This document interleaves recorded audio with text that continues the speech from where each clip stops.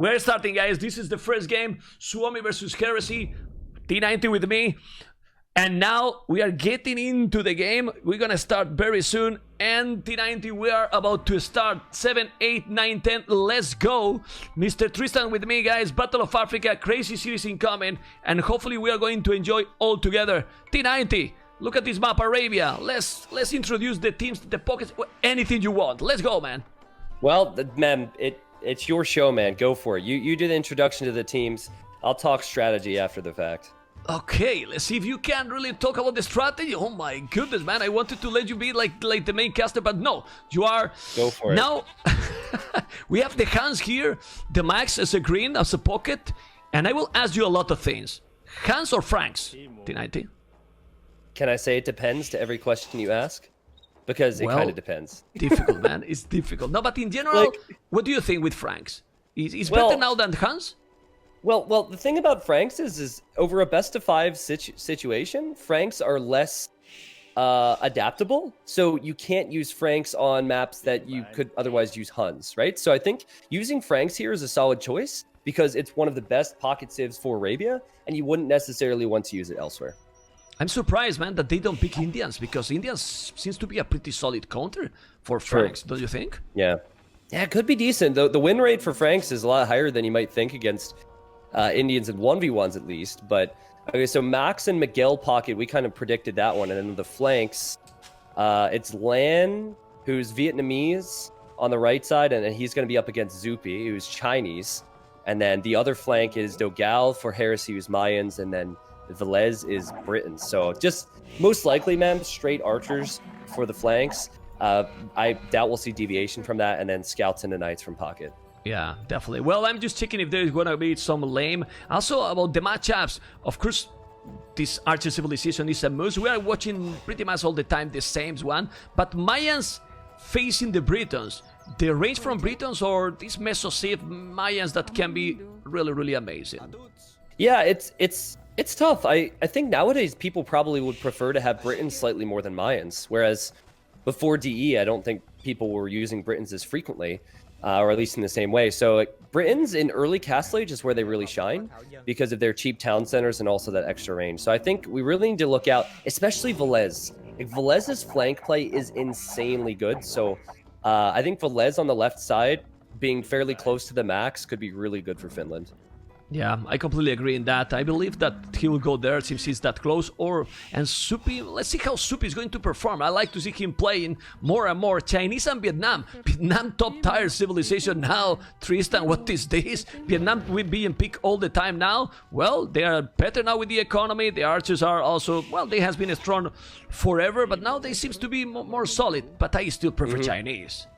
Yeah, yep, definitely Chinese. One of the early picks in the draft for Heresy, so they got that one early. Now, man, I feel as though Finland have got to be really happy with how this has started off. And I say that because when the enemy has Vietnamese, they know exactly where your town centers are, and they always come forward to try and lame. And Lan came forward.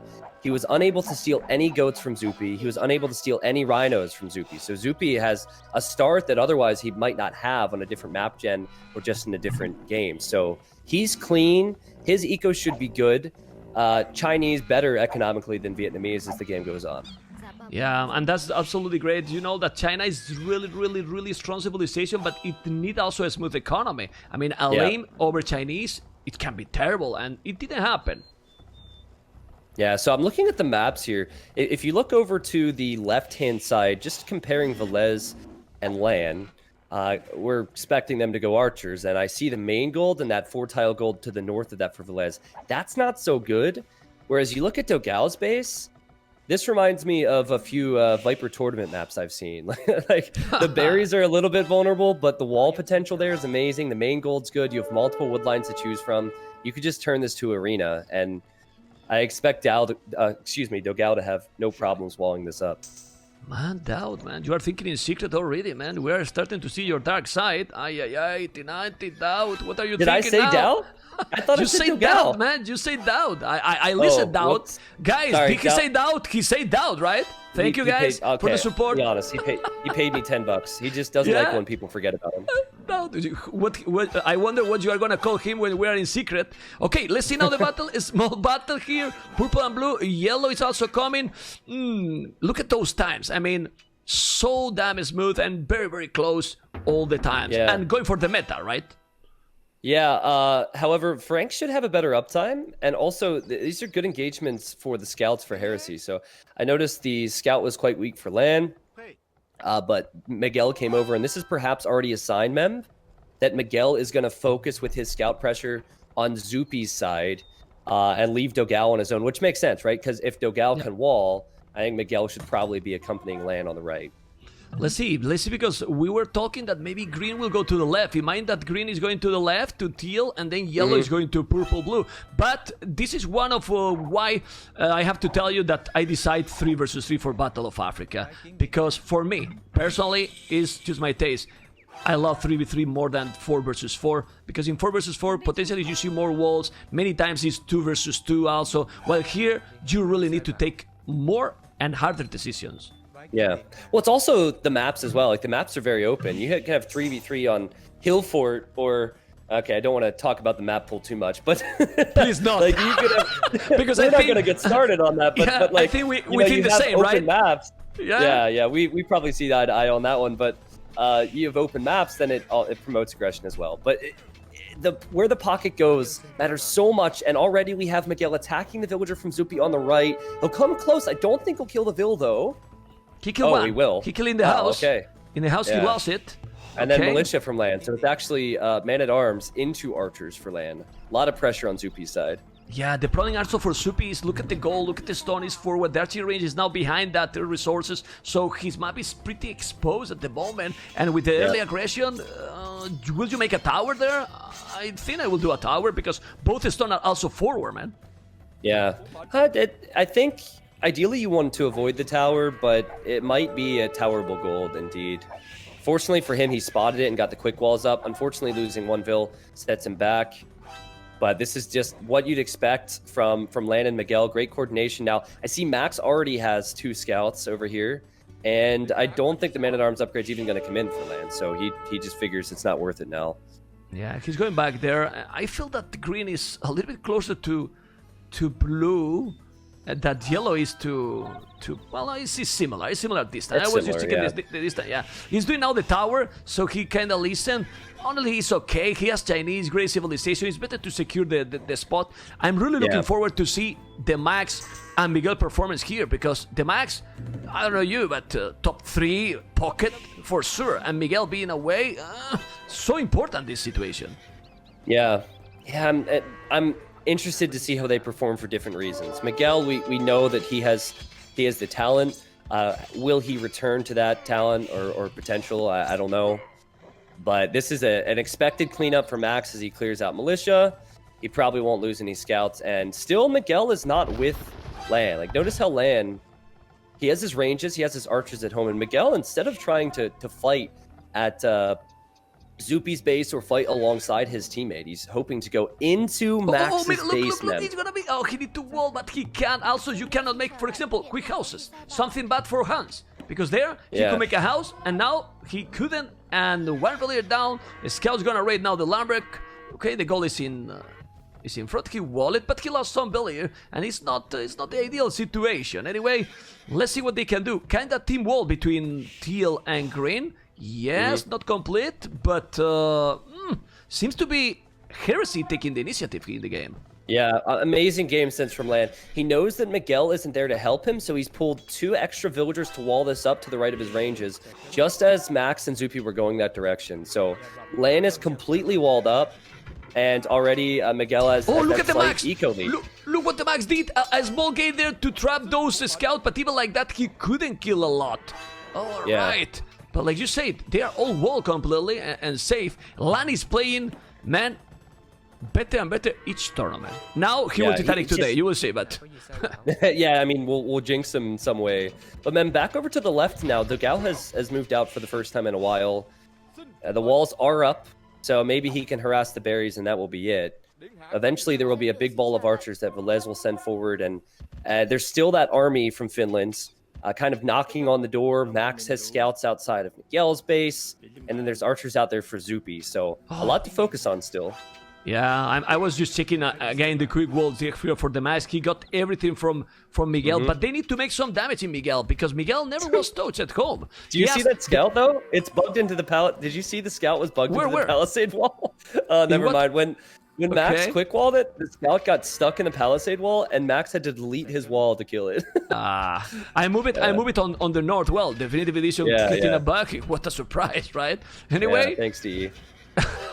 But man, we were wondering about the performance as a pocket. Miguel, 37 billions, the Mac 33. Now on the way to castle is 19 minutes 41 seconds. Definitely, Miguel seems to be really rusty, but now he's getting double. So maybe the quick castle age, it cannot be that good in this situation. Yeah, I mean, if they get through here, this is the risk in going up as early. If Miguel walls it out, it's good. Now on the left side, there is Dogao, and he's already killed an archer from Velez, and Velez has to leave those berries. Not a lot of food remaining there, but Dogao's also clicked up to castle age faster than Velez, so much faster castle age times for Heresy, and Finland with a little bit more map control, but I'm not sure it's worth it. Yeah, well, this is very important now. I'm focused on the Max point of view. They are in the pocket, but they still don't see the goal. That's the problem. They are inside, but but they are going right away. I think they will find it. If they find it with so many archers, look at those scouts. But that's the thing. Now he's up. He still have some resources, but if they deny the goal for a while, then the pocket is in real troubles here. Yeah, it looks like Lan is coming over. Again, great communication from the teams, for Miguel to say, hey, I'm going to need your help. And the archers are here, and I think it's certainly worth it for Max, Zupi, and Velez to take him off of gold, right?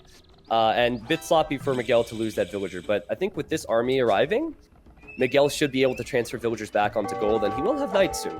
But I agree, man. Like, Velez, Max, having slower castle age time isn't the end of the world because he's been untouched over the last couple moments. Yeah, and now Hans has some advantage. The production also with the scouts gonna be faster. They still being there, delaying the economy. I'm focused now on Teal. I'm surprised that Teal is that behind in the timing to go up. Well, it's 23 minutes, not the end of the world, 22:45. But still, the timing here with the transition to castles, it can be crucial. Yeah, at least this is a good cleanup for him, though. While he did lose a few archers over the last few moments, and he was idled, he will take out some of Dogao's archers before Dogao upgrades them. And it was actually a mistake from Dogao to go in as far as he did. Oh, but look how they force T90. Look how they force Lan to be with his army. Look where he is. He's the flank on the right side. Look at purple archers are just in there, almost at the edge of the map on the left completely. This is really good because they were a little bit behind, and they force Heresy to defense at home.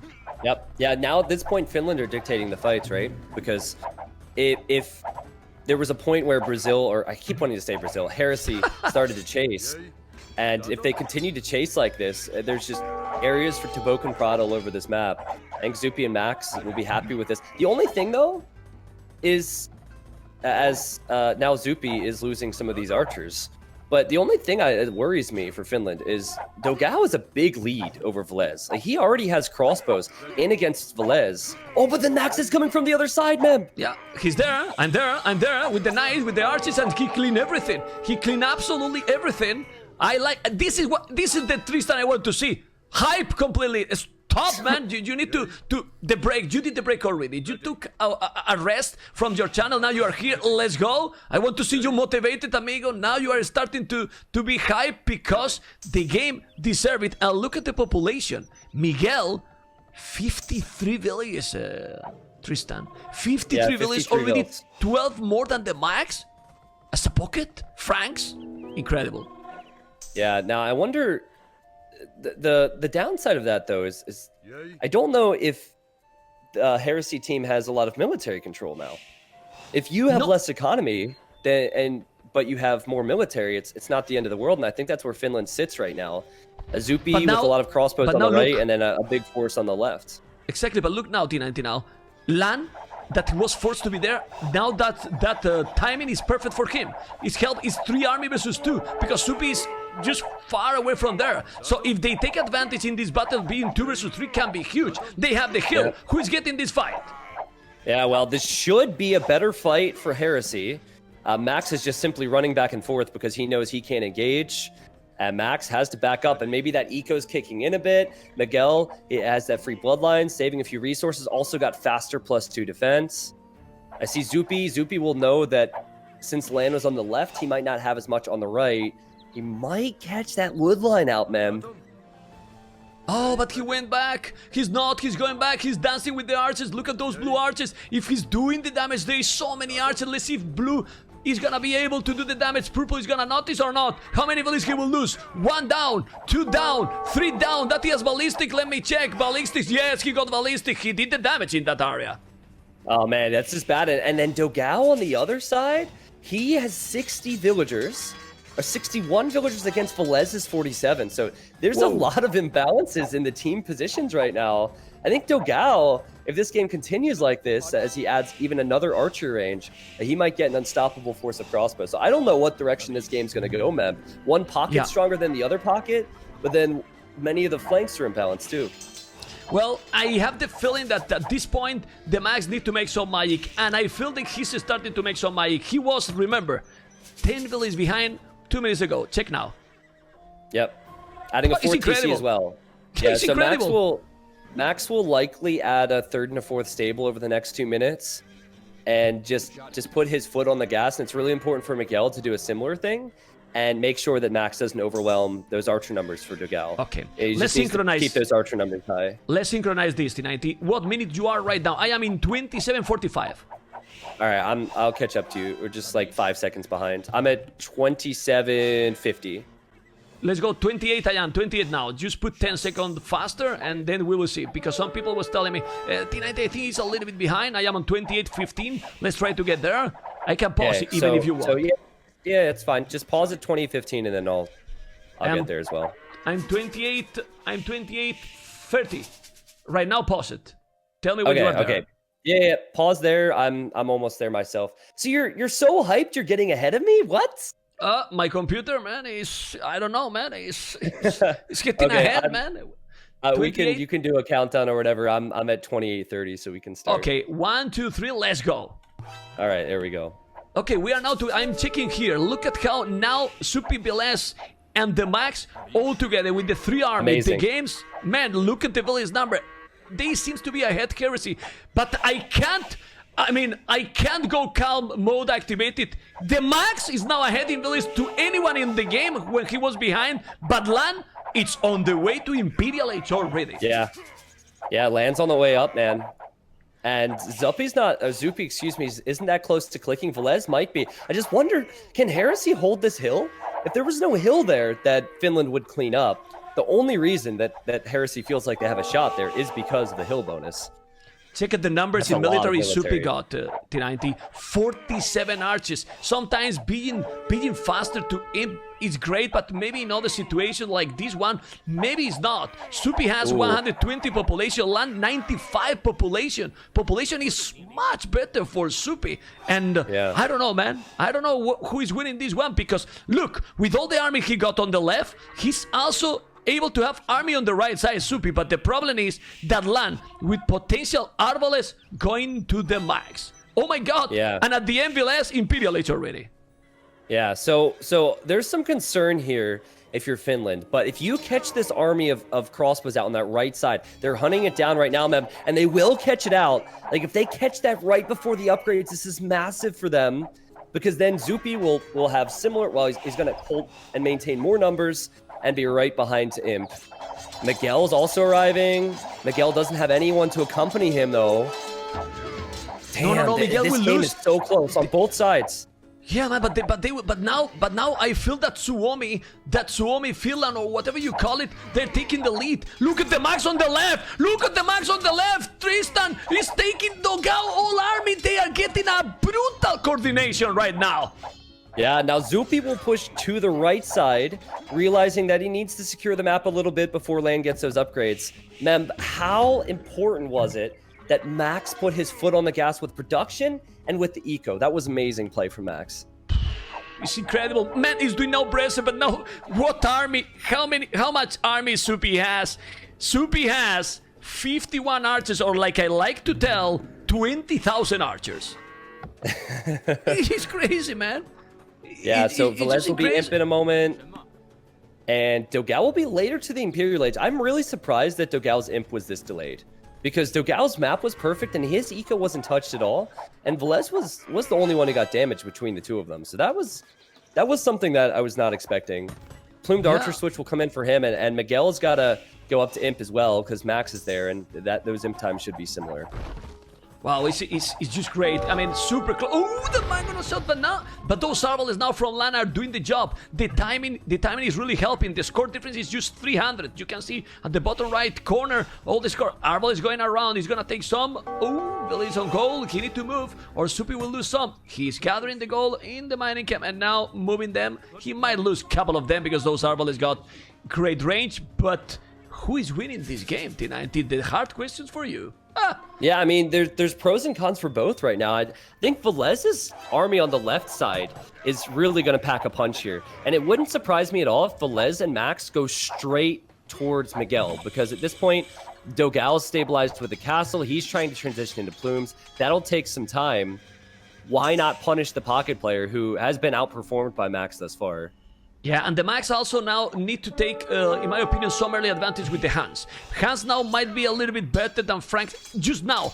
But if you let them Franks get there with Chivalry and also Paladins with more HP, Franks should also eat the Hans. I don't know, it's a complicated situation right now. Yeah, the eco is definitely better for Max.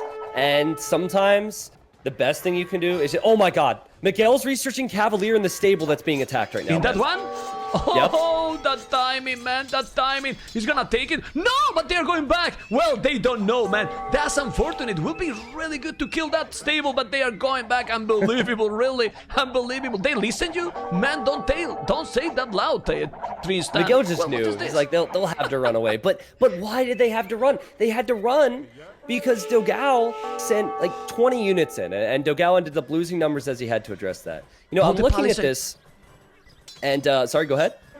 The palisade there because he was going Miguel, while Cavalier's the Max. Now seriously, Tristan, look at the score for T90. I was going to say for the Max. How he's doing this? I mean, I don't know if he's gonna be defeated. I don't know if my score would be quite that high, Mem, if it were me, but I'm noticing the stone walls. Like, all the position that Finland's looking to get. We talked about it before the set. Finland's they get better as the game goes on, and they're always one for early stone walls, early map control, and early trade. So, Velez is stonewalling the left side. You see a huge stream of Arbalest and Cavalier in the middle. They just want to secure trade for late game and win that battle to get more gold, to make more paladins, and continue this push. They are playing together now insanely good, and the Arbalest now from Britons shine like a lot. It's true that we prefer the Plume Archers, but the Plume Archers are not as strong as before. I don't know if the game go longer, they should go for maybe even Eagles, but they will have time because now Velez, which is incredible, Velez and Zupi, how Zupi is playing. Man. Look at on the right side, yes, man, they are doing this domination. This is a sandwich. Yeah, it's a sandwich and Land can't leave. It just gets worse if he leaves. So everything he has will die. His ranges will get rammed down, which will affect that production. And also, Max is about to complete that Paladin upgrade. So it's just, again, another good thing for Finland. They already have the eco lead. They already have the position lead. But now they have that military lead with the ARB numbers on the right. They have military lead, Land 9 army, Zupi 71 archers, Velez 61, the Max the same amount of army than Miguel, but in total right now, Tristan is like double the military. Yeah. It's incredible. And then Velez on the left. Velez having the hill. He will treb down that castle. Max knows he's needed there. I mean, if this game continues for another 20 minutes, Finland will have such an obnoxious lead because of the trade. but it doesn't look like the game will even last that much longer if it continues like this. This is No, unbelievable from Suomi.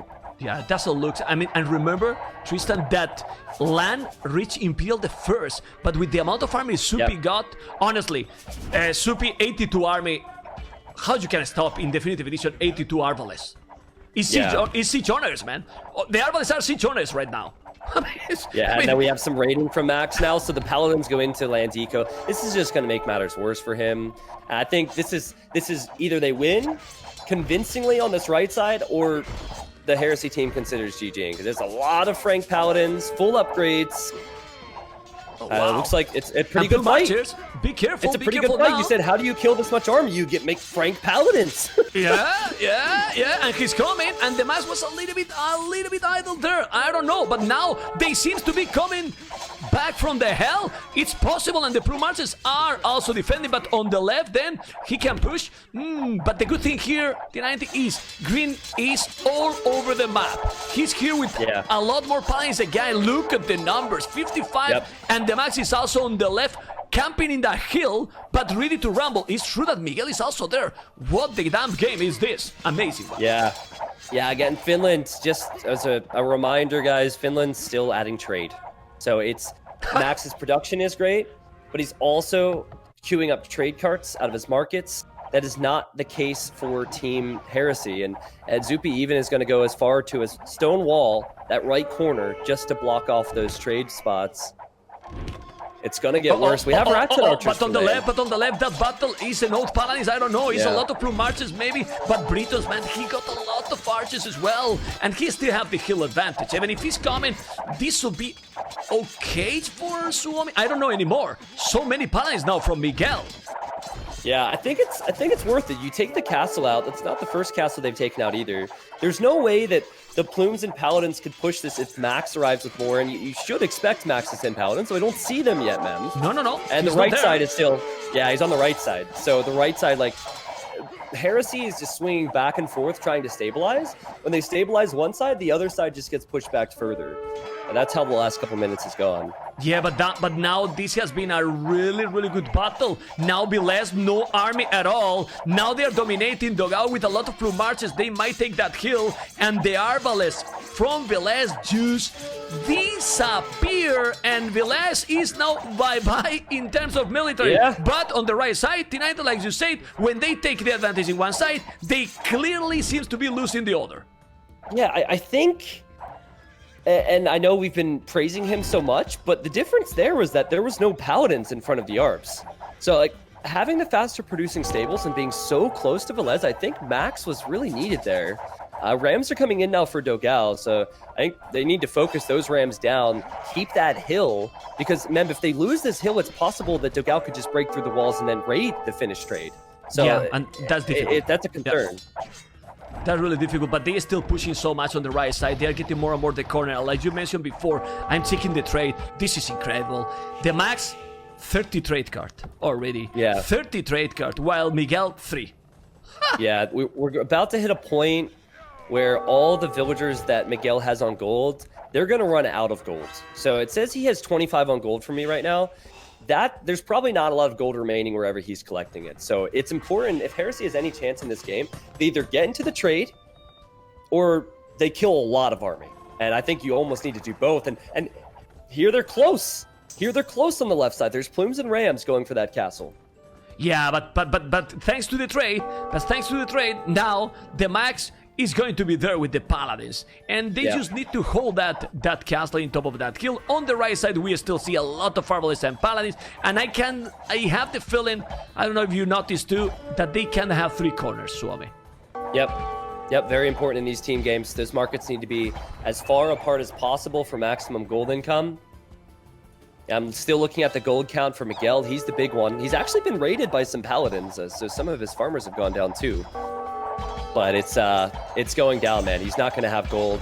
None floating, certainly. And I do love the Rats and Archers on the right. Elan doesn't even have Elite yet. Actually, I lied. He's researching Elite right now, but it took a long time. Okay, he's doing the Elite, but on the left, this is important. He's trying to defend the castle, and look at the Max, the amount of Paladins he has. He's losing some of them, but he's killing all the Rams. Yep. The Max is just playing insane. His score is exploding to 3,000 more than anyone else in the game. Yeah. Yep, they hold that castle. It's just every single upgrade you need as well. You get the HP upgrades, so the castle has more HP. The archer rangers are being built in the proper spots, so Velez can repop. It is kind of difficult. If you think about the archer units that Heresy have, they have plumed archers and they have rats and archers against Arbalest. Like, those are amazing units to have against Arbalest. They should win in theory, but then the numbers, look at on the right side, and the amount of army Sup is having all the game is insane. Now the game seems to stabilize a little bit because Velez doesn't have army anymore. So Britons become a little bit weaker in the late game. Left side? Yeah. There is another castle there, and also this is the point where Miguel is completely out of gold. So he will start selling wood and selling food. That only lasts so long. You would expect Max and Velez to be able to get enough here to deal with that. It's an amazing performance. It's a little bit speechless. Yeah, look at those Rattan archers. The armor they have is insane. The paladins, but now the macro Suomi has should be able them to finish the game, really, because they cannot. Heresy cannot keep the production. Yeah, Max has 25 trade cards queued. What? I don't know how many trade units he has, but he has 43. Four. He has already 43 and 25 more queue in the 4 market. I'm showing now in the stream everything. Yeah. Trade nothing, and he's actually getting banking so he can send resources to his allies. You always find the way to find a nothing thing. This is incredible. Trade nothing now. Is a new one, or that you got already? That exists, man. Believe it or not, trust me, it's a lot less exciting than this game right here. But crazy, it's a lot less exciting than this. Okay. Let's go then with the paladins and the arbalists on the right side. Look how those Rattan archers are working so great now, but it wasn't an oath, man. Man, this Suomi team, I mean, Heresy play amazing. Of course, now that they won, Suomi won the first game. But man, there was a point that it was looking really nice for Heresy. They were all ahead in villages. The max at some point was 10 villages behind. And look at the end, the impressive performance from this team. Yeah, so it's hard to break that down, but I'm still a little bit shocked that Dogal, who had like one of the best bases, didn't have a faster Imperial than Velez, who had a base which was wide open and attacked a few times. Like, the macro from Velez was better than Dogal. They got the imp power spike with Britons, and then also, man, Zupi's production was crazy. And this is a guy who had the tower early, he lost a villager early, and he still was able to recover. So as much as we should have high praise for the Max, it was just Finland as a whole slightly better than the player that they had to beat. And Tristan, Supi has been also not playing a lot, being AFK. Yeah. Look at the game he did in this one. Impressive. Yeah, Zupi's a beast. I'm looking at the trade profit here at the end, Mem. Over 5,000 trade profit for Max, 3,000 for Velez. It got to a point in that game, once the stone walls went up on the left, they knew we just have to keep them away from trade, and it's just a matter of time. And I think Heresy hung in there. They actually did a really good job considering they didn't have corners for trade, but it was inevitable. I really think also that Supi did, like I said several times, 85 largest army. The Max killed 290 units. Supi managed their archers to be the one that lost the least in the game. It was brutal. It was very nice one. I mean, good aperitif, right? Tristan, for this series, it's the 1-0. We're going to jump soon, guys, into the game number 2. And let's see what is going to be the game number 2. Are we doing... Okay, let's go. Second game, Suomi versus Heresy. After the first game with great performance, we are jumping with T90 still here. And in game number 2, that I'm going to pause in 11 seconds, I'm there. And Tristan, 1, 2, 3, let's go.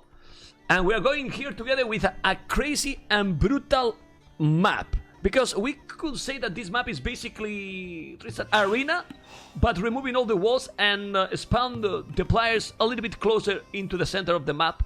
So there is Hollywood at the edge of the map. And then civilizations, we have Mr. Rubenstock here with Incas. T90, what we are going to see in this map? Yeah, I mean, first thing I want to talk about is that Zupi, who played really well in game 1, is not going to be here for game 2. So that tells me that not only do they have belief in whatever Rubenstock's about to do, but it's been practice, right? It's not like Zupi had a bad day and then they decided to bring in Rubenstock. No, this was all part of the plan. And Inca villagers are affected by blacksmith upgrades. They have very cheap towers, so maybe Rubenstock wants to go for his typical YOLO stuff, but in feudal age this time. Well, it looks like this, but he's facing a guy's land Teutons. Well, in a tower rush, Teutons with 10 villages gathering in should be okay. Of course, they are not cheaper. But then I want to focus in the pocket. The pocket always matters. And here we have Scouts war incoming. Magyars with forging for free, or Slavs with some bonus from the economy. In early game, maybe Magyars. Later, maybe Slavs. Yep, pretty much. I think once the eco kicks in for Slavs, it can be really dangerous. Okay, Lan is trying to steal an elephant on the left.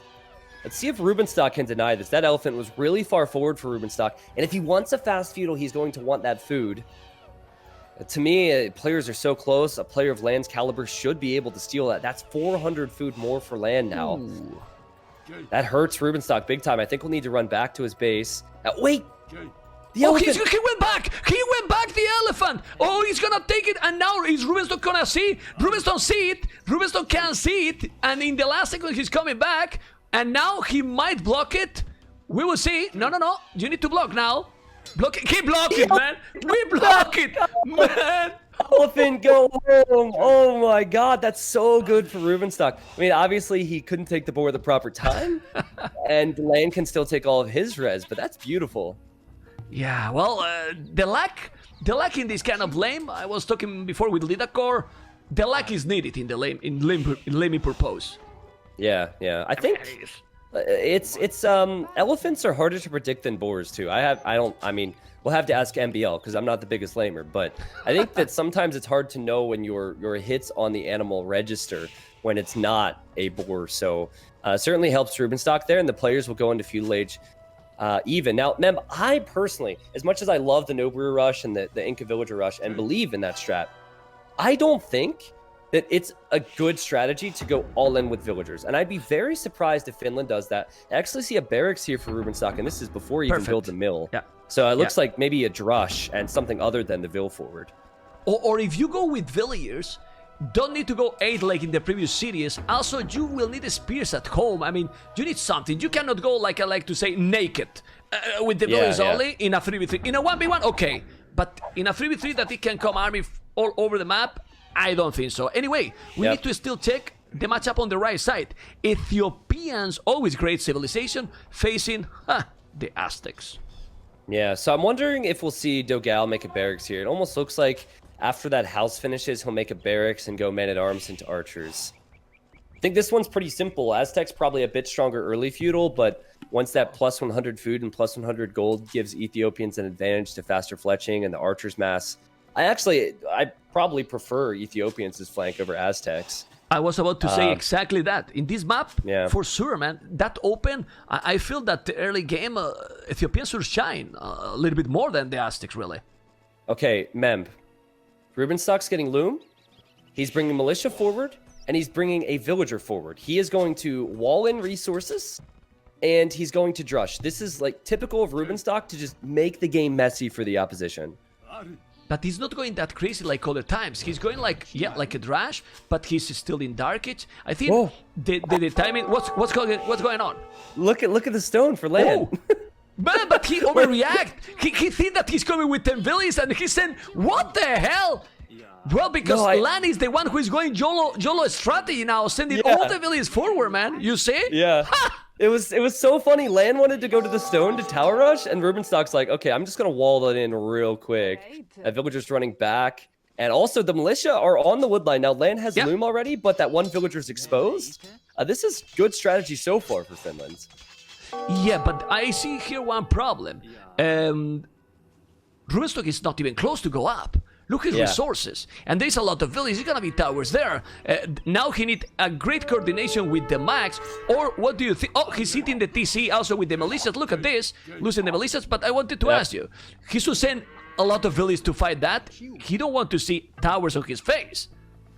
Yeah, I mean, towers certainly gonna hurt. I guess you could apply similar logic to what we said about going forward with just villagers with Incas. Like, yes, you're going to get some towers up, and this should be some good momentum for Heresy. Actually, fantastic momentum, because both the scouts are there for Miguel and Lan.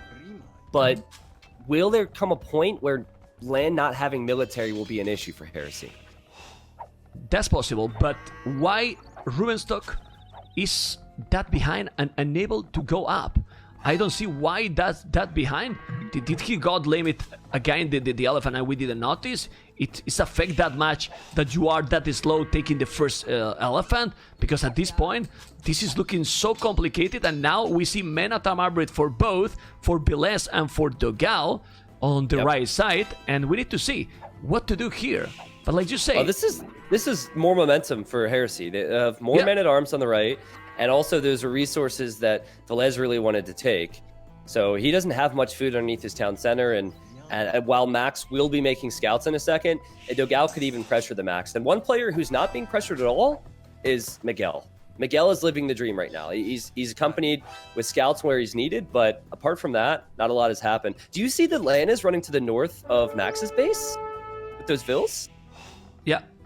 Huh. But the problem here is, I see those, but look at Lan. Do you think Lan is doing the right decision, trying to go now to the pocket and letting a dead guy alive? Because now Rubenstock is on the way to feudalage untouched.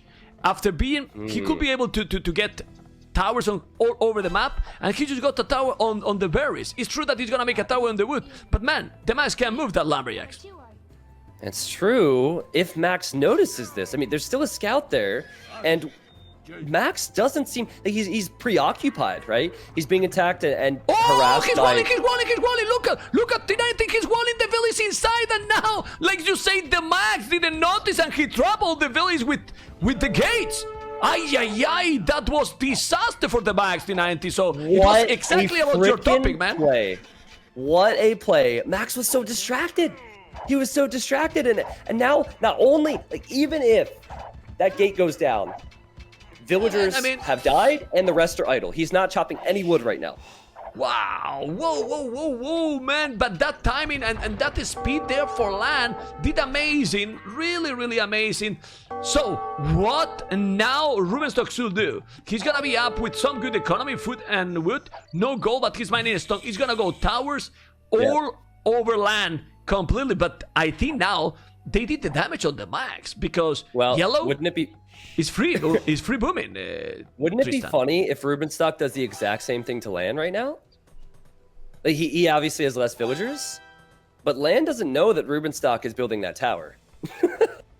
It would be amazing, Mem, if there's the counter trap, the counter towers. There's even weak villagers on this wood line. Oh man, and meanwhile, back to Max's base, we have another tower from Lan, and the scouts are here from Miguel. These are Magyar scouts, Mem, so more villagers go down. Jeez. Also, scouts for Max are heading towards Miguel, so there's a lot to focus on right now. Yeah, it's crazy. I mean, the middle now is doing the damage, but I want to see yellow Miguel. Well, he's still doing a lot of a scout. Is he gonna make even double stable? If I was Miguel now, he's thinking to, he's doing the market. I will go in this situation that he's untouched. I will go full aggro in this map. Like, not thinking to go castle. And now is the time to punish. Yeah. So Velez has sent his archers. He's kind of patrolling them between himself and Max. I think he's really hoping to catch those villagers out. But do you see how many farms that Max has had to delete? I think he deleted about 6 farms. That's going to hurt that food income. Yeah, absolutely. But I honestly think that now Rubenstock in these kind of games shine a lot. He's completely safe at home now. Some getting some good economy, not losing anything. And now he's doing exactly the same. Bad. Let's see those scouts from with Forging and also Bloodlines taking a belly. Now the Max is together, but he got the spears. That's the difference here, Tristan. That Blue now got also army, while Lan is only with towers. Yeah, exactly. It's hit that point where not having military is a problem. However, as I say that, there's just towers going up everywhere. Now Max is making a tower on the stone that Lan is mining in his base. And we still have that fight. I mean, looks to me like Rubenstock is very much aware where Miguel is taking wood, and he wants to tower that wood line. And Miguel does have stone to make a counter tower, I think you've got to do it in this position. Another wall now? Now a wall like they did? The tower is happening. The tower is happening now. He's trying to make the tower too, but now he's starting to... What happened? I like your reaction. Well, one of the scouts attacked over a tree. I thought there was a hole, man. I was like freaking out for Miguel. But it was that sometimes when there's like a small corner, you can reach that village if he's touching that point, right? But man, I was like, ooh, man, he's getting in. He's getting in. But be careful here. He's walling. Did he make any upgrade with the plasmid? Yes, he got the armor, but he's still losing some villages. And now Dogao is doing an amazing job here with the archers. Yeah, good work from Dogao. We haven't talked a lot about Dogao or Velez, really. They're the only secure players in this game for each team. And Mem, I just wonder if there's going to be a point where Rubenstock can't move past this, because that tower is going to get shot down. The scouts are underneath it, and then there's archers and scouts around.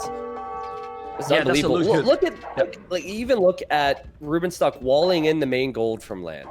So he's at this point towered the one stone, walled in the other stone. It looks like he's going to tower the other stone that Lan is on.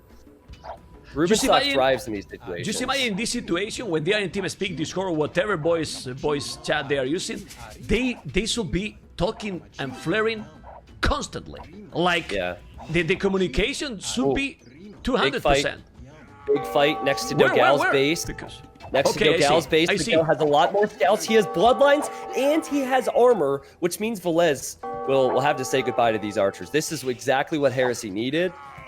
This is perfect, and this will lead to either a big attack heading towards Max or versus Velez.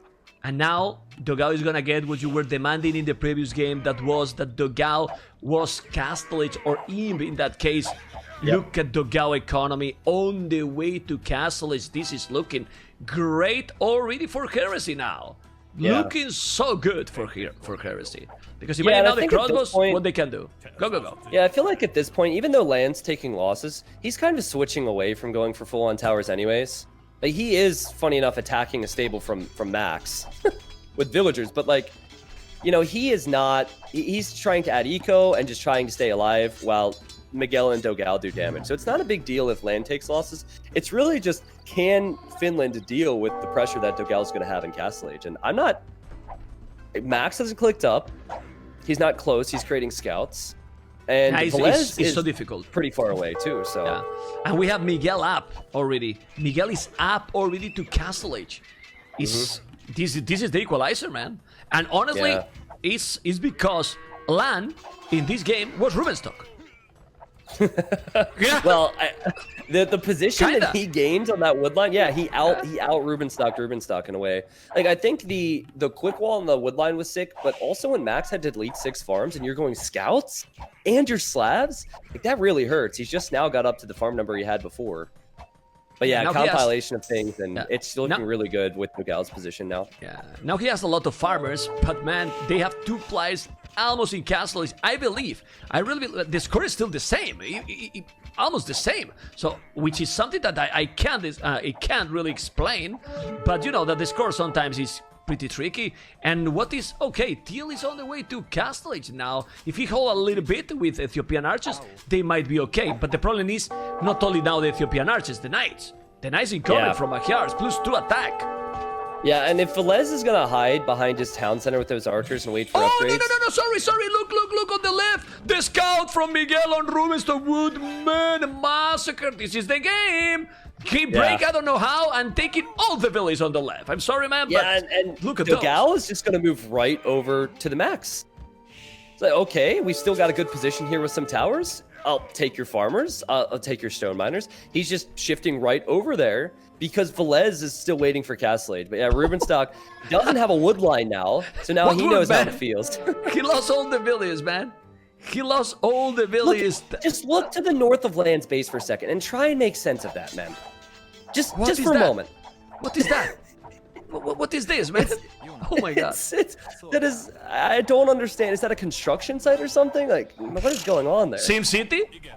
Yeah, SimCity, I don't know, but game. Dogao's looped around now, and now he's heading towards Velez's woodline. Velez just lost the spearman, which was the scout, so he would know where Dogao is with those crossbows. But how they still... How they still like... Well, Dogao is dominating completely now. Those archers might take completely... Oh, look at the wood. He's trying to sneak there. He can't make a tower with those steel. Poor Villas taking everything. And now he loud. Behind, in the background, he loud. Now with the light curve yellow, the max is gonna be in castle. But this... Oh my god, disaster. Nah, he's game, man. He's game. He's the 1-1. It's game. Yeah, it's gotta be. I'm just laughing because Lan ran over here with these builds to build gates there, as if it was even necessary to make gates to block off the wood line. Now he's chopping the tree. Okay, you just do your thing, Lan. But yeah, the GG is called, and Mem. Yeah, GG. That was really well done from Heresy. It was good strategy. I questioned it.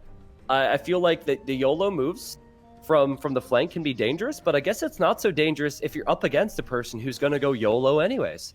It was just YOLO v YOLO on the left side. Yeah, but honestly, and also if we check there if we check here the time that Rubenstock reached Feudal Age, almost 14 minutes, and not like one game that he did, because he usually makes many times 10 militias going forward. No, he didn't have like anything, 2-3 militias. So that elephant worked it out well for Lan. Even if he didn't take it, it seemed that he delayed, and well, they basically from there got all the advantage all the time. Yeah, I feel like, so you look to the left of Rubenstock's base. We can't see his Fog of War anymore, and I don't know if you're still in the game. But I'm there. Okay, there's 2 goats he didn't find, and there's also Hunt. So he was delayed with the elephant, yeah, and also had his eagle trying to stop that elephant, so he couldn't scout. And he couldn't push in Ostrich and push in Zebra. So I think that was he probably felt like he couldn't go feudal. And it made matters even worse for him because the very first tower for Lan was directly on his berries. So he was down food, delayed with food, and then tower on his berries. So it was a good recovery. More than anything, though, just imagine if Max would have scouted that Lan had the Vills coming to tower his woodline. He could have walled and maybe tried to get a counter tower up, and he wouldn't have been near as far behind as he was. The game was basically when he moved super fast, Lan into the max, and then that was basically the game. He fell really behind. But anyway, in this one, also Dogao, that was mainly fighting 1 versus 1 to Teal, to Villas, was pretty ahead with the Aztecs. We were telling that maybe Ethiopians is better, but Dogao played excellent. And we have the equalizer 1-1, and we're going to move now, Tristan, to the 3rd game right away. All right. Well, I'm ready when you are, man. Okay, guys, we are starting game number 3, Suomi versus Heresy, amigos. Hopefully you enjoy with the stream, hopefully you enjoy with the tournament, and hopefully that you enjoy also with the co-casting with T90, and we are getting there, and now I will tell you when we are there, guys, because we are starting this beautiful map. I am in 10 seconds, 1, 2, 3, let's go, T90, and T90, this map is another amazing one, and we have now Supi back to play.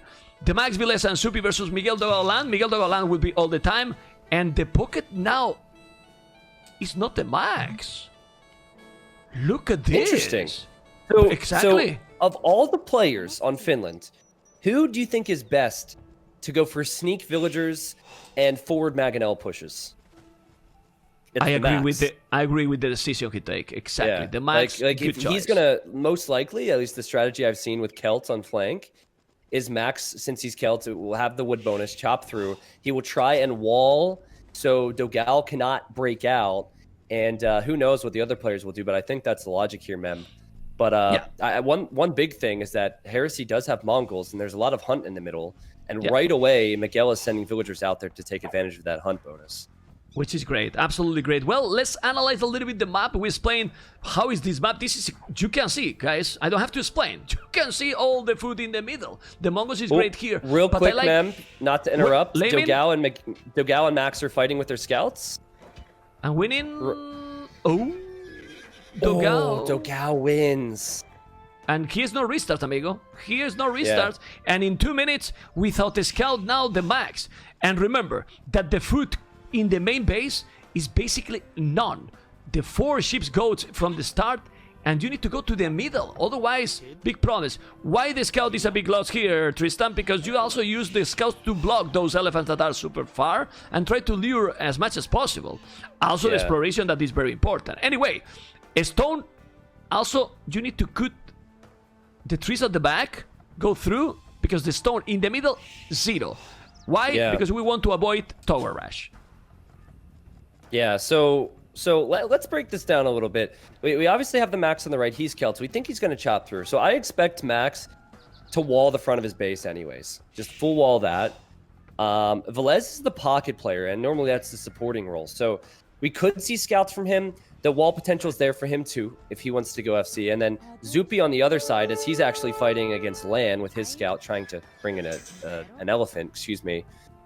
He's Byzantine, so I would love to see a lot of ranged units from the Byzantine player, and maybe even some type of a fast Imperial in this game, because there's so much map control to be gained from that. Yeah, well, I mean, I love to be able to see so many saves because he's opened a lot of possibilities. But Byzantines, I always have thought that, depend on the map, of course, but they are underrated in my opinion. They have so much possibilities to do with them. Yeah. And that faster speed in Imperial is giving these aggressive maps, and with Arbalest transition, huge possibilities. Yeah. Well, on the other flank, Lan Saracens. I think Lan might go for archers, and Lan does not have any food underneath his TC. Lan does not have. Oh my goodness, this is unique. Oh wait, no, he has actually sent a lot more villagers than I expected. But to has a mill there, yeah, has a mill. Yeah, there. You scare me, man.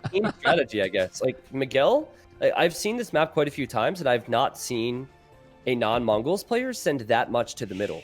So this must be something that Heresy had planned.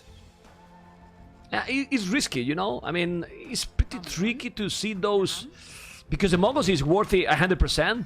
The others, remember that there's so much walking time, and that's idle time, that you are not doing anything with the villages. So, as a flank, I'm not sure about that decision. With the Mongols is worthy, you recover really quick.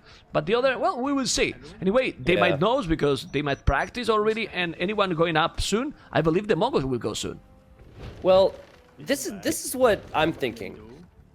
If the meta becomes Fast Castle, is there anything stopping Lan from going out there to collect all the hunt in the world to go Fast Castle for himself? Like, I know that I've seen this map, and we've seen FC from 3 players before. It looks to me like Velez might be considering walling and going Fast Castle. Max certainly is walling and going Fast Castle, and not 100% certain yet on Zupi, but that also could be the option. So maybe Heresy said, all right, whatever, they're going to give us the middle. We'll take all the hunt we can. I don't like that option. I think it's better what Heresy is doing, honestly. I mean, yeah, well, certainly having the Mongol player go up. Velez is actually up now, so I was wrong. I just wanted to get walls really early. Okay. Okay. Yeah, well, that's good then. I mean, if he's going up and, well, he wants to get a wall, it's true that with Indians, maybe he can afford it. The villages are cheaper, so now he can make some farms. I still think that having resources in the middle is really great. But of course, if you are not going outside, but you do army and deny the resources outside from your opponent, then it's huge, because he won't have farms like Velez will have pretty soon. Yeah. Yeah, this is fascinating. Lan really has had a rough time. Having no vills underneath the TCs means he's had to drop off food a lot. There he goes to Feudal Age with 23 pop, but I feel like that's a little bit later than it should be for 23 pop. There's the stable for Miguel. We'll see scouts from him, most likely a barracks for Velez, and he'll follow that up with the stable. So a stronger start for Heresy Mem. A lot of this has to do with the fact that they have their scouts and also Mongols. Mongols will get Feudal Age faster regardless. It really helps. I am on the Max point of view. You can see Fog of Warp.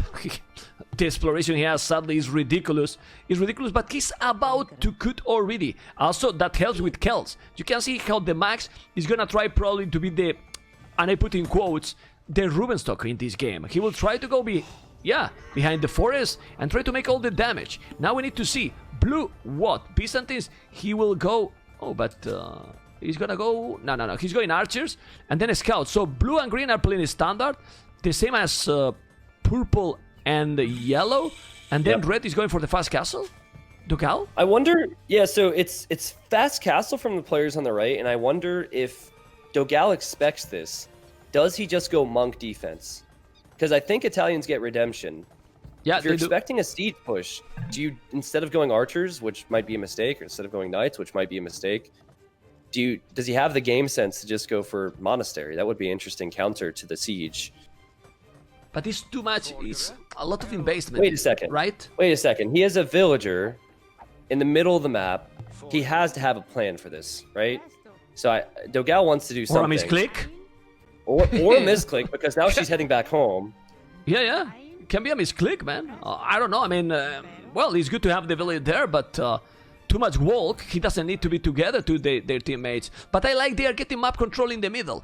Then they need to make some damage. 4 scouts already for Velez. How many for Miguel? Well, he got even more, 6. Because I think he got the spears as well. I don't know. The scouts are coming. Now, the good thing here, Tristan, is Miguel just need to save, to protect those hunters.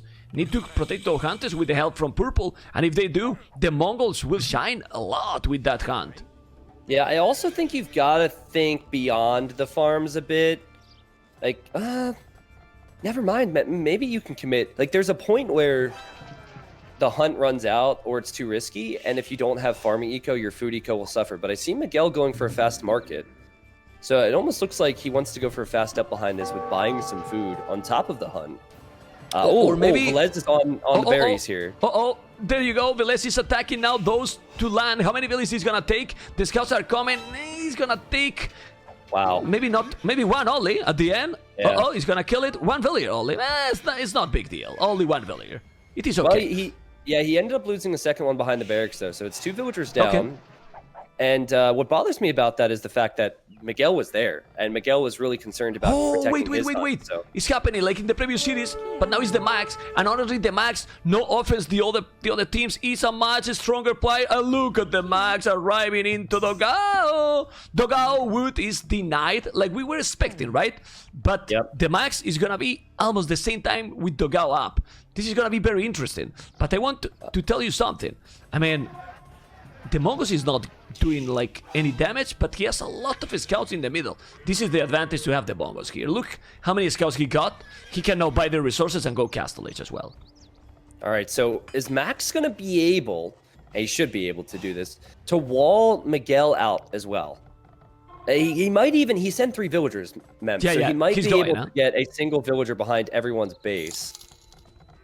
Which is funny because Heresy, they care less about the sides. You know, they're going for the middle because of the Mongols. So one team wants the sides, one team wants the middle. And what do you think? Clash of styles. What do you think is better? Because in the outside also, if you check for the later game, there's crazy resources and potential trade. Yeah.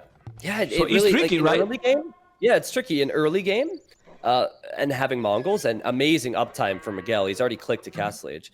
You want to have the middle, but for late game, you want to have the side. So it's just a clash of styles and a fine mix of it depends. Yeah, but now going back into this potential battle, yeah, he's doing the bloodlines. He doesn't have the bloodlines yet, Miguel, but man, these Mongols in the middle is just insane. He got a scout, as much scouts as probably Green, and he's still up 2 castles. That's really, really brutal. So he really needs to defend at home. Who's gonna take this battle? Now, this battle can be completely, not the game, but it can mark where the game is going in the next few minutes. And these scout and archers are going. He got the hill advantage. Yellow and purple are taking over or not. Blue need to get the hill. Blue is with Byzantines. Purple is with Saracens. Pretty much the same archers, but now the bloodlines and +1/+1 from Velez will take over, man. Oh man, that was the worst time to take a fight if you're Miguel and Lan. You're about to hit Castle Age, Miguel. Yeah. Why not just sit back, protect your hunt, get some upgrades, and then fight? He didn't even have bloodlines yet, Mem. That was an awful fight for Heresy to take. I just noticed just at the end that he was fully scouts upgraded. And the thing is that, well, he's not Castle, but he's Indians. He just stopped producing now Belize. He's doing the wheelbarrow. And after that, he got 21 farmers, and he will be there. And the Max blocking yellow as well. And Lan. And Lan. Look at Lan. Zupi's over there. Zupi's trying to scout. Oh my god! Zupi didn't find the wood line. Look at his scouting. He's looking to see where it's being chopped. He's just past it, man. Oh man! So now he's like, I've got to go back. No, but did you check? Come on, what are you doing? If you check closer, this is the struggle. You see? One valley that he should see it is there, man. And he's still not going. Oh, they are flaring. Someone flare him. Do you see the flaring? Something may say. I think he's like, I'm an idiot. He'll get it. Right? Yeah. But, man, is it still gonna be in time? Yes, it is gonna be in time. Sick. Yeah, so Finland, the worry there for the Suomi team was that they would get overwhelmed by a faster Castle Age from Miguel. Hasn't happened yet because of that good fight. And now Max is booming in the back and pushing with Tangos. Check Dogao. where he is. He's going for Monk Siege. He's going Monk Siege, man. And this is brutal because of the timing. Now he's still not in Castle Age. And now it's gonna be a perfect timing to destroy Green, baby. Well, I don't know, man, but this is looking complicated there, right? Yeah, like of all the options against this type of a push, I think Monk Siege is the play. And you could make a defensive monastery to convert the siege from Max. Really messy situation for Heresy still. But with Velez being only halfway to the Castle Age and Miguel already here with Camels and Dogal here with Monks and 3 Mangonels, this is a huge push. It's awkward. And they still have to protect their villagers in the middle. I see that Lan has some scouts and amazing quick walls. Or sorry, Velez had scouts and those amazing 2 towers. 2 towers to defend. But he needs to repair the TC because the TC is going dramatically fast going down. It's 3 Mangonels and it's the TC that is going Castle Age. Repair the town center, please. 1000 HP only, 75%. He's not repairing the TC. He forget about the TC. Please repair the town center. He's still not repairing the TC. Okay, he's doing now. He's trying to calculate this. I think that TC is not going to go down. I mean, he's making me sweat. Yeah, but I'm more curious what the follow-up is. Like, Max is in a great position, but oh my god. Okay, Castle Age just came in, and Velez is going to run. He just runs with everything. Now, if he can get out of here and build a piece of stone wall, honestly, it'd be freaking hilarious. Honestly, I think it's the right decision. I mean, what There's he can no do other there? Choice, otherwise, exactly. He's dead. Yeah, it's that or resign. He will take everything. Yeah. Go for it. So look at Dogal. He sacrificed also a lot of his economy. He's with 33 villages, land 35, and look at the Max on the left going to purple. Yep. The Max is now all over the map. He's just Tristan. He's just booming and doing a couple of Mangonels over the map. This is what the Max is doing. Awesome play by him. So what do you do if you are Heresy, though? Like, who do you go after at this point? There's only one player that really has a lot in the middle, and that would be Zupi. So I think you probably direct your attention to the left, towards Zupi, and Zupi just showed up to pick off 2 monks. Well, but it's now the only player you can really deal with, but man, not having the outside is really bothering them now. But just look how Miguel overinvest in camels, in my opinion. So many camels would be much better now to go knights. Of course, it's not really important because the others don't have a lot. But just imagine that now the Max can go now some siege and pikes, and the Max will need some army because I think they might move until they are flaring. I am on Miguel's point of view, and they are flaring. They are going to the Max. He got a tower, but the Max, what he got, the Max as army, nothing at all. But his boom is starting to be insane. But he needs army. How to defend that? Yeah. Exactly. Like if you have even a 20-vil lead, which I guess he's quite close to actually, you could lose all of that in an instant if you don't have military. So Heresy, I see it paused there, so maybe they're having a bit of a discussion on how to approach this. Yeah, but I think Max is going to need to go for some Mangonels next to his starting TCs. Maybe even guard tower upgrade wouldn't be a bad but play. Redemption right now, if you check, Redemption is already there. So now even without towers, maybe he's gonna go War Towers. But man, War Towers are okay against the siege. But if he's going inside now with those crazy amount of camels, they don't have army. I don't know how the Max can handle this, even with his 4 town centers. Yeah, well, you know, he has the potential to wall behind. And guard tower is going to be on the way, but he's lacking the resources for it. Yeah, man, he's going to be off that gold. That's a lot of camels. That's a lot of crossbows. Now, a player we haven't talked about in a while, again, is Zupi. Zupi, he has crossbows and a lot of them. And it wouldn't surprise me with Byzantines if he clicks up to the Imperial Age soon. So maybe Zupi's able to help out here. Currently, his army does very little against the amount of Mangonels, though. Yeah. Yeah, that's true, but well, they need to gain time because, like you said, they are going all in, Heresy, all in. The Max is still with that really good boom, 70 villages. But if Zupi, out of nowhere, is reaching Imperialist Arbalest, with Arbalest in Definitive Edition, the camels and the archers from Castle just disappear.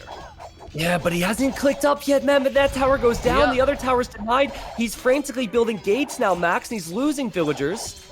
He could lose 2 town centers here. Like, his boom advantage could just disappear. So how do you explain right now that at this point, they are still leading the score? They made They made the Indians to just go back. Now he recovered his main TC. And I don't know, man. It's about to click up. The Soupy is about to click up. He's about to click up. He's wall completely. The Max has, right now, an amazing map control, in my opinion. I don't know what you think, but he still have... I mean, I agreed with you until just now, because crossbows and camels are through. Oh my god, and now look at that tower. He got a lot of villies in the tower. 5 mangonos with so many villies. What is he doing with those villies? Josh, go back, man. Go TC, but still, he got the archers. Oh, come on. Come on, the Max. You need to move those villies. The Max. Okay, he's moving the villies. He has too much to do. He has too much to do right now, man. Exactly. This is crazy. And also, just want to point out, as Zupi is on the way to Imp, and he'll have to be the savior of Finland if they have any chance now. Miguel has 57 villagers, which is like 3 ahead of the Max. And as Max loses villagers in town centers. So Miguel's eco is actually half decent here. Yeah, but this is incredible. We will see. But one thing that is crucial, T90. The guy who is going Imperial, you might say, well, he's fast, CM is lower coming, is the most villies in the game.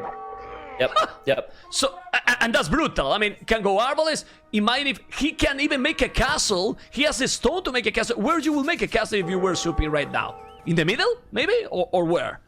I don't know, man. Honestly, I don't know. Yeah, just like, I think get it up ASAP so you can get conscription. He's sending Vils. You're right. There's nothing that counters Arbalest and Bracer right now. There's nothing. You could make Mangonels. You could try and make Skirmishers. Oh, Lan is about to click up to Imp himself. But it's going to be brutal for Lan to defend from that. The score is so close, man. Max is losing more TCs. He had 3 TCs on this part of the screen. And now he only has 2 towers there. Well, now the Max got 1 town center. He has lost absolutely everything. He is still trying to move, but we forgot about something. Viles is now 46 fully booming, not doing anything else. Booming. Boom completely. And wall on the right side. And then, okay, wait. Look at there in the middle, he's doing the castle. Don't lose the archers before you reach Imperial. Ay. Look at those knights, but I think the archers with that good micro will be okay. Yeah, it's good micro. Obviously, Bracer's pretty quick. The castle goes up. He can always hop into the tower, and Miguel has to run back. I think Miguel was hoping to engage 30 seconds earlier, right before that imp time came in. He probably knew that Zupi had that big ball of crossbows, and they will soon be arbs, and we might even see another castle here, Mem. Can Heresy hold? Because Lan is on the way to the Imperial Age. He could possibly go into Onager. I'm not sure what his options are. He's making crossbow as well. But look his economy. Look his look land population. Yeah, land population. 55 villas, 9 armies, Soupy 68 villas, 30 army. The game is again is crazy because we are just wondering what is gonna happen here. We were having the feeling that Heresy is just attacking and killing everything, and then we check and notice that Suomi is taking completely the lead right now, and with a second Byzantine castle, more HP, and go to Trebuchet, you can advance much faster than if he was going only with Arbalest. I think Zupi needs a little bit of patience here, because as it stands, he's pretty much he's able to take everyone, and the last thing he wants is to allow Miguel or Lan to take an engagement against these. I'm sorry, I can't speak apparently. Take an engagement against these arbs before they're upgraded. Like, Miguel realizes the risk of letting these units push out across the map, so he's spamming all-in knights. So Zupi just has to crawl forward and allow Velez and Max to reboom back into the game. Otherwise, they're pretty well protected. And this full knight is going well for Suomi. Because those knights, yeah, it's +2/+2, but if he keep doing more and more Arbalest, it's not gonna happen anything. And Velez is incredible this game. Not this game in particular, Age of Empires. Velez got destroyed his TC super fast. He was with 0 town center, and now he's the next one to go up to Imperial Age with 92 villas. Yes, 92 villas, 0 army, but who cares? 92 villas, and now we'll do camels that from Indians combined with Arbalest, they cannot stop that combination. Yeah, and I love, again, how Zupi has crept forward. He's killed a few villagers. He sees what's up. He knows with this many knights, there's no way that Miguel is on the way to the Imperial Age, and he's being patient here, man. He's still massing units, still slowly creeping forward with Trebs. He's not running in with all of his army and getting overly excited. Oh, Meanwhile, but he's also look at this. been gating on that left side to keep land from expanding. Did you notice that Velez even has fortified walls? Of course, of course, and guard tower. Yeah, man. He's going imp, and he'll probably just go right into Imperial Camel. All of this plays right into the strength of Indians and Byzantines. He's crazy, man. And he's doing the stable, 4 towers, war tower, fortified walls. Why he's hitting the wall when he can kill the house? Good question. I don't think he's going to get through anyway. I think at this point, Dogao just doesn't know where to go because he can't take the outer edge, or a lot of it anyways. More towers from Max to the right of where he has been able to break through. Big battle in the middle. So many knights. The castle is there. Come on. If you micro properly, you have a castle. He can just put the archers all the time in the castle and micro. Perfect. Exactly, man. It's just crazy. And look at the score difference now. It's almost 1,000 score lead for the team. And with Indians combined, going camels, what army they can do now to hold this? Try to think a combination. And as the game goes on, it just gets worse and worse because they don't have the outer edge for resources. They're not going to have the outer edge for trade. Finland, it was dicey there for a moment, man. Like, Velez lost his only TC at one point in this game, but they prioritized that outer ring, and that's paid off. And I just want to give props to Max, man. I know he doesn't show on the score, and every player has to do their job, but he has essentially kept 3 players from the outer ring. Busy. And has harassed the entire time. Completely. Rubenstock roll this time. But now he's gonna lose the castle, yeah, but he's going with all those arbalets to try to kill those mangonels. He should kill those mangonels. I don't think so. He need to kill purple, and then Velez, exactly what they are doing now, take over with the light cast. Perfect teamwork. Yep. Tristan. That was great. Yeah, and right before that, Zupi had sniped the monks. Not that the monks really offer anything at this point. Still helpful though, and that's just a sign of things to come. That will be not light cav, but camels soon. And still, I keep looking over at Dogao. He's the only player who has any type of control in the outer ring for his team. He still can't breathe. He doesn't know where to go. Look where he's going for wood. He's about to take wood next to Max's houses, and there's more towers there. So he won't even make it through on that side. And more towers there and everything. It's incredible. It is really incredible. The score difference is still increasing, over 1,200 the score. Arch is now going back. And like you say, I love how patient has been Supi, not taking like a terrible battle during all the game, but now a lot of farming together, yellow and purple with a lot of farmers. Knight, where's the camels? We need to see camels from green. If not, this can be bad now. Look at Supi being architector here, trying to make the walls. He can. Arbal is going to the castle, but he's not taking any battles. You see, he should bring to the castle and wait. Wait a little bit, and that's it. Exactly. No unnecessary fights. They already have the lead. They just don't want to throw that lead. And if you're wondering where the camels are, well, Velez was just saving resources so he could tech into Imperial Camel. So Imperial Camel on the way, and now he's spamming camels. So once the camels arrive, we'll have Miguel still in Castle Age. Lan is in the Imperial Age, but he's less numbers than Zupi, less upgrades than Zupi. I think the final fight is probably coming soon, man. Yes, I completely agree. Even with not so many camels, look at now, taking the trap. Gonna take the other ones. You don't want to lose that trebuchet. Definitely you don't want, but also you don't want to lose the castle. A lot of farmers, the camels are coming, he's taking the fight. There is a lot of knights, but need to wait a little. Just kill the arbalists. I don't think he need to focus on the knights anymore. Now the knights, look how he's trying to dance Miguel. Dancing a little bit, but man, the arbalists eat the knights. One shot, one kill. Yep, yeah, this is where a Heresy know they're probably dead. They're hoping that maybe Velez doesn't have the eco to get Imperial Camel.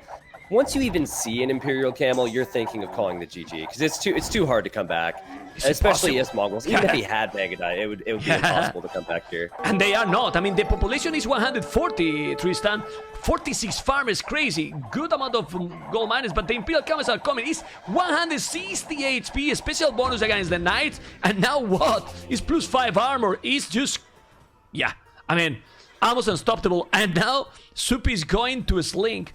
And he has almost 200 population, and the max, 5 town centers. I don't know where he has the TCs, but he's all over the map. yeah. I mean, he has a lot of areas to choose from, right? He can go anywhere. I guess Heresy, they have some gold control in the middle. They're losing it now. Everything. I'm struggling to see what they see is their way back into this one, because they're getting wrecked, and they're going to lose the middle. They already can't take the outer ring. A nice Onager shot, but normally I get excited. Does this even matter? It doesn't. No. Because No. Zupi has more where this came from. But I want to ask you something, because this is looking game. 3 games already this series. Zupi AFK for the game. How he has played the first and the third game, this guy. Yeah. I Yeah, mean, he's clean, man. I mean, he's been really clean as the flank player.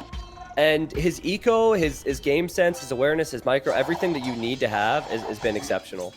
Well, we know. Specialist, he's more of like, he gets given that role, right? If we see another game, he'd probably have that role. But man, it's amazing to see him in this. You remember Tristan when we meet them in Manchester?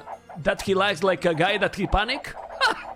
Yeah, Right? like He's I calm, remember man. back He's then, calm.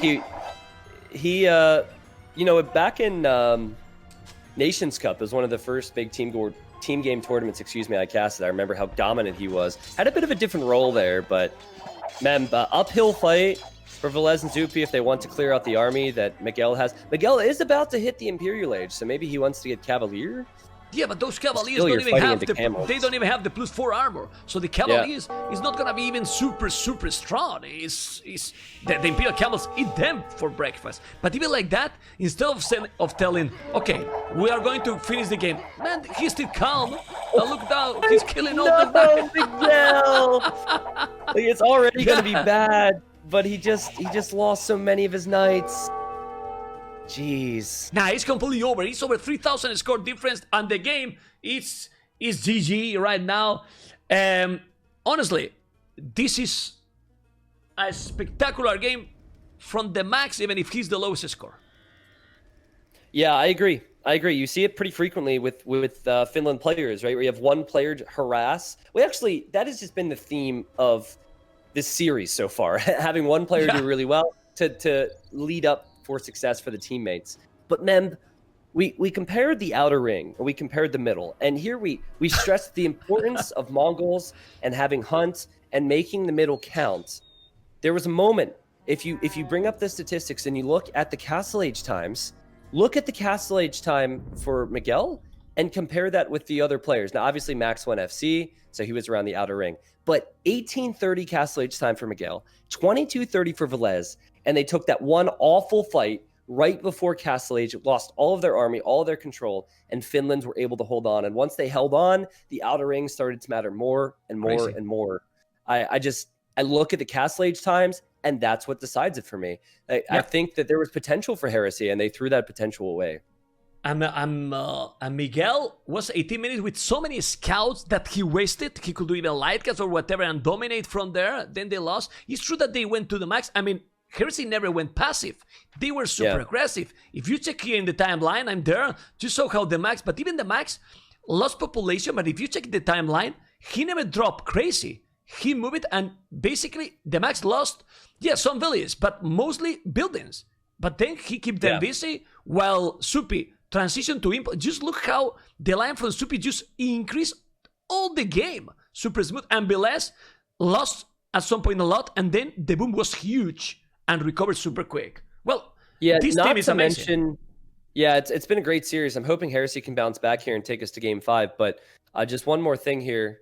I think Lan was a bit sloppy. Like the fact that Lan and Miguel had middle control, and then still Lan lost 2 villagers to a scout raid when he had archers and Miguel had more scouts was a bit sloppy. Like they were there, but they still received some damage, which is not something you'll be looking for if you have that much military. But GG Memp, we'll be moving on to the next home map for Heresy. Okay, well, let's see now, because it's Suomi 2, Heresy 1. Let's go back. We're going for the next game. Yeah, there you go. We are starting game number 4 from this crazy series. And we're going to be there in a second. And I will pause the game. I pause in 10 seconds. So T90, 1, 2, 3, let's go. And with this crazy team, now it's still Zupi playing well after the first 2 games. How to bench him, right? Yeah. Yeah, I mean that, and he's just so good if you give him a role. Whereas I think Rubenstock, while he can play to a role, he's normally just better at making the game messy. Right off the bat here, man, I look at the Finnish squad and I look at their team setup. You have Velez, who's Spanish. He's flank, and Spanish, they don't go archers, so I'm kind of expecting some walls on the side into Fast Castle for him. Max is pocket, and he's Kumans. Would not at all surprise me to see Max, who loves Kumans, go for a fast feudal into second town center. And then perhaps a bit of a question mark. I'm not sure if Zupi, who's Turks on the flank, will go into archers. Maybe we'll get lucky and see Janissaries. Will it be Fast Castle? We'll find out. Well, the good thing is that also the transition with Zupi, it can go to Cav Archers. Cav Archers from Turks are good, but I'm happy to see the Turks in a game like this.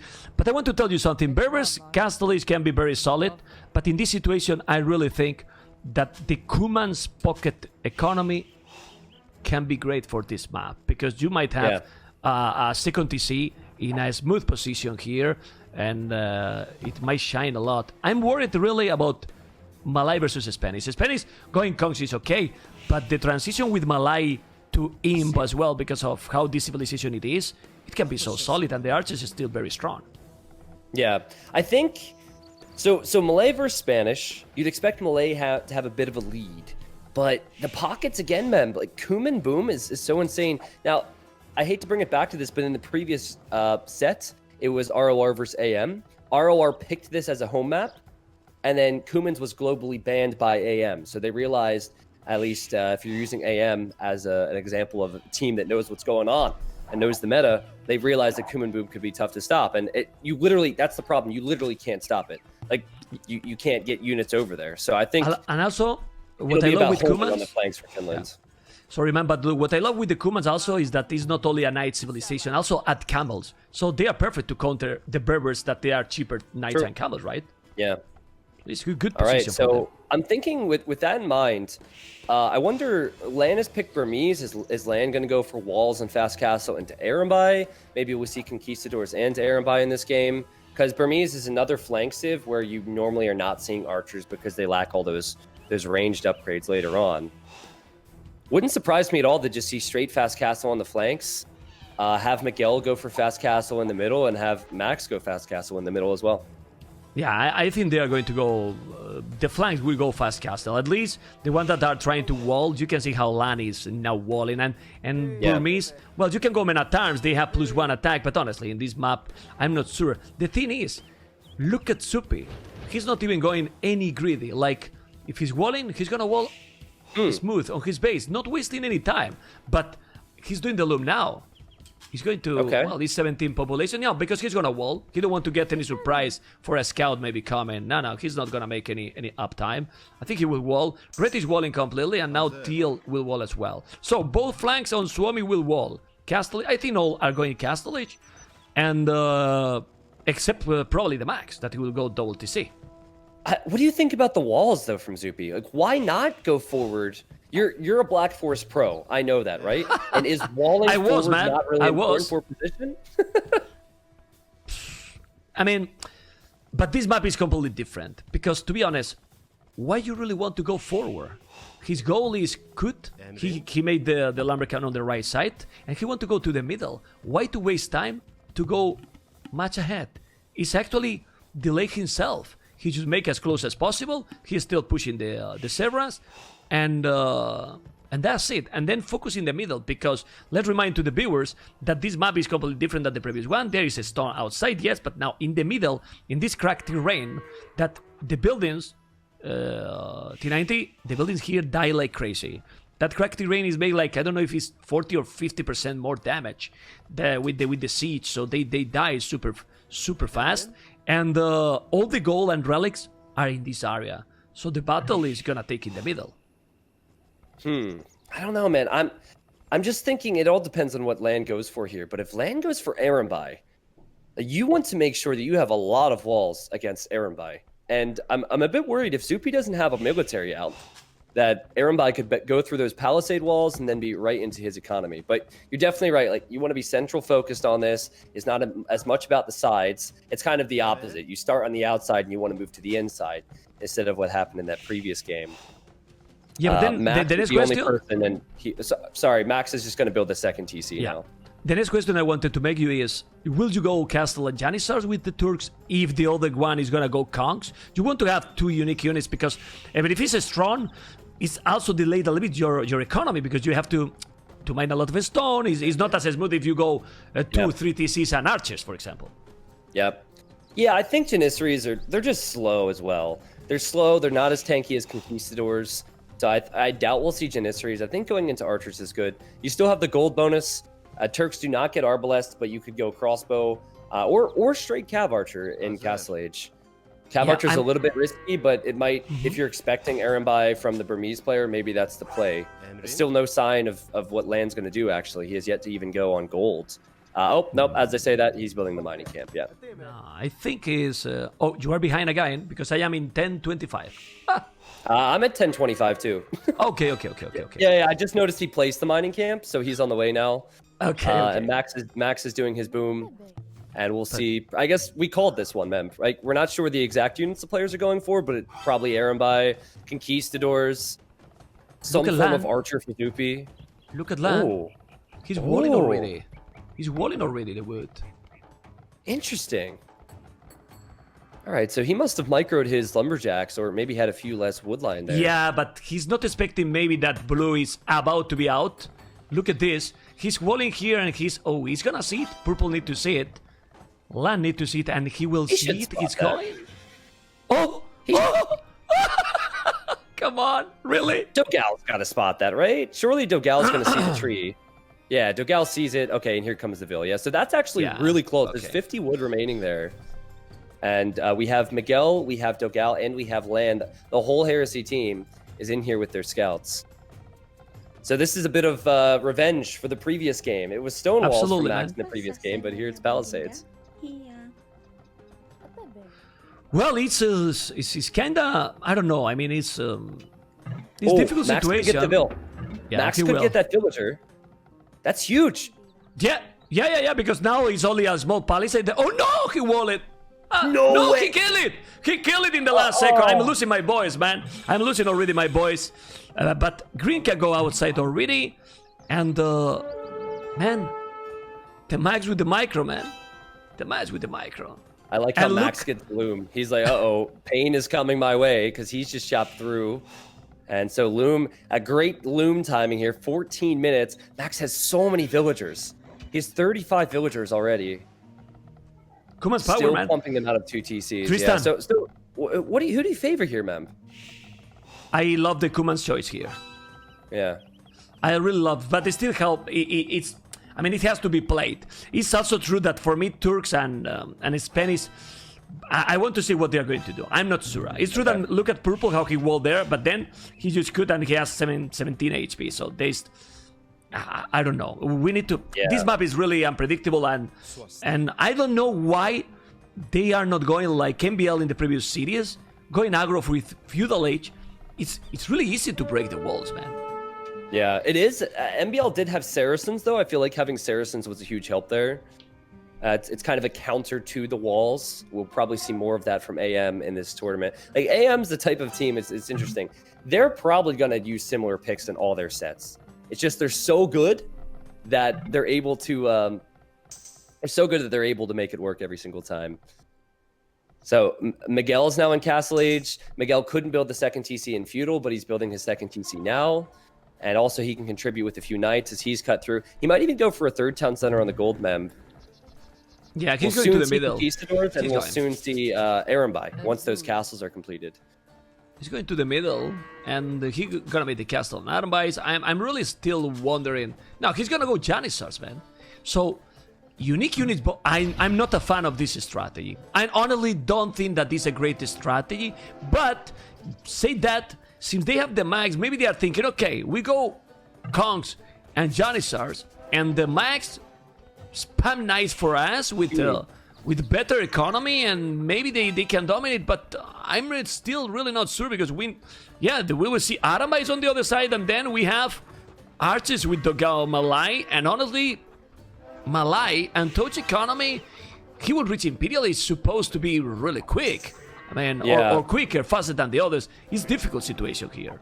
Yeah, it's rough, and when you're going for the unique units, so both flanks for Finland are going for unique units, and the pockets having a delayed castle time, you're giving up a lot of control here. So we saw earlier, Leonard was able to get some walls up and delay, and now we have the crossbows from Degao arriving to Max's woodline, and Max had to actually wall so units wouldn't get through, and I guess the castle spot for Les is quite good. He's making conks already. It's a struggle for me to see how there's going to be a lot of map control in the near future for Finland, unless Max makes a lot of knights. Yeah. Well, people was telling there is not a lot of wood in this map. It's true, there is not a lot, but those Baobab tree is 200 wood, so it's pretty much like double or 50% more. It's fine. Yeah. There is a lot of wood in the map, more than what it looks, you know. But people was wondering in the chat, and there is the Kongs. The Kongs are coming. I don't know if you feel, are the Kongs now? I mean, I feel that they are a little bit weaker now. So. They're weaker in situations where, well, first off, they're definitely weaker than they used to be. But I think they're weaker in situations where someone can justify going for elite skirm because the armor class changed. But if you think about it, in a team game, you can't justify making skirms too frequently because knights will be out for the enemy. So I think if as long as Velez keeps his numbers alive, he could do a lot of damage, and arguably more damage than you could see Lan do with Arambai. But Lan's already making the Arambai. And he already has them there to accompany those crossbows. Yeah, well, I don't know. It's complicated. We will see. And, well, there's a lot of action there. And who's taking the advantage? Because the max 56 villages. But like you see, the others are falling a little bit behind in economy. Because with the castle like this, with the unique units, I don't like. I don't know. Let's see if they are going to work. But to see a Janissary matter. We've yet to see anything from Zupi. So in previous games, when Zupi was left untouched, we're thinking this is good for him, this is good, but Dogal's out here, Miguel's been out here, Lan's been out here. It's because he doesn't have mobility. Like, those Janissaries are going to take so long to get into these fights, and anytime that Heresy doesn't want to take the fight, they can run away. So I agree with you. I feel like maybe Cav Archers would have been a better play. Janissaries are certainly very strong, though, and deceivingly strong at that. In a closer map, in a situation that you are going to be closer to your opponent, you get map control with the castle, you can push with them, they are stronger. But if you want to go in this situation that you have to move a lot, I don't see them like a real good choice here. I might be wrong, but we will see. The Arambais are there. Just look at them, the army they have. Arambais are fast. Well, the Kongs are fast too. Knights and camels. And the Krobos, obviously, well, I still see that they are faster than the Janissaries, and you can produce a lot more because right now the Gao 19 army is Supi 8, so they're having map control here. Yeah, and also amazing eco for Burmese getting the free lumber camp techs, and Lan is doing really well with that. If you compare, Lan has 44 villagers, as Zupi has 45 or 46, so actually pretty freaking similar there now that I look at it. A second castle though for Lan, so we'll have 2 castle production of Arambai. Ooh. That's a lot, man. Well, this is happening pretty often lately. People doing a lot of time this strategy with the Arambais, trying to make the Arambais good again. Honestly, when you go these kind of units, I think they need siege. You know, because you need to kill those archers, and the archers is not gonna happen. Now this is gonna be a big battle. Okay, camels, Kongs, knights, and who's gonna take this one? I don't know. They have ballistic, let's check. Do they have ballistic? No ballistic for any of the players, but man, look at the crossbows taking the Janissaries. You need a brutal micro with the Janissaries. Yeah, so I think Heresy should just be patient here. You mentioned it earlier, Dogal's boom, quite good. Miguel's boom is behind the max, so you don't want to overextend. Reminds me of the previous game where Zupi just had to be patient and wait for his lead to kick in. Especially when you have Lan going for 2 castles now with production of Arambai. I think you just wait a couple minutes before taking a fight, because you should, in a few moments, be better, in a better position to take fights than you are right now. Okay, well, still, the max with the max boom, 89 villages, of course, Kumans, and 4 tone centers. It's true that the others got too early. Listen now, with the Kongs, he's trying to go. You prefer Kongs or Arambais? Kongs or Arambais? It's the question. It's the $1 million question, Tristan. But the Arambais, look on blue. Look on blue. He's gonna trap those, and now the Janissaries can do the job. I don't know. And you were going to say it depends on what? Well, it depends, right? A lot of it comes down to the cost too. Like, conquistadors cost a lot of food and gold. You can actually make Arambai and still go to the Imperial Age easily. So that was really nice micro from Dogao and Miguel. Good coordination from these two to stay together. Good defense from Zupi to not allow the Arambai into his base, but here come the Arambai to the main fight, and the Janissaries are still catching up, man. They're so slow. They're such a slow unit.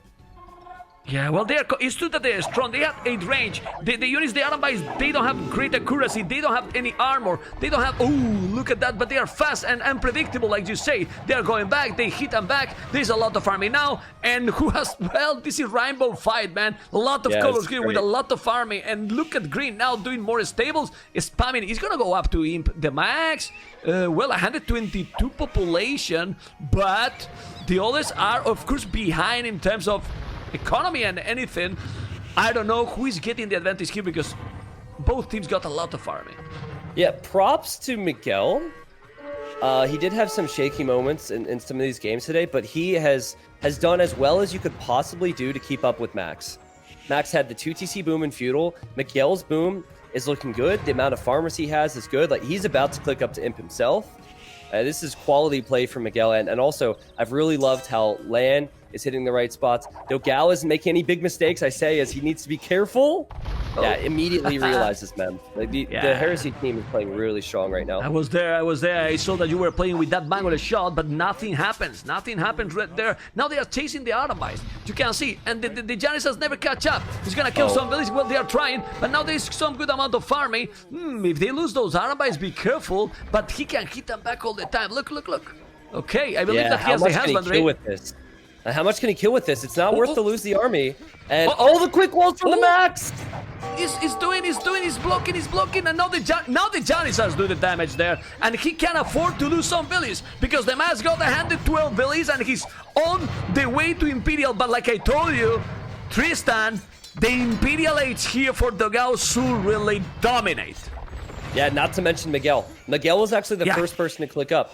So man, like, was there any need for Lan to run away from his team there? Like, 2 of his teammates are about to go Imp. He's probably saving a lot of food to do it as well, you would imagine. Like, I feel like that was such a big throw from Lan. That should have never happened. He had no business being there, and yet he ran in anyways to just get a few villager snipes from a player who already had villagers. That was huge. He need to go back. He need to go back. Anyway, the combination they can create with Berbers and Malay, it might be very solid. Of course, he has 2 Mangoes and a lot of conks. A lot of conks, but against the Arbalists and those Camels, potentially +4 very soon, because he's about to be an Imperial, he's gonna be tough. Do they have resources to go up to Imp? I think Finland could consider fighting this right now. With this amount of Janissaries, I think they could consider denying this castle. Yeah, this could be a rout castle. I agree. It's only 3 villages. He should kill it. Now he's bringing more villages, but no, this is a lot of army. They need to take this battle even more now that they see that Dogao is in Imperial Age, Arbalest, Umbrella already. They should really make the damage, or try, because those Arbalists and Camels combined, Tristan, is gonna be huge. I think Miguel should just delete the castle and back up. Don't lose the stone, Miguel. Don't lose the stone. Delete it. Delete it. He lost it! He lost it! He lost it, the stone! What the hell? You lose the map control like this! Why he didn't delete it? He lost the stone! I mean, I don't know if he's building the castle in other spot, but I think he lost it, right? What the hell? He lost it, man. Now, and again, it was right before Heresy was about to take a good fight. Great play from Dogao, good micro there. Miguel is going to have heavy camel soon. Like, all of these things were avoidable. And it just hasn't happened for them, man. And we might see a doubt castle. But now another doubt castle. Yeah, the Max. The Max. The Max. You need to move. Why he's going back? Why he's going back that much now? Because look at the amount of Arambais. Taking a bad fight too. Like, I'm not sure about this one, but look how many camels Miguel just lost running into the castle fire, and that's before he gets armor and heavy camel. He lost half of his camels running in towards Velez's base. Ooh, and now the Kongs will do the job as well. He has to be careful. I mean, they are trying to take now the Arambais as well. How is the score? The score is almost the same. The Max be less. Man, this city is extremely close, amigo. Tristan, who is winning this game now? Because... I think, well, it comes back to the Max now, right? And I think Max will click Paladin soon, man. We haven't even seen the Cavalier yet. So if he clicks Paladin, it looks like he has quite a mass of Knights already. It's incredible His decision is either to mass more, or it's to click the Paladin upgrade, and I think the meta nowadays is just wait with the Cavalier and click Paladin. Yeah, exactly. I mean, look at the resources he has. He basically has the economy already to make. But man, that castle that the Max couldn't do it, I think it was also very important because look where is the position, and now they're taking more and more map. I don't know. He has a lot of cavaliers. He clicked Paladin right away, and now we have Imperial Age for blue as well with 87 villages. Man, crazy games incoming. Yeah, and these camels are so cheap for Berbers. Miguel is still producing more. He has good economy, and he also got some camels back into Max's base, and he actually has to defend from a camel raid with a unit he should not be defending with, Cavalier. Oh my god, a second out castle for the Max, 2 in a row in the same game? What is this, Tristan? Now there is a lot of Janissar, but Arbalest, and where's the Kongs? The Kongs need to come. I don't see any Kongs. What happened? Like, Max is supposed to have Paladin soon, but he doesn't have the units here because he's back in his base right now. There's very little gold that Finland can take at the moment. No, man, this is a great move here. This is a great move, and this can be, well, Zupi's in him, but this is a great move here by Heresy, and they are losing all the map. They have no goal, like you say. He's going for the decided game in the first series. With you, Mr. This Tristan? is incredible, Not man. bad. Like, Max is still patrolling Cav in his base, looking for the camels. The camels are hiding behind the trees. They're hiding behind the trees. Max has all of his Cav, soon to be Paladin, not where they should be. Give credit to Zupi for making 35 Janissaries, but we've mentioned it, man. I'm not sure how well Janissaries translate into the late game here. Yeah, and the others are now doing the job, but man... That was crazy. Like, I thought after that throw from Miguel, like after he lost all those camels, I really thought they were in trouble. But how cheap Berber camels are really making a difference. And what is that? 3 doubt castles too? Is another one? It was like 3 doubt castles. Yeah, maybe. Now he did it. But on the right side, just look how Lan is now with 30 Arambais on the Max economy. Doing the job, man. Trying to raid. And now the camels also come out with to play. camels. Yeah. The camels join in. Like, let's go. Isn't Berbers underrated? Because honestly, Berbers in many situations, they can be very solid, man. I mean, these cheaper knights and camels, it helps them like a lot. And the population now is ahead for everyone that belong to Heresy team. Miguel Dogo and Lan are ahead to all them. Yeah, the Max is stone centers, but now his population is basically bye-bye. Look his village, but look his military numbers. He dropped it a lot. A lot. He has 11 farmers. So as the guy who needs to support his team, 11 farmers is not going to cut it. And Velez just hit the Imperial Age. His eco's okay, but Conquistador is not great against Arambai, Arbalest, and Heavy Camel. So Max really needed to be the person here to have food. I wouldn't be surprised if maybe Zupi or Velez start sending a little bit of food over to Max just to get the ball rolling with Paladin production again. One thing I'd say, though, is that I think Heresy needs to have some siege behind this. Like, they've had amazing control for the last 2 to 3 minutes. Where are the Treps? Why are they not taking down this castle? Okay, in the south, Red is getting a little now for Velez, but man, land raiding he's doing is insane. But still, Paladin's constant, Janissar is going. But the problem, is the same. I know that we have said many times, the Janissar need to walk all the map to help. All the map to help. They don't have mobility.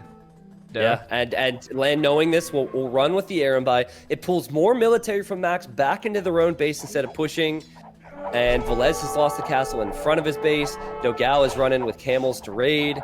And now we'll see Trebs from Miguel to attack the castle from Zupi. And Zupi's going to make this cute little gate wall so he can sit his Janissaries between them.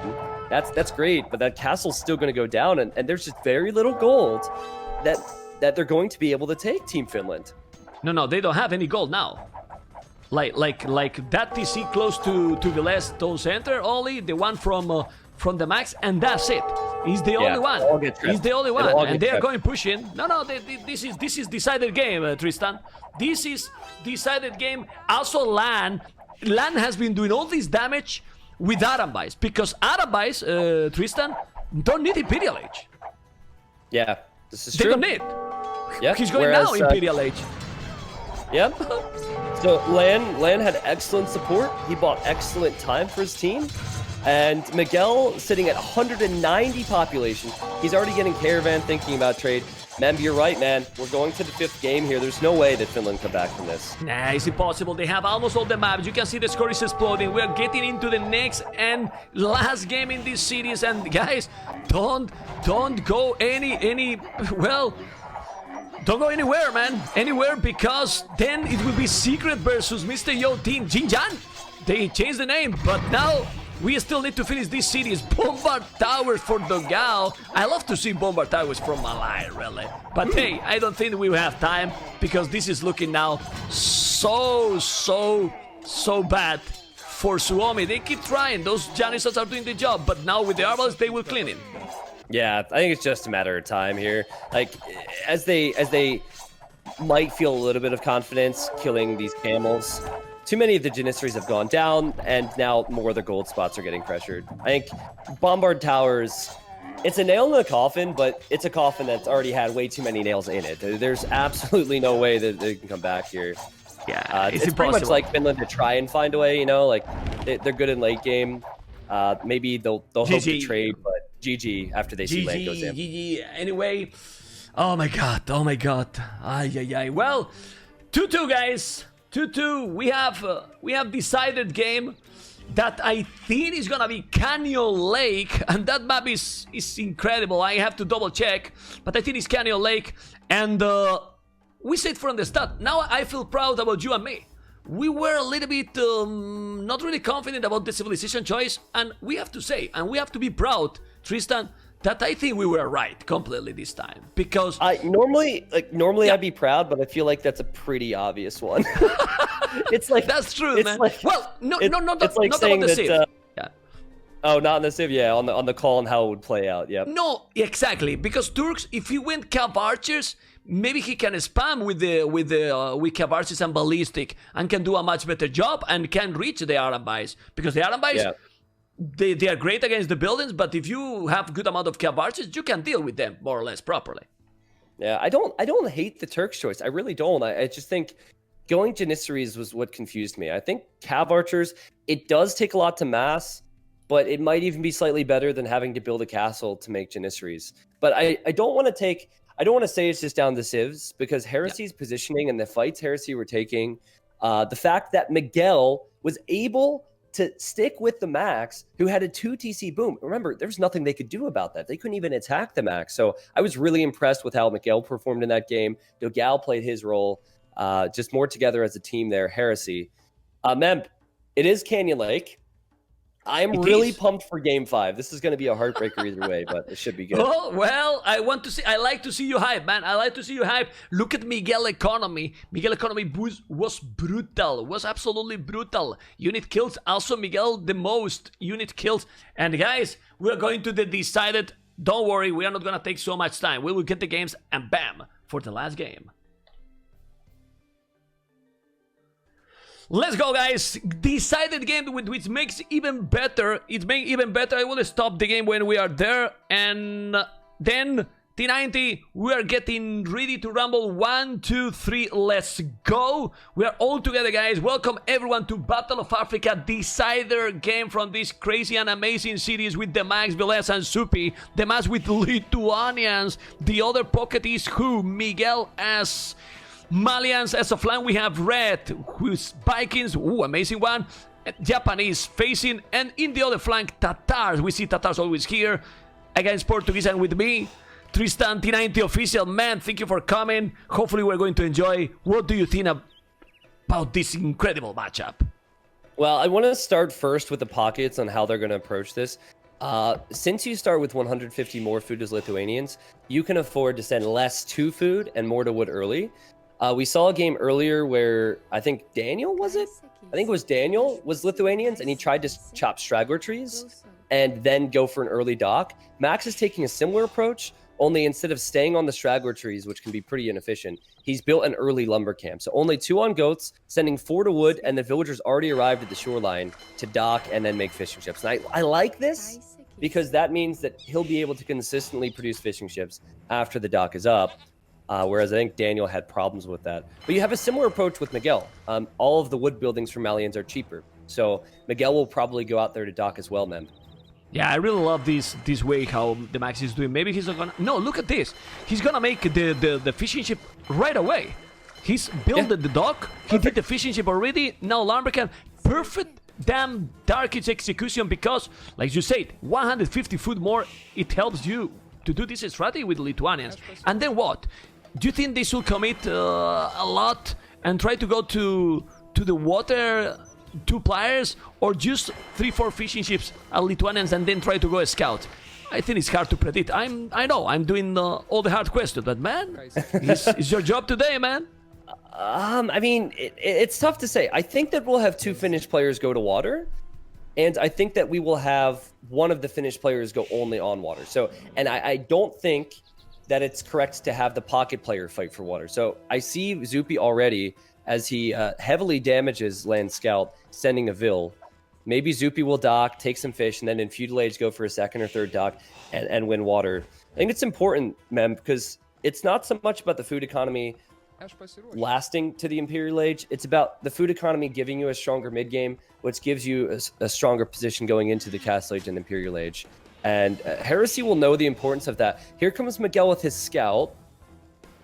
It is possible Miguel could deny this, Mem, if he sees it. He can see. No, let's see. Oh, he missed it for a second. He's going again, and oh man, he's gonna no, but he has the loop. He has the loop. Oh my god, man, they kill our hype, man. We are fake hype. What the hell, man? Yeah, now he's doing the probably palisade. Wall that in. He probably should wall that in though, because Miguel's just told Lan, like, hey, if you have your scout around, bring it over, and he walls it in anyways. But at least now, like, Heresy know they're going for 2 on water, and I don't see that approach at all for the Heresy team. So instead, what that means is Zupi, he won't have a barracks as early, he won't have an archery range as early. It will be on land to go for maybe man-at-arms into archers, just straight archers, and have a lot of damage output against Zupi before the fishing ships pay off. Yeah, well, we saw in the previous series that there was a big difference. I mean, now if they are 2 players on in the middle and only one with the Malians, this is not the same than Persians. Persian dogs are working faster, so it might deal better. So I believe that Suomi will take the water here. So Doga with the Vikings is going to go no water, completely land. And Purple, I don't see anything from land yet, no barrack, but I believe he will go archers, heal advantage. Do you think that Tatars is that good in this map? I'm not a real fan from Tatar Civilization, to be honest. Well, it's not the best. Like, if you were to pick the best civilizations for all maps, Tatars wouldn't be on the list. But this is game 5, right? So they had to use a lot of civilizations. So I think it's probably the best pick from the amount of civilizations they could have chosen from. Now, I just got to talk through the strategy here, because Dogal's going for something I did not expect. He's going to go for a drush. So he's making militia, which is a bit unorthodox. And then Land on the other side is still going for fast feudal. So you had mentioned, like, what do I think of Tatars? I think it's decent. I think he'll go for archers. I personally, though, I think the approach from Finland is a smarter approach. I think fishing ships are too strong to just give up water.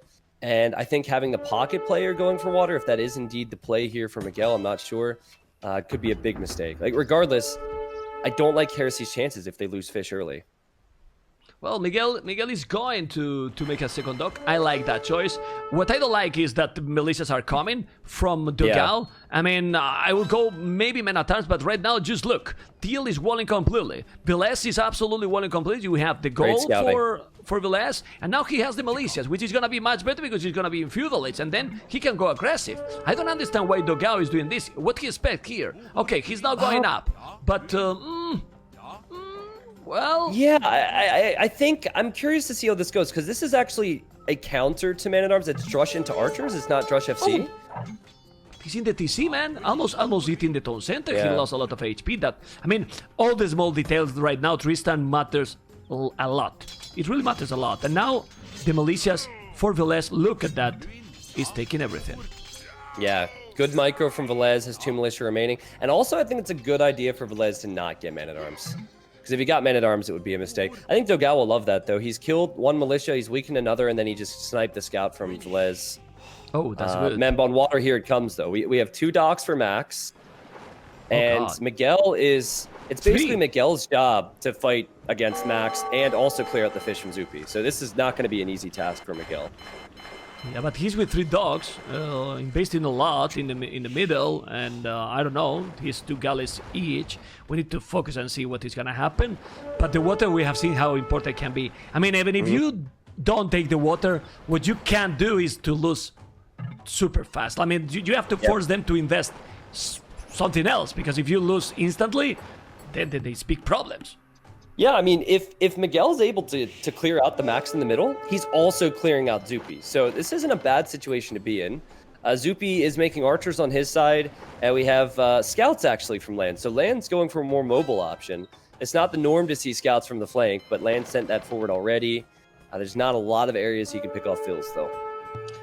I think I don't like the choice to go for the scouts. Even more if you don't know yet if you are gonna have the middle, the water. The scout is tricky because we have seen how well the spears and archers are working, and if Zupi is playing like he played during this series, he's gonna have a bad time. And then if he did the stable and force himself to go for archery range, his time for castle age is gonna be delayed massively. Nice demo there for Miguel on water. Now he'll probably trade 1-for-1 with those demos there. So far, it's good for Miguel. You know what could work well for Heresy? Is if Lan just forgets about Zupi, sends the scouts to the Max, because the Max is fully focused on water. And then that might lead to like defensive skirmishers or a tower on the gold for Lan, but at least he'd be gaining something from those mobile units. Yeah, well, green, I mean, the Max has a tower at home. The goal is super close to the TC. That's the good thing here, that is more or less easy to defend. But the water is now a big problem here. Oh, there is a demo, there is a demo, there is a demo. Nah, he noticed. He's doing a great job, like you said. But Zupi, it's, I think, just avoiding also, since he's going, since he saw that Lan is a scout, he can go now, relax it with archers to the pocket also. You see, he's going. Man. He's going, man. He's going. Yeah, he's going. I see that. Now I wonder important. how much Max's tower is going to matter here. He built a tower, which is kind of weird. Maybe he was thinking Lan might send archers to him, but instead it's scouts. But yeah, man, those archers are going to go to Miguel. Miguel does not have any military. This could really hurt. If Miguel notices this, though, if the archers attack the mill or something, maybe he can wall in his vills. Or make a tower. Well, it's only 3. It's true that it's only 3, but with fletching, and he has nothing to defend at home. He has archers, Velez is playing defensive, and I need... Oh my god, on the left! The hunters! He's attacking both to the pocket, deal with the archers, gonna take down the village on the hunt, Tristan, this is bad! This is really bad for Miguel. Ay, one villager down, also with the foot. He didn't drop the foot. He's losing 35 foot if he's killing that villager. Why he didn't drop the foot? Don't get it. Well, he's really focused on the water right now, man. He's like, poor Miguel has to do so many important things while the other players are just hanging out. There's not much to do at all. However, I do see there's an army from Dogal and Lan now over on Velez's side. Okay, but Tristan, I have to ask you, would you make a tower on the goal when your goal is close to the TC and then let the wood unprotected? I'm not sure. I think he didn't have time. It was such a surprise to get hit from both sides. He didn't have time to place a tower, so he had to place it on the gold. And this is all of this is going to lead, as Miguel gets a huge demo. This is all going to lead to Miguel struggling on water, to Max and Zupi continuing to control water, and probably a very, very good economy for Max Zupi. There's so much going on all over the map. I mean, look at now the archers from Velez chasing Dogal archers till the pocket, till yellow. Yellow now, it's basically, look, how many villages on goals? Half of his villages are on goal. It's crazy. Yeah, he has the market, so he'll have to do that. And it's probably the best play here. I think that Dogal's position could possibly save them, because I'm looking at Dogal's eco. He's good eco, free wheelbarrow with Vikings, constant archer production. And so it's not as if Velez is in... Well, Velez is going forward right now, but I really have faith in Dogal if he's able to have a solid uptime here, because he could beat Japanese to that. Well, you are right, and the Vikings shine a lot, even more in Castle when they get the free hand card. Is crazy, but there's one thing that is very important. Velez still have a lot of armies, so Dogal won't have a easy time here to doing any damage. And in military numbers, now Miguel lost everything. He got no army at all. He lost the water, he's the pocket, and his economy is so damn behind. So, I don't know. And look at the max economy, Tristan. Oh, yeah, and also Zupi too, because he's had fish. So, demo on the fish. Oh man, my game always crashes when that happens. I got scared for a second. That was actually a good demo. If you missed it, Miguel killed 3 fishing ships. So he figured, I've lost water. Let's just kill as many fish as possible. We missed it. We missed it. Why? Because I'm checking if they can make some damage on green. I don't think so. They can do anything with those few skirmishes. And look at the max towers. 1 in the wood, 1 in the gold. He's full and well protected and wall, and he's just doing the blindness and going for castlage. And I believe, oh my god, look at Suomi. 3 players going castle basically the same time. It's sick and beautiful performance, really. Yeah, whereas Miguel, he's hoping to buy food to get there, but he definitely doesn't have the food eco. Man, but it just brings me back to the strategy though. Like you can't just have 1v2 on water. The fishing is so, it's not the most important thing in this map, but it's so important. Actually, Velez is losing his army though. Everything. That was sloppy. Yeah, nice Even more hold now, from Miguel. What happened in this series? The only sloppy thing that we have seen a couple of times is that when the players are going to reach castle, I think they got so emotional, they get so excited, they're going to attack instead of waiting. Right? Yeah. They're losing their army in the transition. That's happened on both sides. It's a common thing too, because you feel confident and then you don't read the game for what it is at the time. Now, how is Land doing with his uptime? Okay, Land's castle age time will actually be identical to Zupi's, so it's more so the pockets that are the difference right now. It's Miguel who's going to be behind. Ooh, he is on his way, and he's still making demos, hoping to get fishing ships. Yeah. So he'll have another demo raft coming out of the dock in the south. Maybe he'll stay on water. He's actually... You love the water, man. I think we need another map with more water, because you are paying attention to the water all the time. I'm paying attention too, but I don't know if right now, I think, yeah, the water is pretty much done there. So what they can do, at the end he bought it the resources to go up, but it's looking good, man. Dogao 26 army. He got a lot of army. I mean, they are ahead. Suomi is ahead, but the score is almost the same.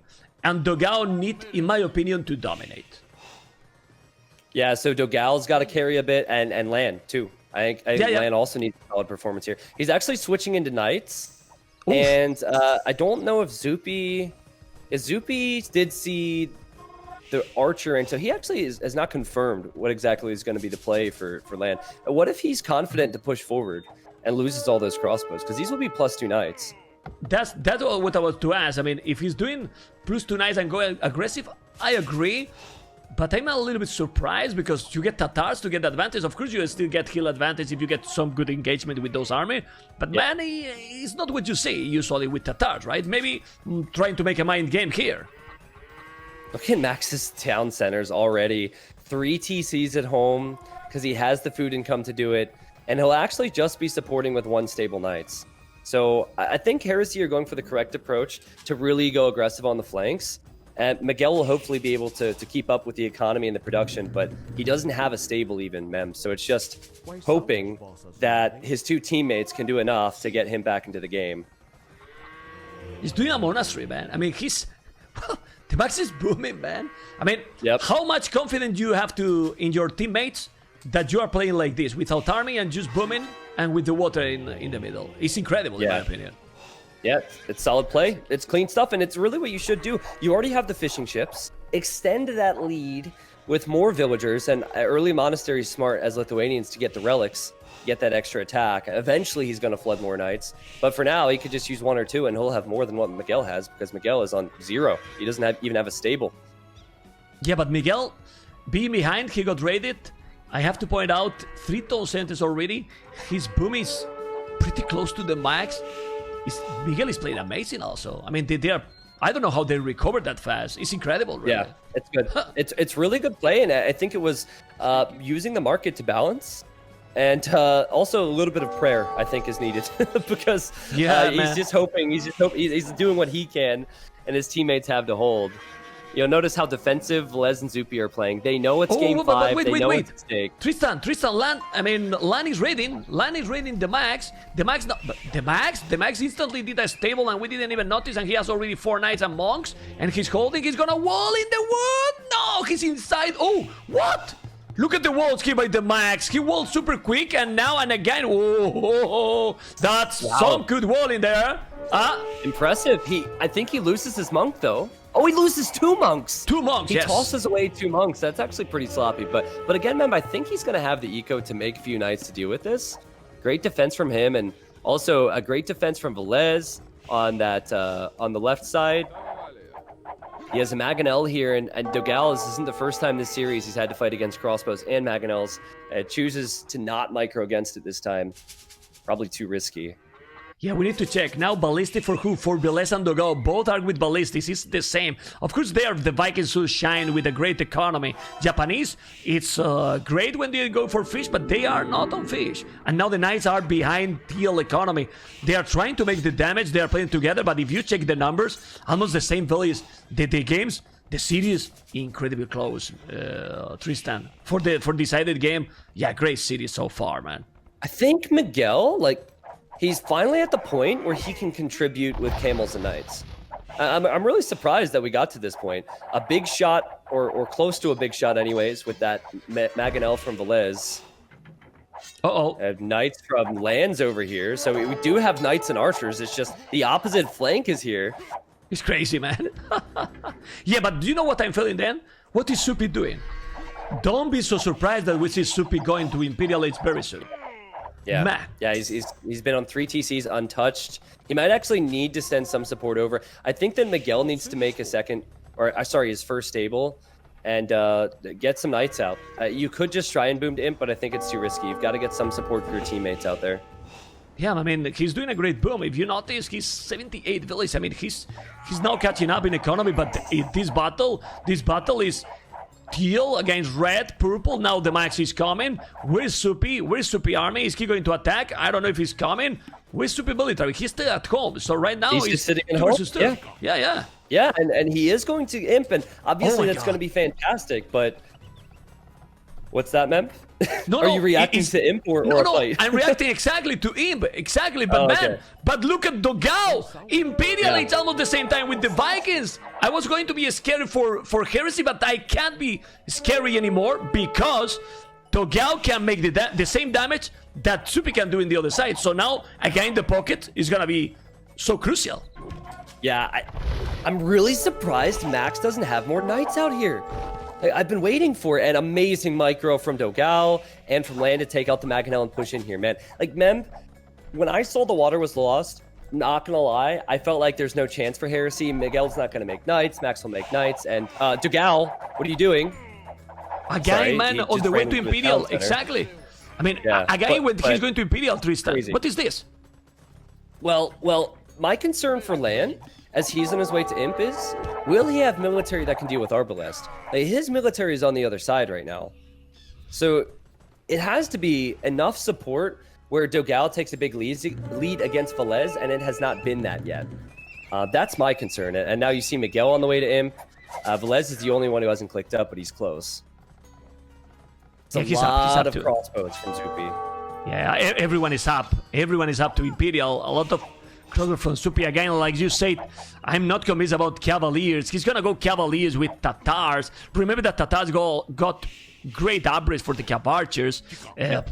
I don't know, man. It's weird. But when he decided to go Knights, how do you make a good transition to hold against that many archers? It's also very difficult. Once you got the... Oh, he's going forward, man. And look at the castle he's doing on his face almost. Zupi's playing amazing this series, seriously. Yeah, Zupi's playing really good. Brilliant. I've loved Dogal's play on this flank, though. Now Max will help out and take out that Mango, but the eco behind it for Dogal, he's score lead. Now Heresy's score lead, though, that might change once all these techs come in. And there's the forward castle. That castle can't be stopped, man. Zupi's castle cannot be stopped. Arbalest can't be stopped. No, it's impossible. He got a lot of army there. We have to remind that Portuguese is not that bad civilization. They're also cheaper in terms of gold, all the units. They have Arbalest, they have Halbardiers, they have Cavaliers, all upgraded. They don't miss any upgrade from the Blasmith. So Portuguese is, in my opinion, I like them. And now, gonna go raid it, man. Gonna go raid it before he's getting all the upgrades with Tatars. But the Cavaliers here is not the greatest choice. One man gonna shot, but he lost instantly, man. Yeah, I think, do you remember in the previous game how Zupi realized that he needed to have patience and go back? Not now. So, right now, he's in a position to push, and I'm really curious to see at what point he says, okay, I actually need to back up a little bit. Because for now, he's confident, he's pushing in. Pushing? Look at the second castle he's doing. Brutal castle now. I mean, now he's going incredibly aggressive. Like what I'm trying to tell you and asking you. He's taking decisions in all the games so great. He was passive in the previous, and now he's going all aggressive, all in. And it gives the Max an opportunity to do his thing. That's all Max ever wants. Just let me boom. Let me boom. Let me go to the Paladins. Then life is good. And he's working on that, Mem. He has the units. They're actually heading over. They're chasing some of Land's units down, but they're heading over to where Zupi is posting up with those castles. It's a lot of arbs still, and it's a lot of precious map control for Finland. Yeah, and another problem now is that they will have what? The same units? Cavaliers both? Purple Cavaliers and Yellow Cavaliers too? Not what you want. They are so expensive to afford. And then Green, the mice will go for the Paladins. How many relics he got, by the way? I haven't even checked. 2 relics. That's really nice. Yeah, man. Yeah. Farimba. Yeah, I'm with you. Farimba for Malians. Well, it's +7, man. +7 Cavaliers, but still, it's so expensive units for both players to be able to afford it. Well, Paladin is just now clicked by Max. So for now, the Cavalier are a whole lot stronger for Miguel, at least once Farimba is completed. So there is a time window here. But I continue to look back to Zupi's side. 2 castles already up, adding barracks so he can contribute with halves. Like, Lan isn't... First off, Tatar Cavalier isn't the play. And then he only has 19 farmers because he doesn't have economy anymore. So it's just getting worse for him right now. Tristan, look what he's doing. He's ignoring completely the Arbalest, and he's just going raid the economy. Do you think it's the right decision? Maybe because he see that he cannot kill, so he's thinking, let's kill his base. Yeah, and if he's able to kill 20, 30 villagers here, Mem, it's a way back. And it's a way that Zupi's eco will be really fragile. And also, Dogao cleaned up in the south-ish area anyways. Wow. Nice hold Who's from Dogao army now? That's brutal, man. Well, he's got a ram push with Arbs on the left side. And that's gold that now Velez can't take. Dogao is at 130 pop. He too is going to switch into pikes. And we have multiple flanks now that are losing ground. It's crazy, man. It's crazy. Well, in one side, purple is bye-bye. In the other side, teal is bye-bye as well. Not like they are completely dead, but they are losing a lot. Below 100 population only. Look at the eco for Zupi. Look at his TCs. There's Cavalier all over the town centers. All over the map. All over the map. But then if you take in the north, they also force a doubt castle with those Farimba Cavaliers. Look at Miguel, the score. Now Heresy taking the lead. Ay. What is this, Tristan? They are taking now absolutely everything. So you see, the mats is not accurate in Age of Empires. We were talking, well, Cavaliers both. And now it seems to be working. Well... Okay, let me look at the pockets here for a moment. Like, there's what's going to decide this? Zupi still has so many arbs. I know Land's population isn't quite as low as Velez, but to me, it looks like Velez is going to have some time to reboom. I'm not sure about Land. So maybe Land needs to start relocating villagers, but if Finland hold the southern corner, if they secure that corner, they will have better trade. As of now, Heresy cannot add trade. Even though the markets are there, it would be really risky to do that. And now the max with +6, we forgot to mention. Tristan, +6 Paladins raiding in the middle. On the right side, also those Paladins taking over and going with now Zupi. Man, look at the score, how they are ahead again. Zupi has lost so many villages, but he's like, I don't care. I'm doing Arbalest, and that's another thing. You can lose more villages if you are going Arbalest than if you are going Cavaliers. You don't need that much economy. Yeah, you just need wood and gold, and already markets are up for the Finnish squad, and they're going to start trading. So trade's going to come out. You look to the corners, the markets are there for Heresy, but they cannot trade comfortably because that army from Zupi's still in the thick of things. Crazy stuff. Well, the score is still very close, but I have the feeling that now it can start to explode. But it's incredible. How they still have over 100 villages, Miguel, Dogal, and Lan, with all this going on? Well, Lan is moving all over the map, but they need to recover this corner, or it's going to be impossible. Yeah, I have... There's a real problem for Dogal, because they could lose the other side.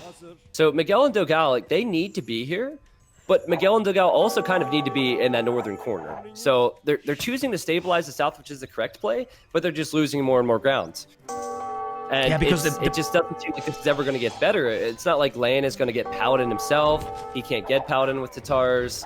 Miguel's already capped out with what he can do, as he and Lan are losing villagers. Cavarches, man. I am still convinced. Cavarches, man. Really? Yeah. Cavarches are probably the way to go. The problem is that then there is Paladins as well. Well, then if he was going Cavarches, maybe Yellow could go what he's doing right now. Farimba Camels. Farimba Camels would be perfect against the Paladins. And there we are in the south with a lot of Farbalist and Farimba Camels. But the problem is that Velez is in a much better position now than Lan. Yeah, and all Finland wants is to hold here. Yeah, I saw Max dive into snipe Trebs. They don't need to push here. They need to hold and push in the north. So you noticed that Lan was trying to hold with his own Trebs a moment ago. They got sniped, so Max is just the Treb sniper right now as they're taking position, and they just wait for that lovely trade to kick in. And it just gets worse and worse and worse for Heresy the more trade cards are added by Finland.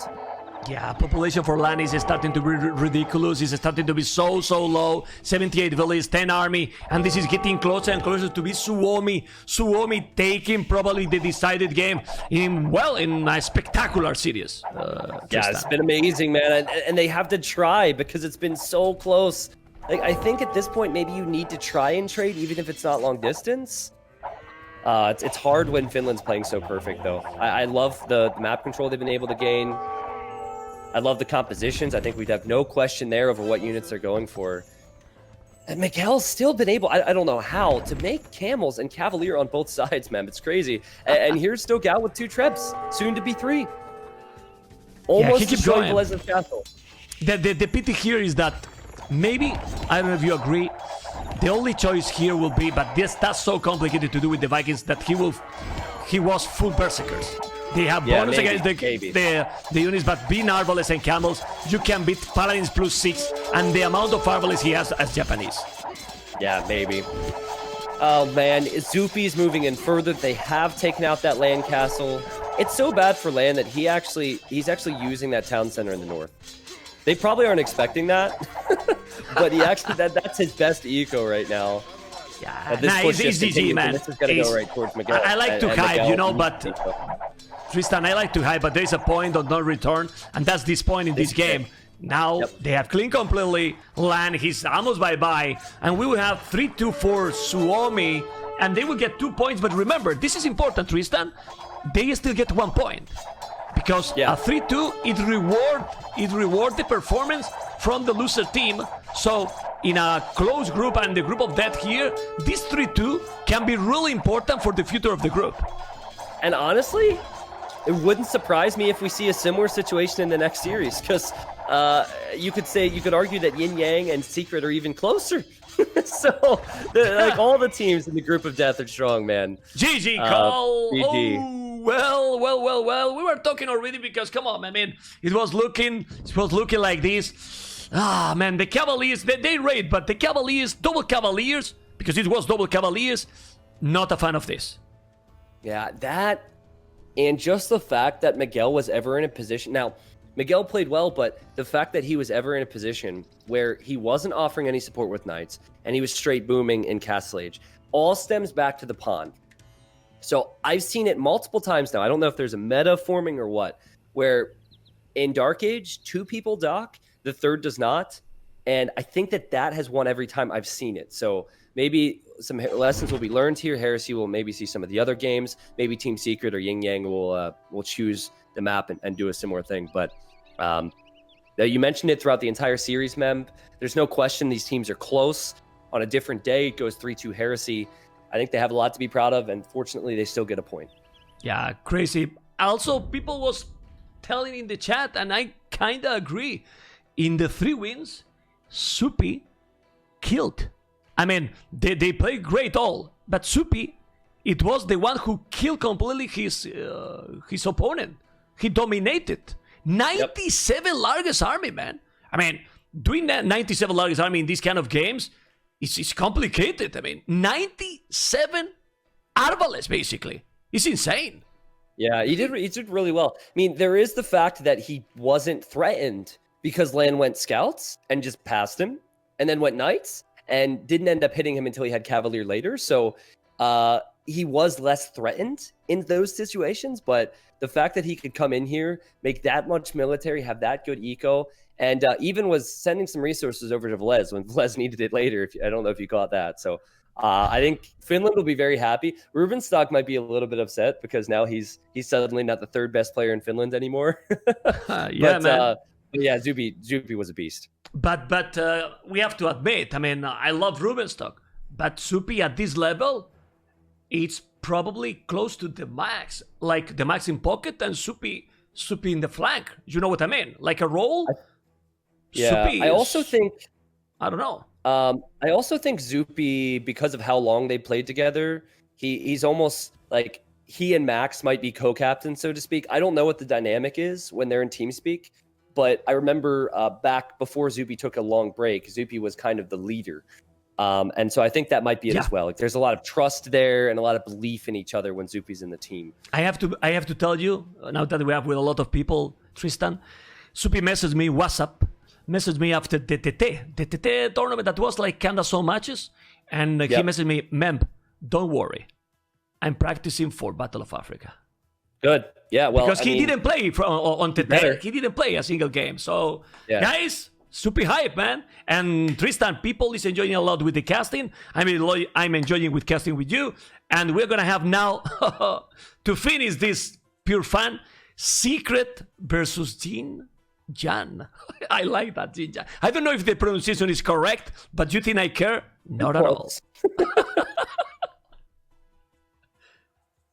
Amigo, T90 with me, Secret versus YinYang, the first game.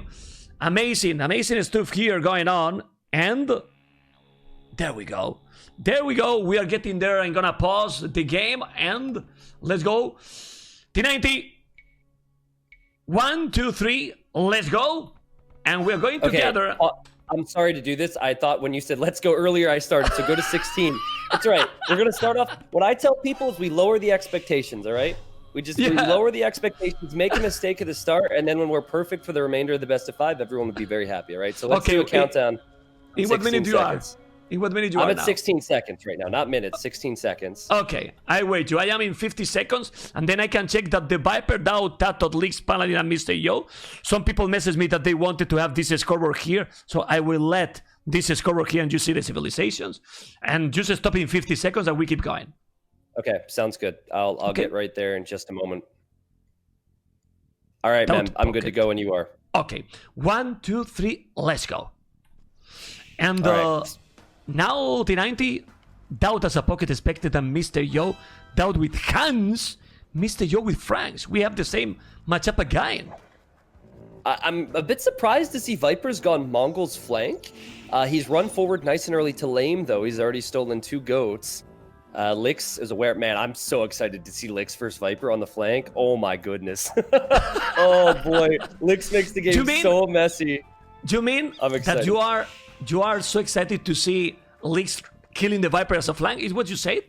Not killing the Viper. I said facing off against the Viper. I mean, if you think about it, Lix makes the game so messy, and Viper tends to play clean, so it could be fun to watch. I want to make you enemy, you know? I want to make you enemy against the Viper. Oh, but I see that there is some problem with the colors. Okay, so I'm gonna switch the score. It's gonna be quick because for some reason they don't pick the green, teal, and blue, which is surprised me, but still, it's gonna be fast. And you can keep going while I change this. Sure, Tristan, that sounds good. with the rest of the matchups. I'll talk a little bit about where these players lie and what their roles will be. So for the YinYang team, I might accidentally call this team SY a few times today. Paladin's that left flank, and he'll go Ethiopian. So you have man-at-arms into archers as an option, or you just have straight archers as an option. Pocket is Yo, no surprise there. He's Franks. Scouts into knights, incredible eco behind it. Yo's one of the best in the business at that. And then Lix is Chinese. And while Lix is a player who likes to make the game very messy, I expect for Lix to play very clean here. He can do that.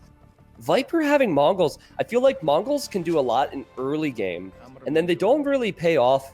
It doesn't pay off to have Mongols again until maybe post-Imperial Age once you start getting the Mangatai out. So it will be difficult for Viper to match up against the Chinese. He's definitely at a disadvantage in the mid-game there. I love to see Dowd as pocket mem. That's great to see. He's Huns. He's played that Civ once or twice before. And then Tato, again, another Civ where you could go man-at-arms into archers with Vietnamese or just straight archers. What's your thought on the series, man? If you had to guess, like I know, like no one's right or wrong here. These teams are so close. But if you had to guess, are you thinking Secret wins or YinYang wins? Yeah, I mean, I believe that Secret will win because they have no weak point. I mean, Dowd, Tato, and Viper, well, you know, and they can potentially also use a Slam or Neely. But Paladin shouldn't be. I mean, it should be behind clearly with Tato, but it's a tournament. And we know how the Chinese are and how they work in these kind of tournaments. So maybe in some fast position here or as a flank, Paladin Tato will have problems. But there's crazy maps. And in those crazy maps, the Chinese have a lot to say. All right, so you're picking Secret. All right, so I'm going to go against the grain here. Because picking a Secret player or Secret is too damn easy. I'm going to go... He's going against Viper, guys. I'm telling you. He's going against Viper, and he's trying to avoid... 3-2. You are trying... 3-2 for who? 3-2. For 3-2 for YinYang. I think this goes to 5 games. But... You don't want... How... what time is it in your country? It's 4:22 for me. It's not for too me... late. The hell, for me, it's getting late. You want that we don't go to sleep anyway. Tristan... If that happened, it would be incredible hype series, man. Imagine a 2-3 for YinYang. It would be sick. Yeah, would be good. I mean, there's potential. It'll obviously come down to the home maps, but I don't think it's out of the question to say that Secret could lose today. You're definitely right in saying that an informed Viper, an informed Tato, informed Dowd should be better, both in 1v1 potential and like individual skill and team potential over SY. But you see the team walls coming up, and actually I see team walls, crazy walls coming up for Lix. He's already walling. Oh my goodness. He wants to wall the whole way to the right side of the map, and then he might even get it to the point where he could maybe get a wall to Yo.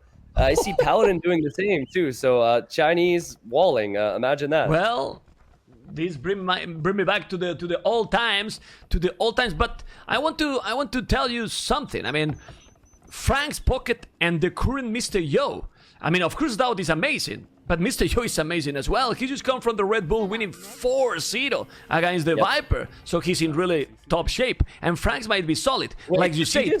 Are you against Viper, man? You just brought up the Viper lot. Are you against Viper? Oh my god. And you saw how I said that's so mean. Yeah, exactly. 4-0. Did you see how I said that? You're so anyway, mean. Oh my god. Don't play the same role against me. You are giving me back the ball. You just got a taste of your own medicine. How does that taste, man? Okay. GG, man. No, but I was going to just tell that you are right. I don't like the Mongols choice. In this map, no. It's weird. Especially. You know? And also, you have some other maps that could come up where maybe the Mongol hunt and the scouting bonus might be more useful. Do you think that this being group stage, think back to Battle of Africa 1, that maybe while Mongols isn't the best pick, it's still solid, and Secret do not want to show their grand final plans? Like, are they already going for slightly weaker civs to hide strategies? You are an amazing co-caster, man. I mean, seriously. No, man. It's a great point. Of ourselves, but it's a good point, yeah. It's a great point. Now, serious, you know, jokes aside, it's a great point. And they play a lot of times these kind of mind games. They also play like, okay, let's try to get the games we need to advance and save all the cards possible for the semifinals and final. Yeah, and maybe. I mean, if they were to do that, it's a bit of a risky play, right? Because that would be slightly underestimating their opponent. Yeah. But you know, enough of the theories here. All right, we're casters. We have theories. Sorry. Look, like I am still so freaking amazed at the walls that China are going for. They almost have the entire map walled at this point. Yeah, but all the armies inside. Yeah, exactly. I mean, it's crazy. They wall all the map, and then all the army seems to be inside right now. The men at arms are going directly to the pocket. The good thing is that Frank's scouts are solid, 54 HP, coming with the spear. He need to kill those men at arms, but where is Steel? He's not sending the archers back. He need to go to the middle. And the Viper, what is he doing? Well, he's playing safe at home and not taking any risk. But is Leaks now not that crazy player anymore? Because we don't see that many crazy gameplays from him. Well, at least not as much as before. I think it's obviously very map dependent. So maybe on a map like Grand Bara, is that the one where you have to chop to the outer edge? No, that's where you chop to the middle. Anyways, yeah. I think Lix will probably have a few funky strategies in this, series. But so far, we're seeing a big difference in styles. China looking to solidify their base before they push out. Team Secret, they tried with the Man-at-Arms. Weren't able to do a lot of damage with it. And now Doubt arrives with the scouts to hit Paladin, who is the only player who's really exposed right now. And Paladin's already walled. And Yo is here to protect with scouts. So great team organization from YinYang.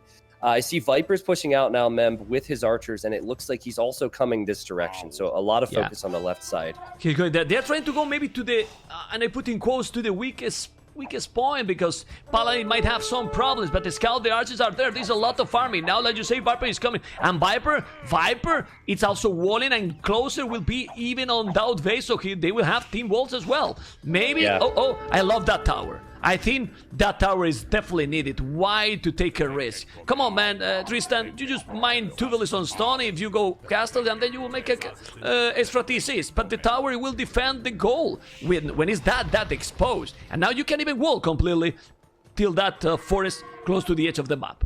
Yeah, I feel like, you know, there's obviously cons to having to build a tower early. You can't get TCs up later, etc., etc. But especially with the map of Tato, it's not the end of the world to build a tower and maybe stay on 1 TC and go really aggressive in early castle age. Because Tato's main gold, right behind the ranges, that other gold's there. Amazing micro from both Tato, Doubt, Yo, and Paladin here with the archers and scouts. Yeah, big battle there. Yeah, more scout from Doubt. Oh, Doubt got the bloodlines already. Nice. I like that. Yeah, me too, man. Good because upgrade. And Yo can't get any more HP on his scouts, right? Because he's Frank's. He's stuck there. Exactly, man. I mean, it is the way to play, man. And just even his kill bar in armor, they're going. Wow. Ooh, that is starting to be maybe too much, because you want to go castle as soon as possible. And like that, Mr. Yo will go castle. What happened? Okay, so I'm just noticing how this game is playing out. Doubt's investing a lot into staying in this age. And Viper's been knocking on the door. He's been attacking walls and he hasn't been able to get through. And Lix snuck out. Viper's looking for him. He does not know that Lix is sending archers this way. And Doubt, he could get hit by this. Look at Doubt's mill. He has spears around. He has nothing that could deal with archers. So if Lix is able to sneak over there, if Viper doesn't find those, Viper does find it. Viper see it, man. Oh my god. Wow. I mean, it's Viper, man. He always finds a way to see it, man. What the hell? It's incredible. Game sense, but I still feel as though the army being there is a bad thing. And Mr. Yo has said to Paladin, hey, stay at home, hide behind your tower and walls. And now there's 2 armies. Yo is here, and Lix is here on Doubt. So he has to leave the farms after already investing way more into the feudal age. This is really good for not SY, YinYang. Absolutely, but the good thing is that Doubt react more or less fast. He's close to he's going in. He's going completely. I think it's good to go in. They need to go into the wood and the goal. And if they get there, Tristan, if they get there, well, it's true that Viper is coming, but he's taking villas. He's gonna kill a lot of villas to Doubt. And look at Doubt and Green. Mr. Yo is on the way to Castle H already. Oh, but Doubt managed to go up too. What the hell? Man, that was so clinical. They didn't even hesitate. They're just like, nope, boom, we're going in. And yes, obviously the army will go down, but all of the army for Team Secret has had to come back home. And Doubt took losses, while Mr. Yo is going to be faster to the Castle Age, and he is untouched, man. That was beautiful play from Yo and Lix. Yeah, I love to see that. The score, don't you agree that the score here is absolutely tricky, because it's because of the numbers in military loss? But what do you prefer now with the damage they did on Doubt? 27 villas and Mr. Yo, 36 villas and Castle is faster. Come on. Yeah, I mean, and not to mention that like, Yo will probably go 3 TCs, be able to pump 2 Stable Knights. Dowd could maybe afford to pump 1 Stable Knight with 1 TC with his eco. His eco is extremely fragile now. And now, at this point, I'm really curious to see how the rest of Team Secret respond to this. Because it puts a lot of pressure on Viper to do more damage than he would have had to do. And it puts pressure on Tato to do more damage than they would normally have to do. So whether they break through the walls or hit a wood line, I see Tato and Viper kind of converging to the same area in the middle. This will be a lot of archers. But I'm telling you something, and it's about the topic you are talking. You can make damage on Dowd, but I don't want you let untouched Viper. I mean, if he's with the Mongols, the Viper without any damage in his economy, oh well. You know? I mean, ballistic crossbows and everything. Look how many ranges Lix has. It's like Mr. Yo was like, just kill Viper. What? Lix is like, yo, what do I do? Yo, Mr. Yo, you're the captain. Tell me what to do. And 4 Yo's like, kill ranges? Viper. You want me to kill Viper? Okay, I'll kill Viper. Let me just add double the ranges that you normally go for. That's hilarious. It's crazy, man. But now, Mr. Yo need to make that TC. Because all teams regret Viper, Dowd, and Tatut coming to the middle to Mr. Yo. But then Leaks is gonna be. I mean, yeah, Leaks has a lot of farming, man. A lot of farming coming to help. It's ridiculous, I've never seen that, dude. This is the $20,000 tournament. I don't even see that crap in rated games. Man, that crap. Well, jeez, well, let's see. You think? I mean, oh god! But look at Viper. Viper got ballistic already. He just already take the arches right away. So even with 4 archery ranges, the Viper will take absolutely everything. I don't know, man. Oh, but there is something really great. Look who is coming from the other part of the map to try to kill the Viper. If they take these archers from Viper, YinYang might be in a good position, man. Yeah, well, honestly, see, Viper has already done a lot of damage. Like, Viper he's sitting behind this. He's breathing. He's booming. He's fine. This is exactly what Viper, Dowd, and Tata would have wanted after Dowd got hit earlier. However, Yo hasn't lost a lot of villagers, and they will cancel Viper's crossbows out of the equation. And then you still have Paladin, and Paladin has to be careful here because Tato has the hill, and he will back up. Good support from Paladin and Lix to keep Yo. Like, again, Mem, Yo is booming 3 TCs. So it was not ideal, but as they clear up Viper now, and Viper snipes a few villagers before he goes down, at least Yo is secure. And that's totally fine and totally great. Just check the village difference. 52 Mr. Yo, 39 Dowd. 13 villages more as Franks. And the thing here is, try to go as fast as possible to him like Hira did in AM, or, since you have this advantage with the economy, now full nights with Franks. Yeah, I think you've got to put your foot on the gas and just extend that lead by taking a lot of good engagements. Here comes Tato. And he's heading back towards Paladin. It kind of sucked for Paladin to have to go back to Yo. He wanted to push forward and pressure Tato. He hasn't been able to do that. And this is a guy who also had to build the tower, right? So he doesn't have a second TC like Tato does. No, Paladin is one center. It seems like, have we looked at Viper's base at all over the last couple of moments? We haven't. In all the Viper and Dowd have had all this time. They're 4 actually okay centers. Now. 4 tone centers the Viper. 4 tone center the Viper, but now, man, 4 archery ranges. Now you need to justify that you have 4 archery ranges. Nah, Lix is crazy. He's going siege on Viper. He doesn't care. What I love from this player, Tristan, he's against Viper and he doesn't care. He's going forward with 2 villages, siege wars up, and we'll try to attack him now. But that he has ballistic, Blue. Lix, he has ballistic now, so he can make a little bit better war that he's doing. Man, but on the left.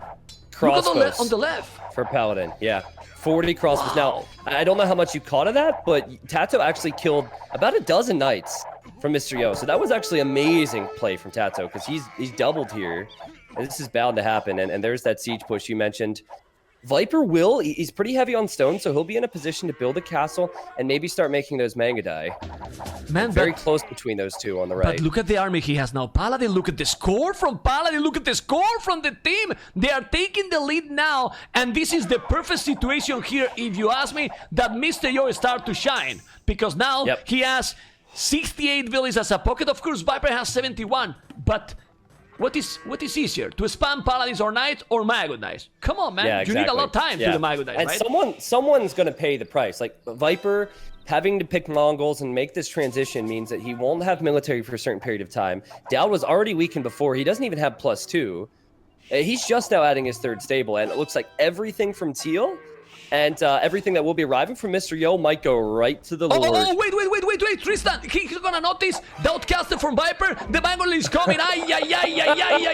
He's gonna be an outcaster from Viper. I can't believe that's happening, but it's happening. Tristan, what is this? It's even worse for Viper now because he can't make any Mangudai. Not that would have even helped. I'd love to see Mr. Yo send all those Knights either to Viper or to Dowd. He needs to accompany Paladin and take out Dowd's stables, take out Dowd's TCs. Tato's sending this lonely Mangonel over and his crossbows. He's trying his best to get something to save Dowd. Man, look at Dowd. It's so much from YinYang. It's way too much. Secret cannot deal with this. What is this performance, man? I mean, what is this performance in Arabia? Because if you ask me, we were talking about their strategies in other maps, but how they are playing this game, I don't know if they are going to win or not, but the performance here for the Chinese is incredible. I mean, Viper can't take his main gold. He can't complete that castle. And still, Paladin can take a really good fight at Dowd's base. So it's looking more and more likely like YinYang will win game 1.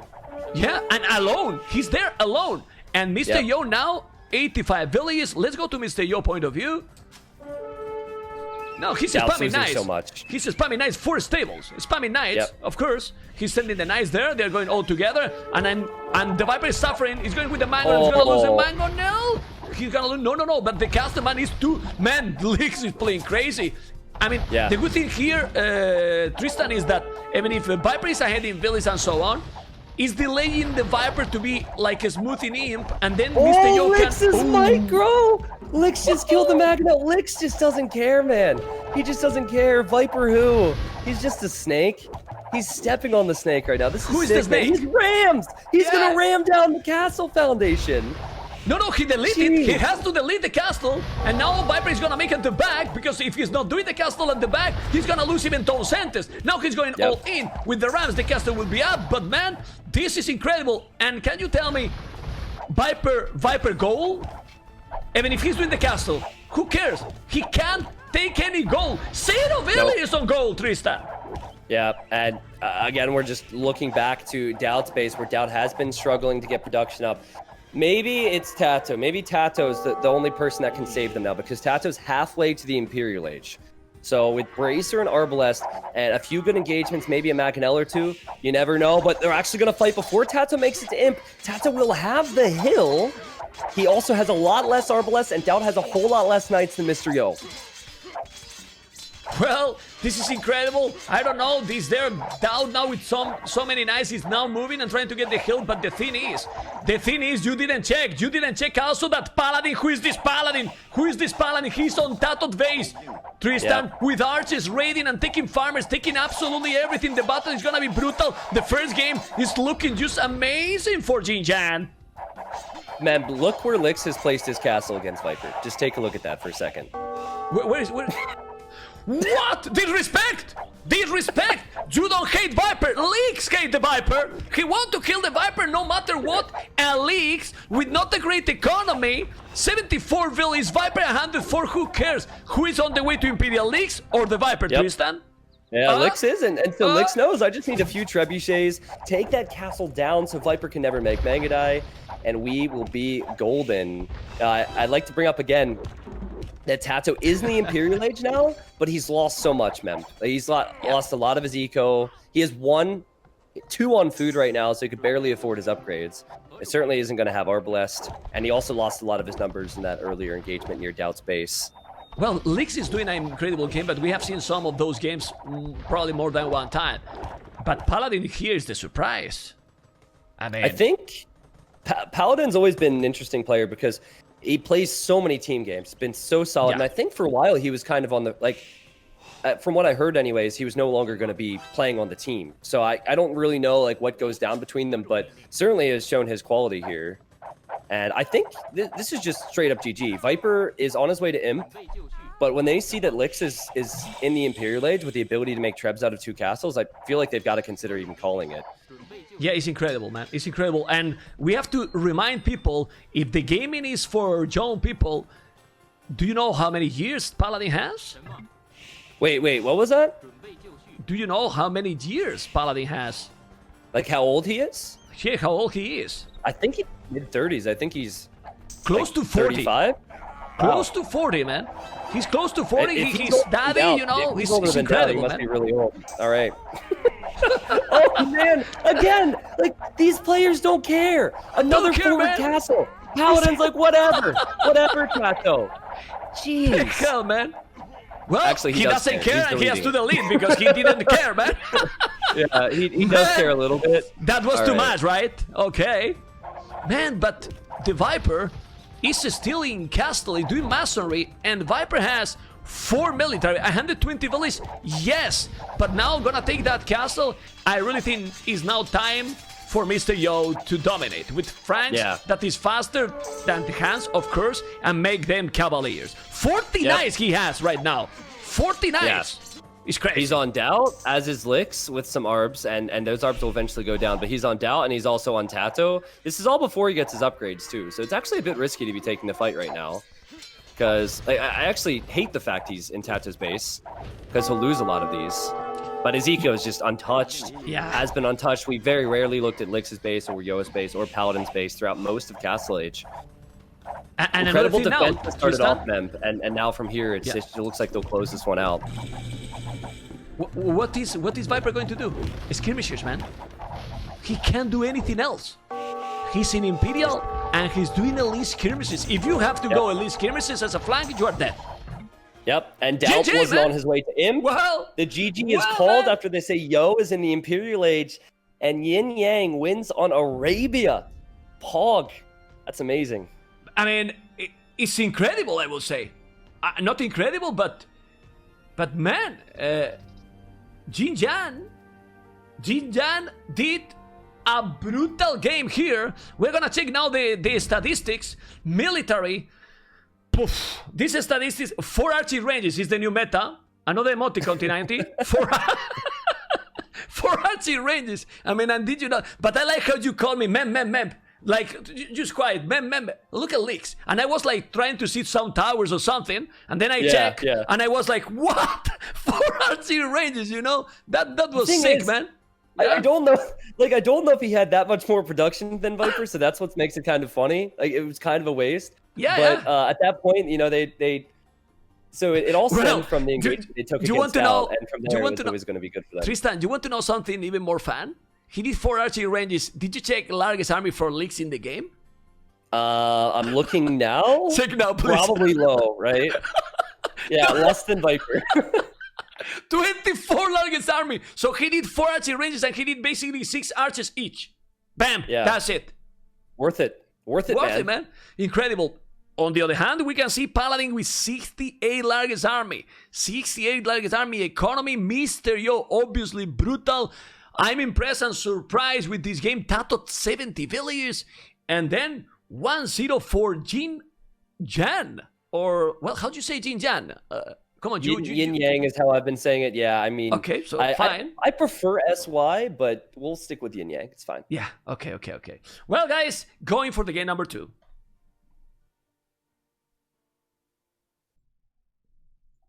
Forget about that, but now game number 2 is starting. It is starting, and we're going to jump into game number 2 that is getting even more interesting than we expected.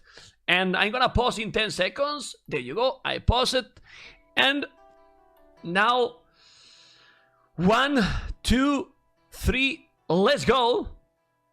All right, man. Let's do it. Do you mind if I start this off? Is that cool? What?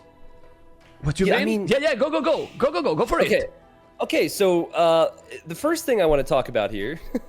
So Viper, who was flank in game 1, is now the pocket, right? So known as the best player in the world, Viper has now shifted to pocket. Doubt is on the left of their team. He's flank. And then Tato is still the other flank, which is no surprise. Viper's also Lithuanians. And you'll notice he already has a villager in the middle building a dock. So he's going for the straggler tree approach. You have all that starting food with Lithuanians, so send less on food at the start, send more to wood, and then you later gain an advantage with the food with the fishing ships. So that's been pretty common on this map. But Mr. Yo, he's done a similar thing with Persian's map. So he also already has a villager there, and also will be making a fishing ship to start. Honestly, I prefer Mr. Yo start. Persians is, in my opinion, better. And like we saw in the previous game with Lithuanians, if you can afford it with the Lumbercamp, I'm surprised that Viper is not doing the start that the Max did, which was excellent and super smooth. Yeah, with the Lumbercamp. We'll see. I think with Viper's approach, he's going to get 2 fishing ships. Then he'll need to build a Lumbercamp, and he won't be able to make a 3rd. Something along those lines. Yeah. Yeah, but also you have to remember Mr. Yo. Like Mr. Yo at this point, he needs to get a Lumbercamp himself. So you don't have to build the starting houses in this. So I think it's going to end up being pretty even.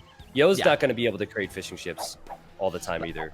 And now we need to point here or to notice if it's going to be another player from Secret or another player from China to water, because we saw that too. Yeah, it's kind of crucial.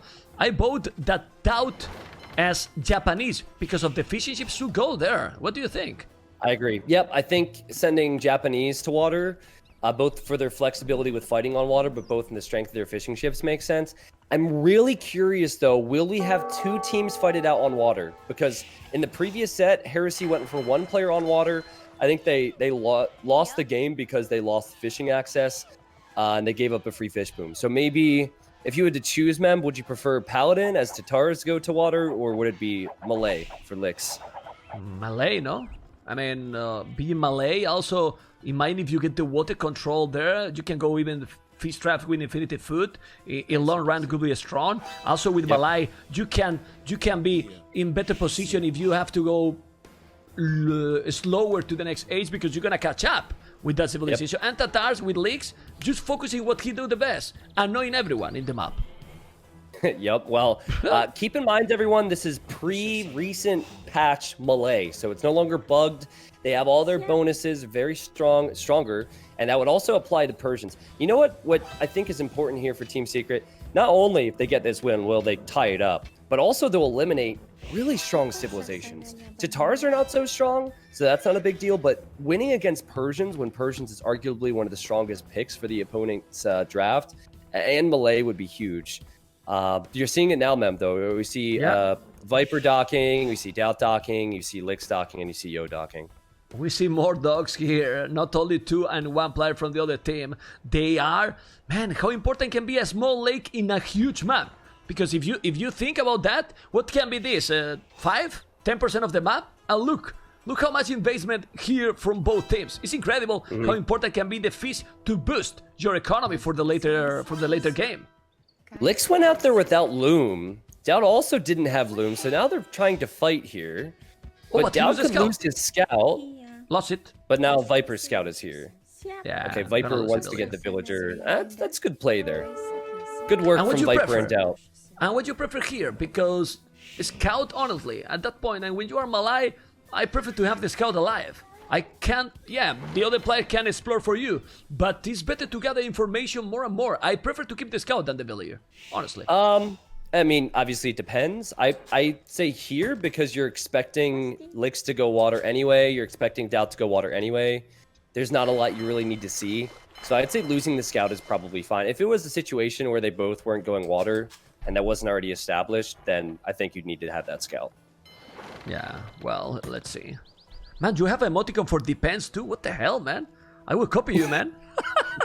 I'm just checking because I see a D. Man. Yeah, man, I see a D capital letter like this all the time. What the hell, man? Depends too? Okay. I see that you get a lot of times question. It's probably Dave. He's asking you something, he asks to you, and he says depends all the time. You have to tell me about that.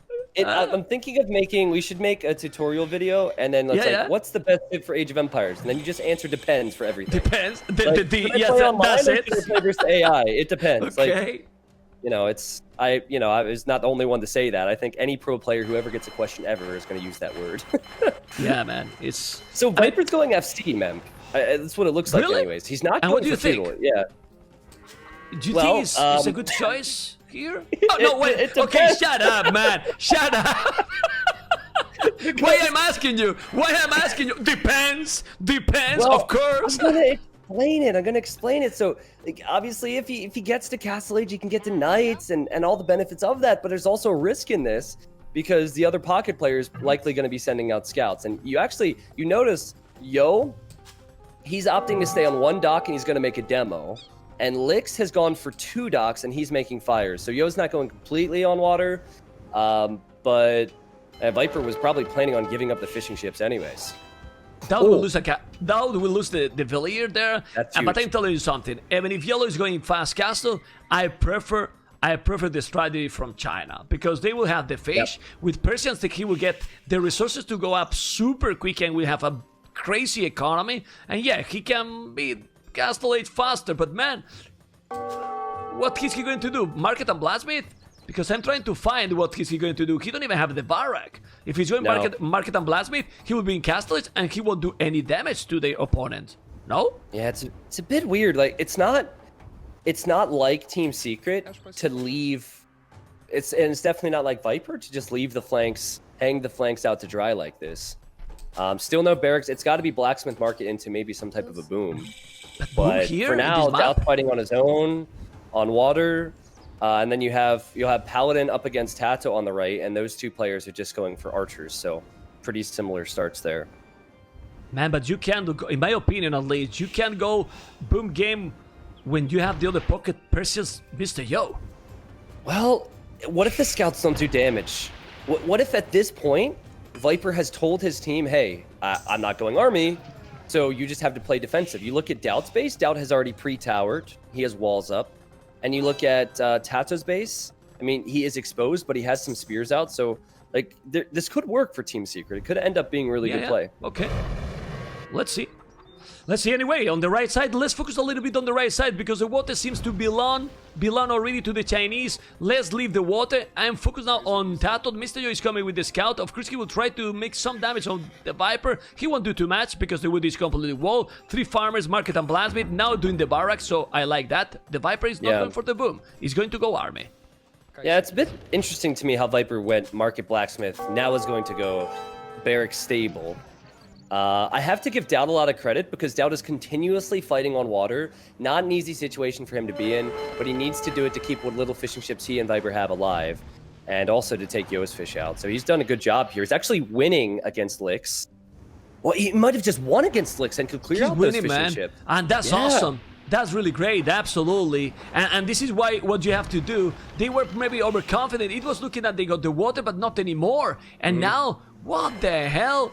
Dowd and now Yo can't do any damage with his scouts. Like, he's at Viper's base, and I think he's just signaled to say, hey, Viper's walled. Paladin, send me your archers. But Tato, he knows that he won't be pressured on the right side because of the walls and the outposts and the tower. He's almost expecting this, so he's sending some support over to Viper. I think the greed, I mean, I'm still curious to see how it pays off, but as Viper hits Castle Age now, I think the greed has kind of worked so far. It seems so. It seems so. You're right. But now, well, some archers coming. Those archers won't do too much damage anymore. Why? Because Viper is in Castle, and if he's doing some knights, he will deal properly against with that. And Tato got a lot of military there. You can see Tato 16 army, Paladin 14. Oh wow! And of course, without the middle 10 Persians is okay. But he's in feudalism still, so yeah, look at Tato's woodline, right? So Paladin's thinking, oh, I got him. I'm going to kill all of his villagers. Tato knew this was coming because he researched Town Watch. He'll run back and forth with his vills, and his army arrives. Again, like, so important for Tato to have been alert there. It will kind of suck for Viper if these archers make it to his base. But Viper already has a TC on his woodline, man. So 2 TCs for Viper. And Dowd is... It looks like he might have just lost control of water, but at least there's not a lot of fishing ships for China. And those archers disappear. I like that you mentioned Tone Watch because there is many upgrades, many things to take in consideration in this game. But Tone Watch is probably an underrated upgrade, and in this kind of open maps, it really helps. Being said that, stable, second tone center, the middle belongs to Dowd, but now I like what Lix is doing as well. Going back and trying to get the water again, so no advantage at all on water. That's good. But then Perseus is behind Tristan. What he should do now, Mr. Yo, he's on the way to Castle Age. Yeah, I'm a bit torn on this one because Viper does not have the resources. He doesn't have the farm income to boom and make knights. Whereas because Yo farms so heavily, when he makes it to Castle Age, he can actually afford to make knights, and he's adding a second stable. So I think Yo probably should go 2 stable knights. However, Viper. Oh, he had such a big opportunity there. He spotted, or he ran past Paladin's army. I think Paladin needs to go back. And Viper and Tato are about to hit Paladin's gold right now, Mem. He's got the wall there, and I don't know. I'm going to his point of view. Paladin, he does have a stone to make another tower. Will be really great there, but still his wall. The good thing with the goal here in this map, Tristan, is that it's super close to the TC. You see, and with the walls he did, he's perfect defended, man. Actually, he's really great defended, and then really there's a tower in the wood. Yeah. It's it won't work when Tato's in Castle Age as well, but this is still quite good. And Yo will now be making Persian Knights soon, so it's a fairly close game. We've had different strategies. We could see the pros and cons of it. I think Viper's going to take some time to really boom into the game. It's funny to me how both Dow and Lix just continue to fight on water. There's so much fish out there, but no one's been able to take advantage of it. Yeah, there's no fish anymore. Only the fish, no fishing ships. Yeah, exactly. You're crazy. Okay, and Castle is for Paladin.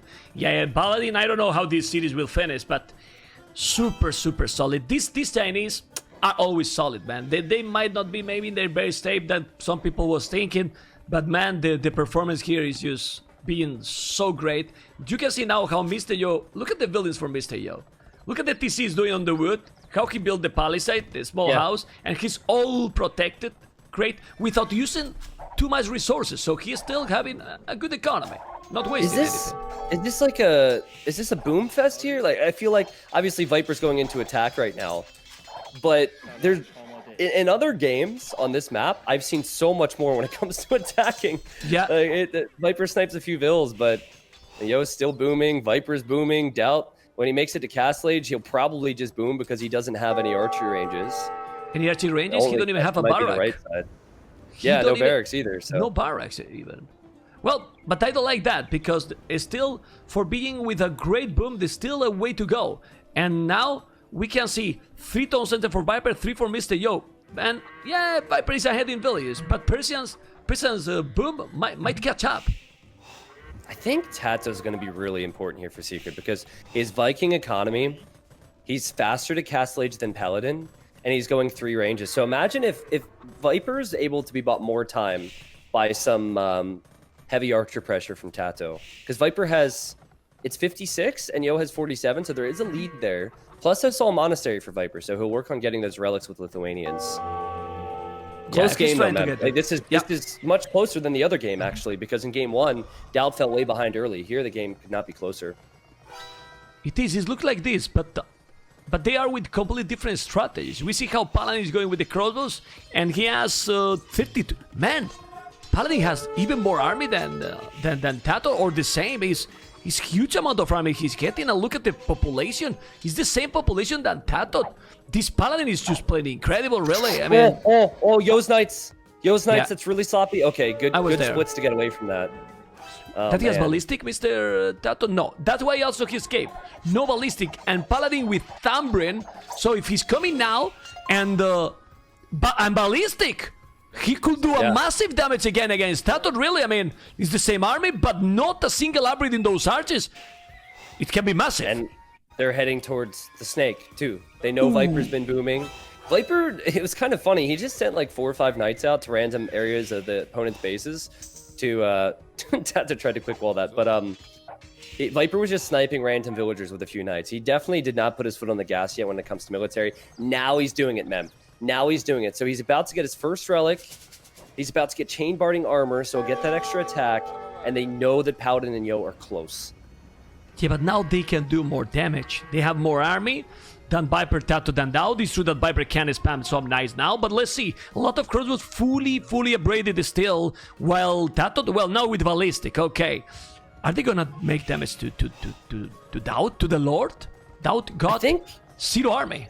I think there's a concern here that the Chinese players will be too far away from their own bases. Like, if Yo wants to reinforce, he's to run across the whole map and around the pond. And that's the same for Paladin. So, like, Viper, he's been pretty confident sitting back and booming. has the eco lead, and now is getting some relics and will get extra attack and has 4 stables to produce knights. So as Tato comes over, I think Yo and Paladin have to sense this and make sure that they don't lose their mass, or at least get really good value if they do take a fight. Check the village numbers now for Mr. Yo, thanks to Percy. Doubt just rang the bell. Doubt ring a bell. Route. Oh man, Billy is down. He's starting to kill Billy. He's killing and raiding. This is not looking good. And Mr. Yo, Tristan, before he ring the bell, Mr. Yo is already with 73 Billys as well. Oh, getting closer and closer. Next to the TC of Viper, Yo just ran right through. Tato had crossbows there, so that hurts for Yo. But here comes Viper, but Viper doesn't have enough to save Doubt yet. At least I don't. What do you think? The hill. The hill? I think with the hill they could actually do it. No, man, the crossbows are siege honors. I'm telling you, siege honors are the crossbows, Tristan. He killed everything. He's taking all the knights from Viper. What the hell? Siege honors, man. Okay. Yeah, Viper lacking the numbers there. Also, I think didn't take the best fight because he was distracted by Yo, who just ran through, sniped some villagers, and now will run away. And still Tato, like what has Tato done offensively? Please, Tristan. Sorry. Check blue. Yeah? What he's going? He's going to the Imperial Age. Imperial Age 30 minutes with Malai, and now he will have Arbalest while Doubt has 7 military. Oh, man, the fact that Tato hasn't been able to go forward, the fact that Team Secret hasn't been able to arrive to YinYang's base is really surprising to me, because I thought like Tato would have the initiative. That has not been the case. Another game where Team YinYang is dictating the pace of everything here. Well, and we have one really good thing going to the old patch. Malai, it's so different civilization, and we can use it because we went back. Sadly, in the patch was broken, and this Malai bring a lot of possibilities in many of the maps. Yeah, if you go fast imp like this, though, you are investing a lot of resources into Imperial, and if Doubt sees that, Doubt will likely castle the front of his base. Obviously, it's Doubt, so there's a bit of concern. Will he get the castle up? But if he gets a castle up, there will be no castle for Lix to make trebs. So it is possible that Secret could hold on. A big fight to the right of Viper's base. And still Viper and Tato seem to have enough to hold. But it's just the fact that China keeps spamming units and arriving to Team Secret. Team Secret hasn't had a counterattack in a long time. It's just crazy. I mean, it's another crazy performance and crazy strategies. And he's with Malai with only 2 tone centers, 58 villages, which is ridiculous. Doubt got 92. But what Doubt can do now with 92 villages? Well, he's doing a castle. He's doing a castle, but the archers are there with +3. No Arbalest. He don't even have economy, Tristan, to make the Arbalest yet, you know? But that castle will have a lot. I'm looking at the Vil count, and Lix is 60. Doubt has 96. So with the castle there and now Elite Skirm defense, if they hold from this and Doubt gets to imp, he should have a much better position. And now I see Viper, who is about to get his 2nd relic. He will take a good engagement against Yo's Knights again. Just feels like that economy is going to kick in at some point for Viper, Doubt, and Tato. They've got to have a pushback soon. Yeah, and what Lix will do now? Because Lix, that has not a lot of population, he's in Imperial, is still no Arbalest, will have now Arbalest and Chemistry, should keep trying to raid Purple, or should try to raid a little bit the Viper. And Mr. Yo, Viper, Imperial Age. Yeah, so Viper, is he on his way? For some reason, no, Viper hasn't clicked, but he has so many more Knights, and Tato's about to hit him, and Paladin hasn't clicked yet. Like, this is the pushback, man. Doubt's held, Doubt is defending, he'll soon click up to Imp, the fast Imp from Lix has done nothing, and we'll have a big wave of red and yellow going to the right side soon, I feel. Well, let's see. Let's see what is going to happen. I think if Yo's able to get a jump start to Cavalier and Paladin, though, Viper could be in real trouble. And these Persians Paladins, also those Persians Paladins do the damage more and more against the range units, +2 extra. It's true that now Viper is up, Doubt is up too, and the Arbalest should now do some damage. It's true that there is some good amount of Knights +2, but those are Arbalest, man. +3 with Chemistry 2, get all together, and let's see if he's gonna make the damage. The game is still extremely close. And look at now the Knights. You don't want to lose the Knights before you reach Imp, and that's why Viper is dancing and go away. But then, economy, go and attack. Yeah, I think at this point, you mentioned it a few moments ago, maybe you do send this wave of Arbs and Knights into hit Viper, slow him down a little bit more, and this gives Yo some time to breathe. Yo's actually sending a group of Knights to the right of Viper stables. Again, back to raid the Viper. This is good work from YinYang, and Tato still hasn't been able to push forward. He's thinking about it, though. Big siege push coming for him on that right side. But look on the left, This is important. Now with the Knights, he's trying to kill Purple. He's coming with the Knights. The Viper need to go back a little bit. Leaks need to micro a little bit better. I don't know if he has a node army. Mr. Yo here, I think he does have a node army, even if he's +4. Now coming with the Cavaliers, and at the end, the Imperial upgrades are working. Look at the score. He's switching all the time, Tristan. Yeah, this is a close game. Doubt needs to be careful on the left side now as Lix comes in with Arbs. Still remembering, Lix Zico, 71 vills. Doubt the Boomer has 116. So Doubt should have more eco to continue to fight this. And I felt like that was a pretty reasonable fight for Viper to take, considering he was against Cavalier. He will have his own Cavalier upgrade coming in, and he's still, with 2 relics as Lithuanians, is going to get that +2 attack on top of everything. Yeah, well, the Knights were +3. The Knights for the Viper has already +4 already with the relics, so it's gonna be like +6 as well. It didn't make so much damage leaks, and Paladin now will have a big problem against Tato, because finally Tato got 67 army. Crazy. Yeah, the Vikings 67 against 15. Yeah, and Tato will have like siege ram. Sorry, he doesn't have siege ram, but he has capped rams already here. Yeah, but he will try. He will try. Obviously, he will try. He doesn't have the economy. He's trying to push. He need to go back a little bit. Paladin is in Imperial 2. Well, he's doing skirmishes. What he wants, Tristan, is to wait Mr. Yo. And the thing here is, Mr. Yo is doing Paladin upgrade already. Those Paladins, if he's able to mass an oath, can really do a lot, and he's starting to have a lot of them. Viper, only 15 army. Mr. Yo, 31, more than double. Oh, wow. I wonder, this will be an interesting fight, right? Because Viper hasn't clicked Paladin yet, but he will also he's going to take an engagement before Mr. Yo will, and Paladin's position seems to be quite bad. So here comes Yo. It's so confusing to say Paladin when we have a player who's named Paladin, isn't it? But it's true. Yo, before Paladin comes in. Is this good or bad?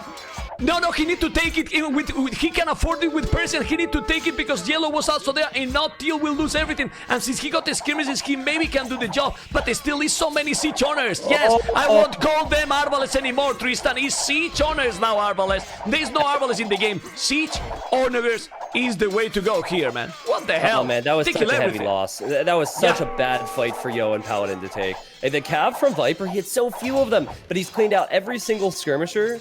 Paladin has 106 population. The weakest population for Team Secret is Tato, and he's at 140. And he has, what is it? How many siege onagers does he have? 50. So he has 50 siege onagers on the right side. Yeah, man, it's just crazy. It's just crazy. Well, okay, let's see if with Paladins from Mr. Yo, the score from Mr. Yo is still pretty scary. And on the right side, also Blue holding against 2 players, but Doubt now got a brutal population, the highest in the game. 63 army as well, 180 population. And, but now the army from Tato, the Tristan disappear completely. Look at the difference being Paladins, huh? Crazy. He's cleaning up. Whoa! This might give Paladin some time to make Cav Archers now. And I think a really important thing here is that Mr. Yo and Paladin lock down this right corner. Like, they get walls up, a castle there, because they're going to need that corner for some trade. Remember, Doubt has the left side secured. So I think the immediate reaction from Yo and Paladin is to lock down that corner in some way. And I just saw a signal from Yo as if to say, make markets there. I love the push from Doubt. We haven't talked about it a lot because of the big fights on the other side. But Doubt, he held against Lix. He boomed, and Lix's fast imp did very little in this game. He's actually trebbing a house that Doubt built and an outpost to the left of that TC. Like, that's what things have amounted to. Tristan, the problem is that the score from Mr. Yo is that ahead for a reason. He is all over the map, and now with the Paladins on the left, it's also going to help a lot to Blue to hold that hill. And if he's holding that hill, they still have completely safe map and 50%. Now is the Paladin upgrade for the Viper. He is 2,500 score behind. It's gonna get hit. He's gonna hit bad too. Yo is in the back of Viper's eco. This is hitting farms. This is hitting gold. That's jackpot right there, man. That's a great spot. Viper will have the stronger paladins, but he's lacking the numbers. Yo, 60? Is that number even real? 60 paladins? 60 paladins triple the military than the Viper. Viper Oh, will and be Down plus has a 6. lot of skirms, man. He has a lot of skirms on the left. He's so losing most all. of his military will die for him then. Wow. He's Jeez. losing everything, man. He's losing everything all over. Who is this Mr. Yo? I mean, this Mr. Yo is playing just insane because now we cannot talk about the strategy from Paladin, from Leagues. Doesn't matter. Persians and Mr. Yo combined are being a deadly combo, and we are getting closer to. Well, the score is still close, but the military numbers here from Mr. Yo is insane. Tato has military, he just can't find a spot to engage. Still really curious to see how this goes, because Paladin has now castled that right corner, so the trade will begin for Team China. Trade has not yet begun for Team Secret. The Viper's Paladin upgrade completes. He does still have 145 villagers. He lost a lot, but he's been producing as he loses them. And 59 farmers for Viper, 42 on gold. It seems like he has the resources to get the production out, and he just can't catch up to Yo, because Yo is spamming so quickly. This is incredible, and they are setting up the trade. And they are setting up the trade. Well, I don't see that Secret can setting up the trade. Now Malai, look at the score switching again. Malai Leaks has been holding Leaks against 2 players for a while. Now he's getting the help, and Leaks is playing an amazing series here again. I don't know, man. It's just brutal. I'm impressed, honestly. Game. Yeah. Okay, Yo, if you look to the right of the pond, Yo needs that gold, and he doesn't realize that he's about to lose 20 villagers on that gold. Yeah. So that will hurt him badly. That's not the first time I've seen Tato and Viper there. And also, Viper has a large mass of paladins on the left. Now, these are stronger paladins. They have +2 more attack. It's still more about numbers than anything, but with Dowd having halberdiers there, maybe Secret stabilize on this side. Gonna be sick. Now the Viper is playing his best. 200 population for the Viper. 150 only for Mr. Yo. Now they need the trade. A lot of army, but Viper is sending +6 paladins so long. But you know what I feel? That too many skirmishes from Dowd, right? I mean, Arbalists are much better in this situation. So many skirmishes, and the Arbalists are doing a massive damage to the Viper paladins. Look at Viper paladins disappear. That's a big difference. Now Viper has a lot of production. He's a bit closer than Yo. And Tato is going to clean up that castle on the right side at this rate. So Yo needs to be over here. This is where the trade is, Mem. The trade might not really have begun yet for Team Secret. But the corners are more secure. Yeah, but Tristan, Cavarches from Paladin, +7 armor. I mean, they have all the upgrades. He's going to make even another castle, I think. Oh, wait, with those Cavarches. He can hold with those Cavarches. I don't know if you agree, but those Cavarches at least give time to Mr. Yo to join with some Paladins. Yeah, exactly. You've got to do that. It's just worrying that the castle will go down. I see Tato sending Vils to wall that trade. That will obviously get mopped up. But Viper and Dowd have completely cleaned the left side. And Dowd's mixing in more arbs with halberdiers. And it might even follow this up with some trebs. I'm looking at the pops, and population for Viper is 200. It is an amazing population right now. Incredible now. With +6, he got 2 relics, no trade. He managed to gather crazy amount of gold. He has 1 gold in the corner. Look at that gold safe completely in the corner at 6 o'clock. Crazy. And Tato's Vils trying to stonewall. He's trying to get as many walls up on this trade as possible. I love it. Oh, look at Viper's raid! He's gonna hit Yo's villagers on gold and Lix's villagers on gold with those paladins. All while Dowd is building up on that hill again, Memp. Yeah, but there's one thing. The Viper need to kill now. Because I'm seeking the trade. And they have 0 trade, Secret. While YinYang 30 trade cut already. Do they really have 30? That's a lot. Okay. Yeah, the team. But 20 Viper and 10 the other players. So it doesn't feel like that right now. That's the crazy thing. Viper has how many paladins does this guy have? A lot, He's 57 paladins, and they're the stronger paladins. It doesn't like. I feel like now that I look at the fact that they're producing trade cards, I would prefer Secret's position. Yeah, for sure. Yeah, but you're those right. archers, It's got to be a sense of urgency there to take out the trade maybe, and they're back to that right corner. This has just been a thorn in Paladin's side. Tato will not go away here. okay, the Paladins are going. The Paladins are going to the trade. I don't know if they're going to be able to stop that. It's true that now Mr. Joe is gathering 44. The Viper has 72 Paladins plus 6. They were looking for a 2-0, and Viper thought, this cannot happen again. This cannot happen look again. Paladins and, like, Yo's eco is just getting thrashed, man. And the stupid thing is, Viper still has the res to produce more. And I think he might even be sending resources to Doubt or Tato soon. That's how strong this eco is. Yeah, crazy Beautiful. stuff. People is asking, I was telling to T90, your voice is dying. Yes, it is. It's super hot here in Spain. I have air condition and it's basically killing my face and affects to my voice too. So yeah, man, No worries, my voice man. is just You're going cuckoo. You're killing it. It's fine. But you know what else is dying? Beautiful segue. The trade, or at least the trade corner. You look at all those trade carts. They're all stuck in the corner now for Team China.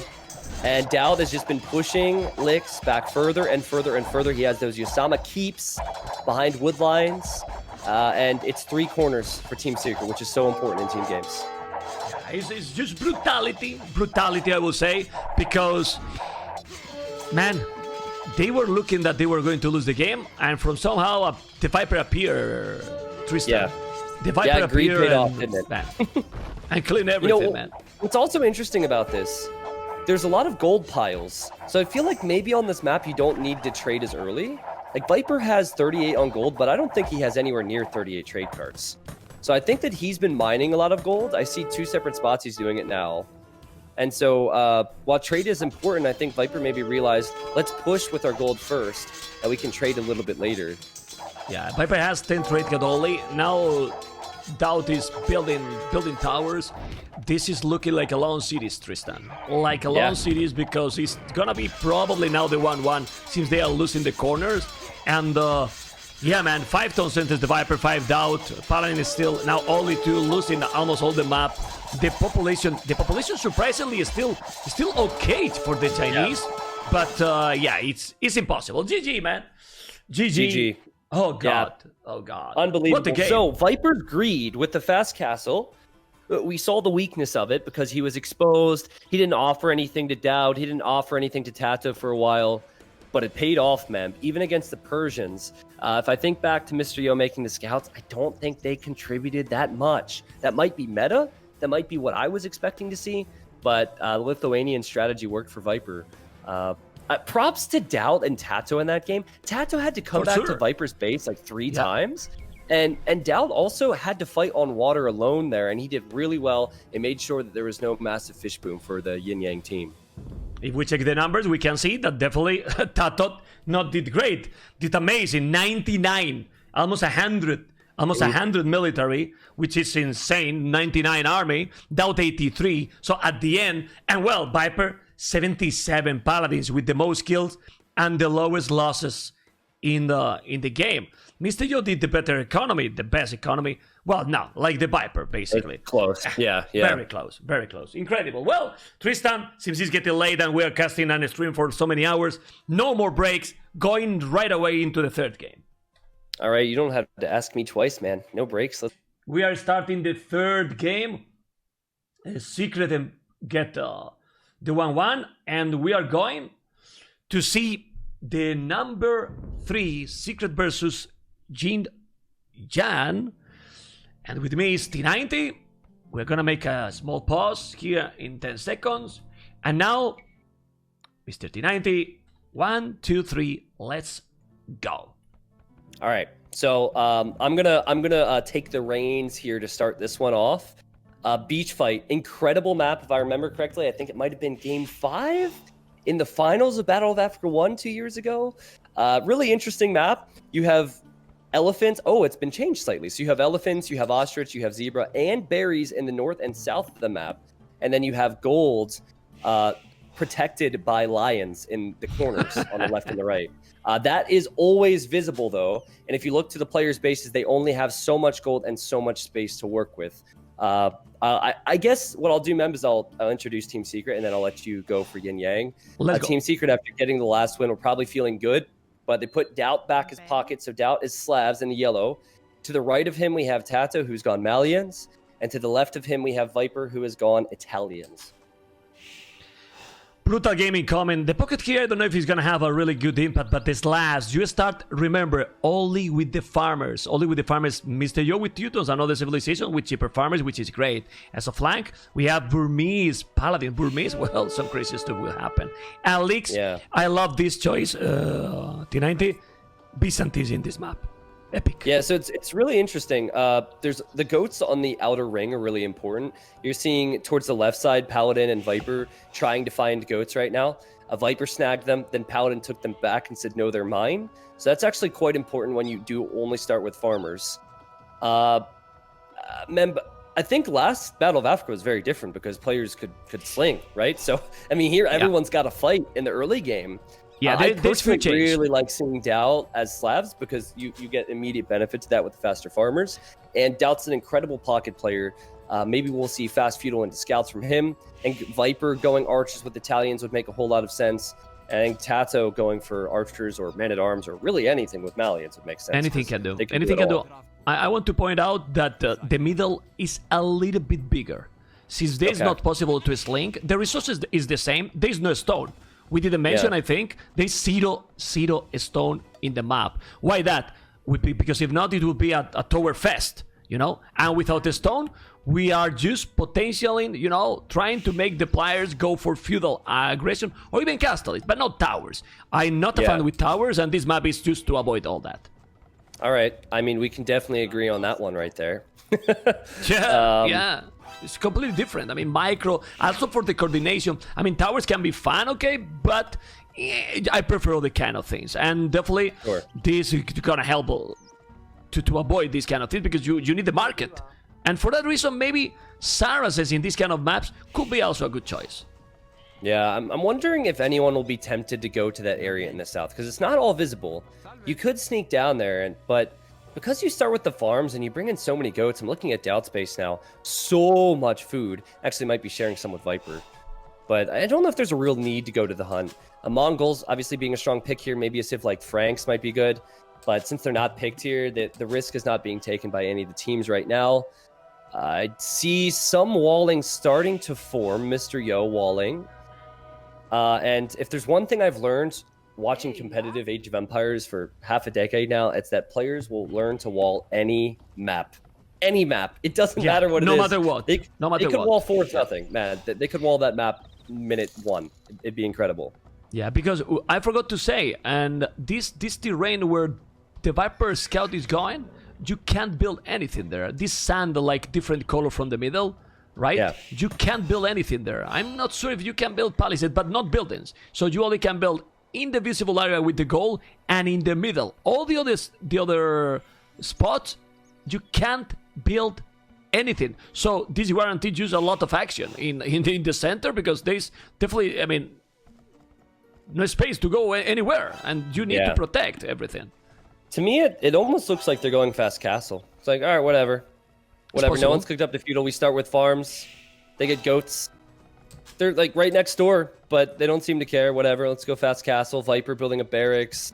Still hasn't clicked up to feudal age. Oh, there he goes. He will be on his way. Doubt.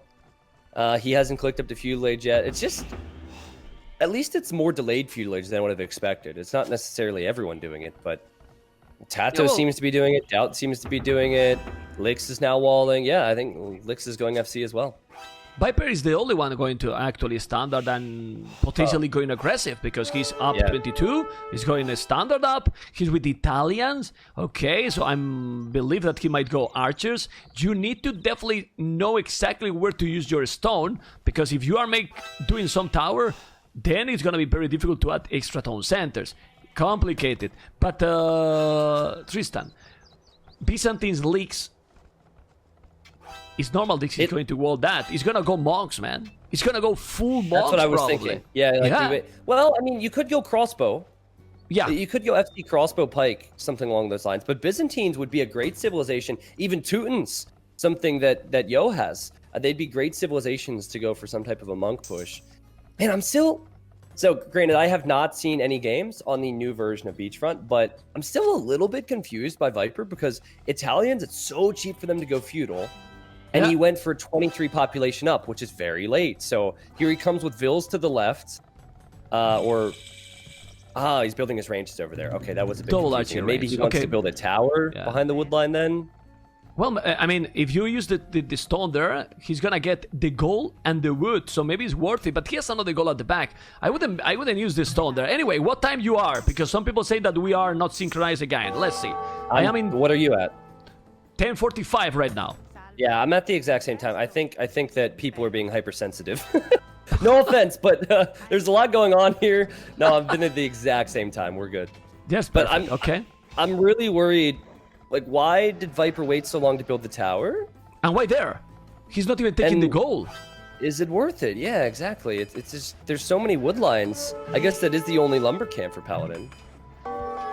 Well, Viper sees the bill. He goes in after it. I don't think he can get that villager yet, Memb, and so far pretty passive except for that left side. Yeah, well, the only good thing is if he could deny that blast beat, but it's not gonna happen. And then, oh my god. But Burmese, since here's no stone, are both flanks going to go? No. One is gonna go monks, and that's gonna be blue.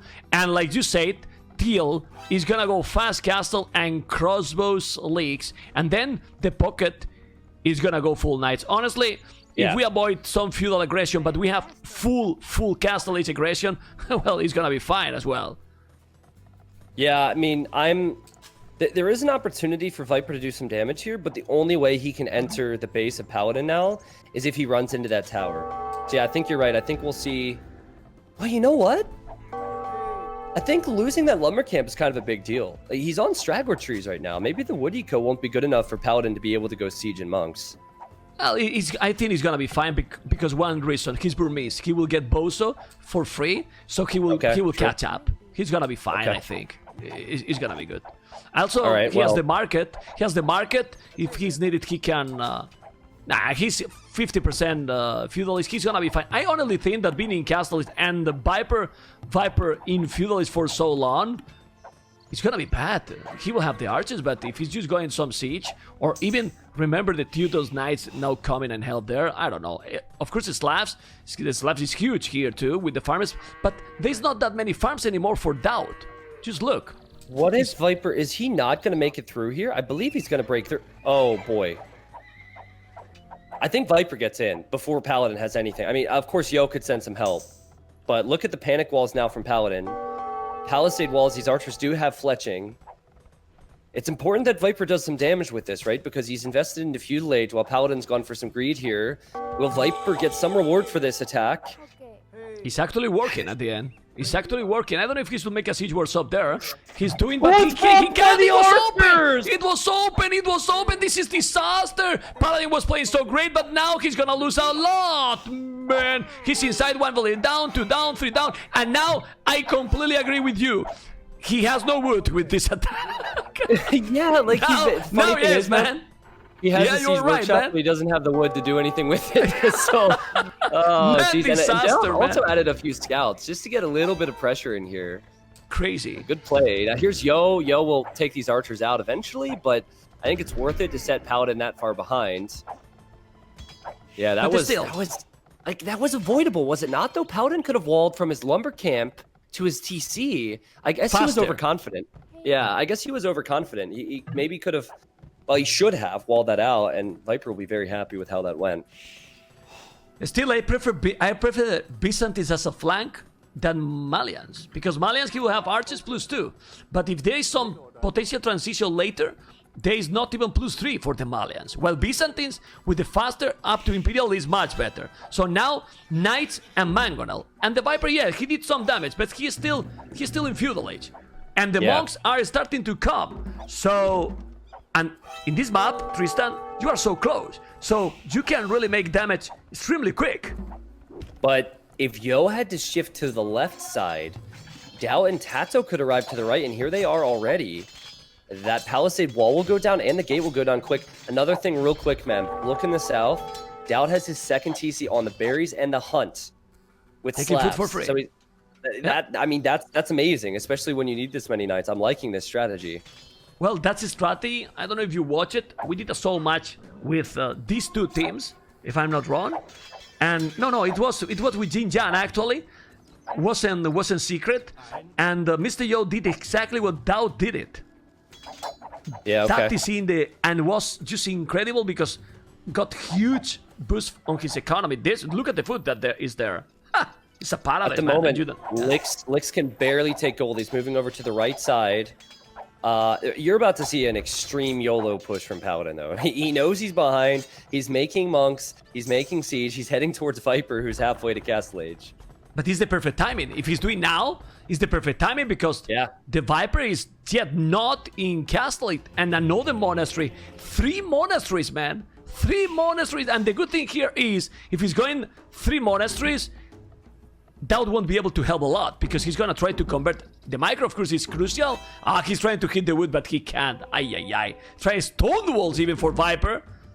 That's Viper's turned the wall too late, apparently, because if he expected this and felt he needed stone walls, he probably should have done that a couple moments ago, because that house is gonna melt.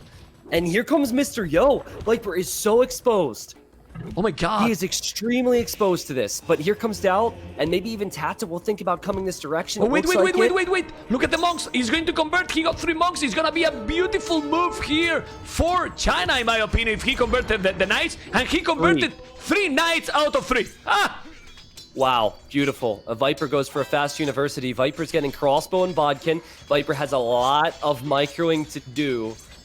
Oh man, but now at the same time, don't forget about Tato. Yeah, where is Tato? He's on the other side of this, so they might is try coming, and but be careful, Tristan, because if he's doing some good mind on a shot, now the army is better for them. And what is this? That now leaks. Check his economy. He's Byzantine, remember. Check his economy. There's too many things to look at right now, man. Viper kills 2 monks. This is the most dangerous sandwich ever. Dowd comes back. They take out the 1 Mangonel from Paladin before Paladin gets a shot off. A conversion comes in for Paladin, but Viper takes out another monk. Meanwhile, the rest of Tata's army just gets shredded. My goodness. Completely killed. Look at the Mangonel. Look at the Mangonel. Oh, dancing. Good micro here by Viper. Not anymore. Good shot. Good shot, and another one. Well, he's gonna...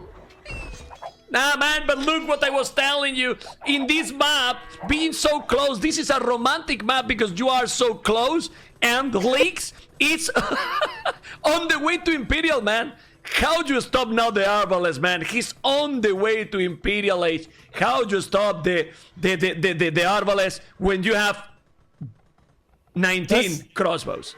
So, do you remember the previous game, though? Lix went up fast imp, and he didn't have eco to do anything with it. He has 12 farmers. So, but the different map. That's a weak archery range. If Viper, Doubt, and Tato all converge right now, can they do damage against him before the faster Imperial matters? But this is a completely different situation. The map is so small. In the other one, they were moving, they were getting a great economy, but now Doubt, the biggest boomer, has 60 villages, you know? So the others are with 40 villages as well. I don't know. Let's see, because they are attacking now Mr. Yo.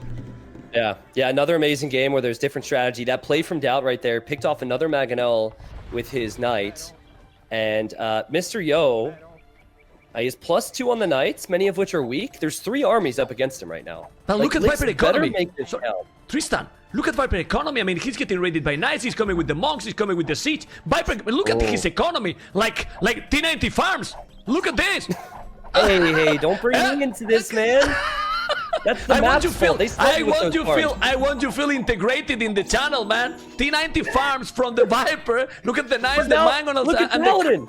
Look at this. It's a base trade. Look at Paladin. Yo might be in trouble. Actually, Lix is here to help. Wait, Lix, don't lose your army yet. Wait for Bracer. No, wait. Exactly.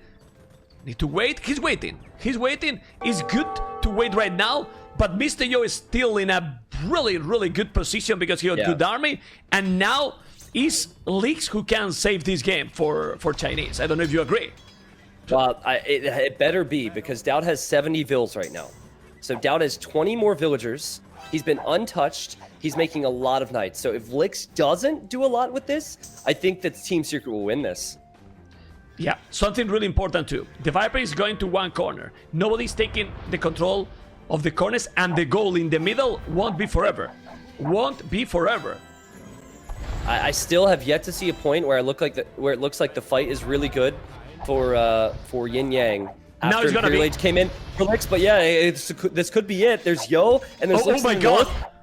Viper, and the Mangoes sees a lot of action. Look at the Mangoes, look at the Knights, he's gonna clean. The Arbalists are now there. This can change completely the game. They are trying to protect the Mangoes and the Monks. Tristan, this is the fight of the game. What is this micro from Secret? How are they still alive right now? This is one of the craziest attempts to take a fight I've ever seen, man. Like, that was so ridiculous that they would even think about running up that hill. Mr. Yo remains with a lot of Knights behind this. Doubt's coming in with units. Tato's coming in with units. There's 16 Arbalests. That's it. 16 Arbalests for Licks. And meanwhile, Licks is getting Maganel pushed by Tato on the right.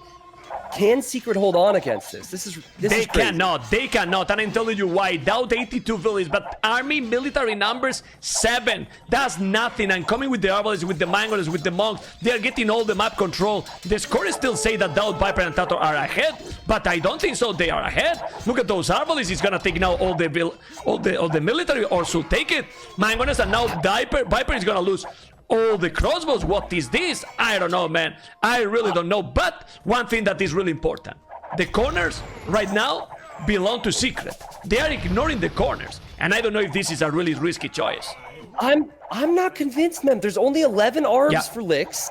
He's losing ranges, and so like no. Obviously, he's gonna have more arbs on the right side. Licks got 27. He got more than that. It's Mr. Yo with 12, Paladin with 8. Yeah, but I mean on that left side at the moment, man. Okay. I'm like, I would hate to be Viper at the moment, but it's a ticking time bomb here. You're going to run out of gold if you're Licks, Yo, and Paladin. So if you don't continue to push this, the other team has the corners, and you don't really have an army that can take them out of the corners. So they have to kill somebody, and they've got to kill Viper. They need to kill it, but the problem is Doubt, it's... Oh my god, yeah. But Doubt is in the foot in the south. He's still not in the corner. That can be a problem. Now but he's still with Grace economy. Look at the economy for Viper. Tat is in a really rough position. He wanted to save this army on the right, but he knows if he tries to save it, he'll let Yo and Licks into his base, so he has to sacrifice 20 units. Now he's killing everything there. He's killing everything there. If he's taking the Mangonel now, Tato got nothing there. He's gonna kill out the Mangonel shot, but Doubt managed to go up to Imperial Age. They've held. Like, against all odds, they've held. And if Doubt can afford to get armor and cav, I think Team Secret can somehow do it. Viper has 2 town centers, but they're barely working as he abandons the middle. This is a ridiculous game. Like, for both teams, great strategy, but the fact that Team Secret's alive, they should have died a long time ago. This is unbelievable. So. Yeah.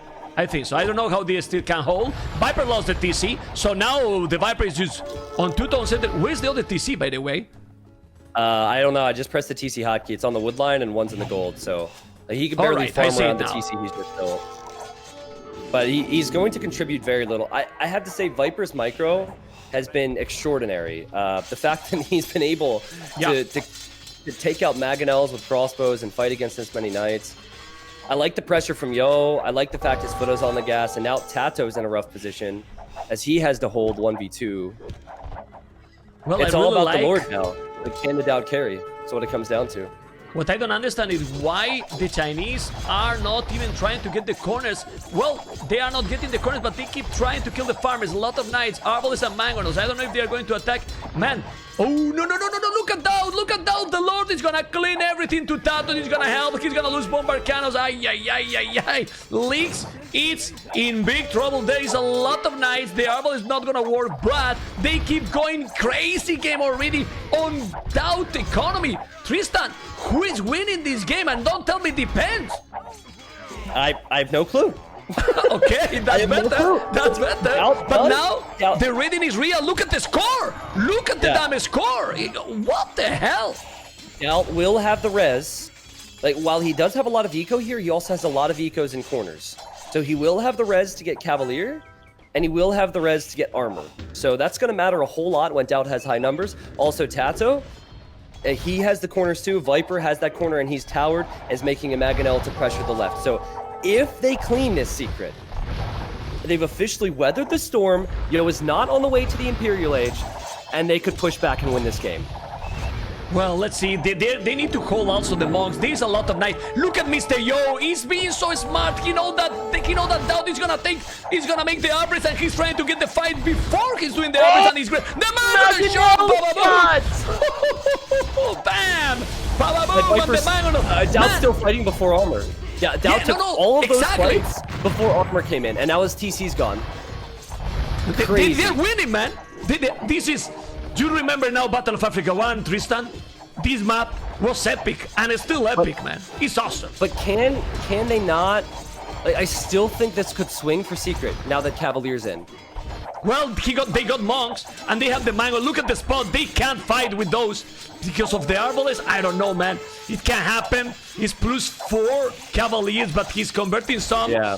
I don't know what's happening here. A lot of arms from Lix have just arrived to Tato's base. And Tato's trying to build a guard tower. They are losing all, and another Mangonel. And out now, 90 population. 90 population. Incredible game. Wow.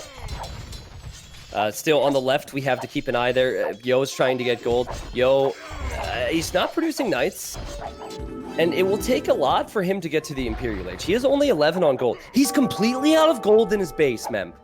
He's only taking that gold on the left where Viper's going to harass him with Mangonels. Yeah, but no. Remember, Teuton's tower. He's there with some Teuton's towers. If he's just put Tevelis in that tower by the Mangonels for the Viper, if he notice, because he need to notice. Oh my God, he's gonna lose now Villis. Now he noticed, and that tower will go down probably. Okay, he's not going. He need to send a couple of knights. And look at now, Mr. Yo, sending the knights on the left. Doubt is still with the better score. And again, Team Secret is leading the game. Yep. Unbelievable. Yeah, 52 villagers only for Paladin. Lix only has 60. So again, if they can just get enough of a force here, enough gold units out, or I guess in Tata's case, skirmishers, to clean up these ARB. Tristan, look at the TC for Viper. Is this romantic TC with the other? He's doing 2 tone centers, and they said, look at the walls. I said, whoa, man, the Mangonel, he's gonna take it. He's walling. Look at the walls by the Viper because he knows this can be the game. The Mangonel is still, and he's breaking in, and 2 tone centers together. That's right, Viper, just garrison. Just send all your vills there. Garrison and shoot arrows at the knights. Meanwhile, Lix is losing everything. Oh, God. He's losing all the blessed to Castle Age units. What is this micro, man? Go away, but he's still top score. I don't know what's going on here. And it does look like Yo's gonna at least maintain his gold. Yo's also adding pikes, so instead of going imp, he'll go pikemen and knights. Oh man, now Doubt, I think, like he's hunting in the south, he really needs food eco. So it sucks for him that he lost that much farming eco as Slavs. Just check now Viper point of view. He got 0 food, 0 gold. Yeah, and he's in he castle. hasn't really been offering too much. Yeah. He does have that army of crossbows microing against Lix to the right of Tato's base, which is obviously very important there. Doubt runs in with Cav and Light Cav Mem to clear out some of the monks from Paladin. I'm wondering, where do you think Doubt should go now? I think Doubt should almost focus on that left side where Yo is. Like, go full Hussar or Cavalier spam to that corner. He need to go, because if they put the Chinese without any corner, they can't win the game, the Chinese. There's a point that they won't have any goal, because this is the only goal, the corners. Right now, it's only in the corners, and come on, you can't win with pikes and, I don't know, and no eyeballs forever. Viper's gonna run out of wood at this rate. He's repairing that TC so frequently. Like the guy is at the limit when it comes to wood, and he's trying to go Mangonel defense. It's not working out. Doubt needs to get over there. He's trying, but he's still run into some pikemen from Yo. Actually, not some pikemen. A lot of pikemen from Mr. Yo. And Mr. Yo does not want to allow Viper to take that gold again, or for Doubt to breathe. Man, oof. Poof. Doubt is paying resources to Viper because Viper got nothing. Doubt can pay the resources because he's in Imperial, of course. And now there you go. 4 Mangonels. Man, if they take this corner, if the Chinese take, but look at Mr. Yo's score being in Castle Age. He's not even Imperial Age. And it's actually such a good play, too. He took that big fight with all the knights, mixing in pikes. If he tried to go Imperial, I think that Doubt would have been able to push back. But now Doubt, yes, he has gold, but he has to make a decision. Do I fight a counter unit? The answer should be no there because Yo's production is so high. Now, Tato is... Like, we haven't talked too much about Lix in a while, right? Because Lix is out of gold. And Tato's actually making a bit of a push here. And Tato's about to click up to the Imperial Age. Not only that, so, Tato, with 160 population, Tristan, is pushing back the Imperial player. Doubt on the left. Coming in with Cav. He knows how important that corner is. He clears out all 3 Mangonels. All the Mangonels, yes. But he lost all the Cavaliers. And the military he has now, Doubt, it's so expensive. +4/+4, and he can spam pikes forever. The score again, look at Doubt score, incredible. Because on the right side, he's with a TC in the goal. The foot, look at the foot he has. Look at Yo's base. Look what Doubt's doing in Yo's base. Look how many villagers have died. Raiding to Mr. Villagers. And not only is he losing villagers, but Viper's been able to make enough crossbow now, and there's enough range out from Tato where I don't know if pikemen really matter. As long as Doubt stays near the ranged units, the pikemen that Yo's streaming forward might not matter at all. They won't matter at all. This is amazing resilience from Secret. Yeah, it's just brutal. And honestly, we didn't mention too much, but Tato has been holding raided, has been holding against an Imperial player. He's still holding, not holding. No. He's pushing, and his population is just insane. 170 population, but now all the knights coming before he reach Imperial Age, man. Again, what is this? Now he's gonna lose everything. I won't play the lottery today because I'm not gonna get anything. I'm telling that he's playing amazing, and the army from Tato will disappear now. Who's more important to the team, though? Like, Tato, he can lose this army. I think it's Doubt and Yo that they're most important right now. Yeah. And here comes with better tech. And Doubt also had units, and Viper has units on Paladin and on Yo at the same time. So that's actually great for Team Secret. And also, Doubt just cleared out Mangonels on the left again. He cleared out 3 of them with more Cav. This is insane play from Secret. Well, for Secret in general, for Doubt in particular, this kid, right? This kid is multitasking like crazy. Look where he has all the farms. Now he has his corner basically from himself, doing all the last hybrid crop rotation and everything. And Doubt is shining again. Crazy game. And now Secret, oh my god, Viper is doing a castle in the corner. He bought it with the goal and doing a castle in a map that there is no stone. Secret, he's gonna take the 2-1 after a crazy, incredible game. Lix has not had the gold. Yo has not had the gold. Lix has no team now. The players resign. The GG comes in right before Viper finishes that castle. What a game, man. This deserves this, guys. You're gonna listen that right now. Clap, clap, effect. Yeah, man, what a game. Tristan, T90, viewers, everyone. Hopefully you have enjoyed. Secret came back from a position that it was looking for, not for a few minutes, for a long while. So difficult, man. But Doubt and Tato, we mentioned less because Tato was more holding, but he did amazing, and look how at the end they just dominate. How to analyze this, man? It's impossible to analyze, man. It's impossible, man. Seriously. Well, I will actually quote Doubt here when I interviewed him after Battle of Africa 1 on this map. It's like, Doubt, you realize there was only gold in certain areas. What was your team strategy going into this? Doubt's like, get the gold. And if you look at the gold collected and the statistics, let's go. It tells the whole story here, right? Yo had a bit of it, but Doubt had 14,000 golds, and Tato had 13,000 golds, and Viper had such a rough time, man. Like, some of the fights that Viper was taking, his micro was so underrated here because he was fighting uphill against Mangonels, and he was sniping monks just so they wouldn't convert Doubt's units. But Viper still had 9,600 gold collected, which is way more than Paladin, and way more than Lix. But Tristan, that was so close. In this map, 75 army Tatot? 75, really? I mean, 75 largest army Tatot in this one? to hold against a player that was with Darvales fully upgraded from Imperial. It's just it's the only way he could hold. Brutal. And the ratio kill rate for the Lord, he killed 258 units. Mr. Yo was trying to kill 200, but he lost a lot more. It was a brutal game, and you will never forget this map. How is called this map, Mr. Tristan? Wait, next map? No, the one we just played. Come on, the one we just watched it. How it's called? Beachfight. I hope that's Beachfight, right? Is that one. Hopefully, guys, you have enjoyed. We are going right away, Tristan, to don't lose this hype for the game number 4. There we go, guys. Game number 4 in an incredible day. We are already 9 hours, 22 minutes, and the game number 4, it's getting just there.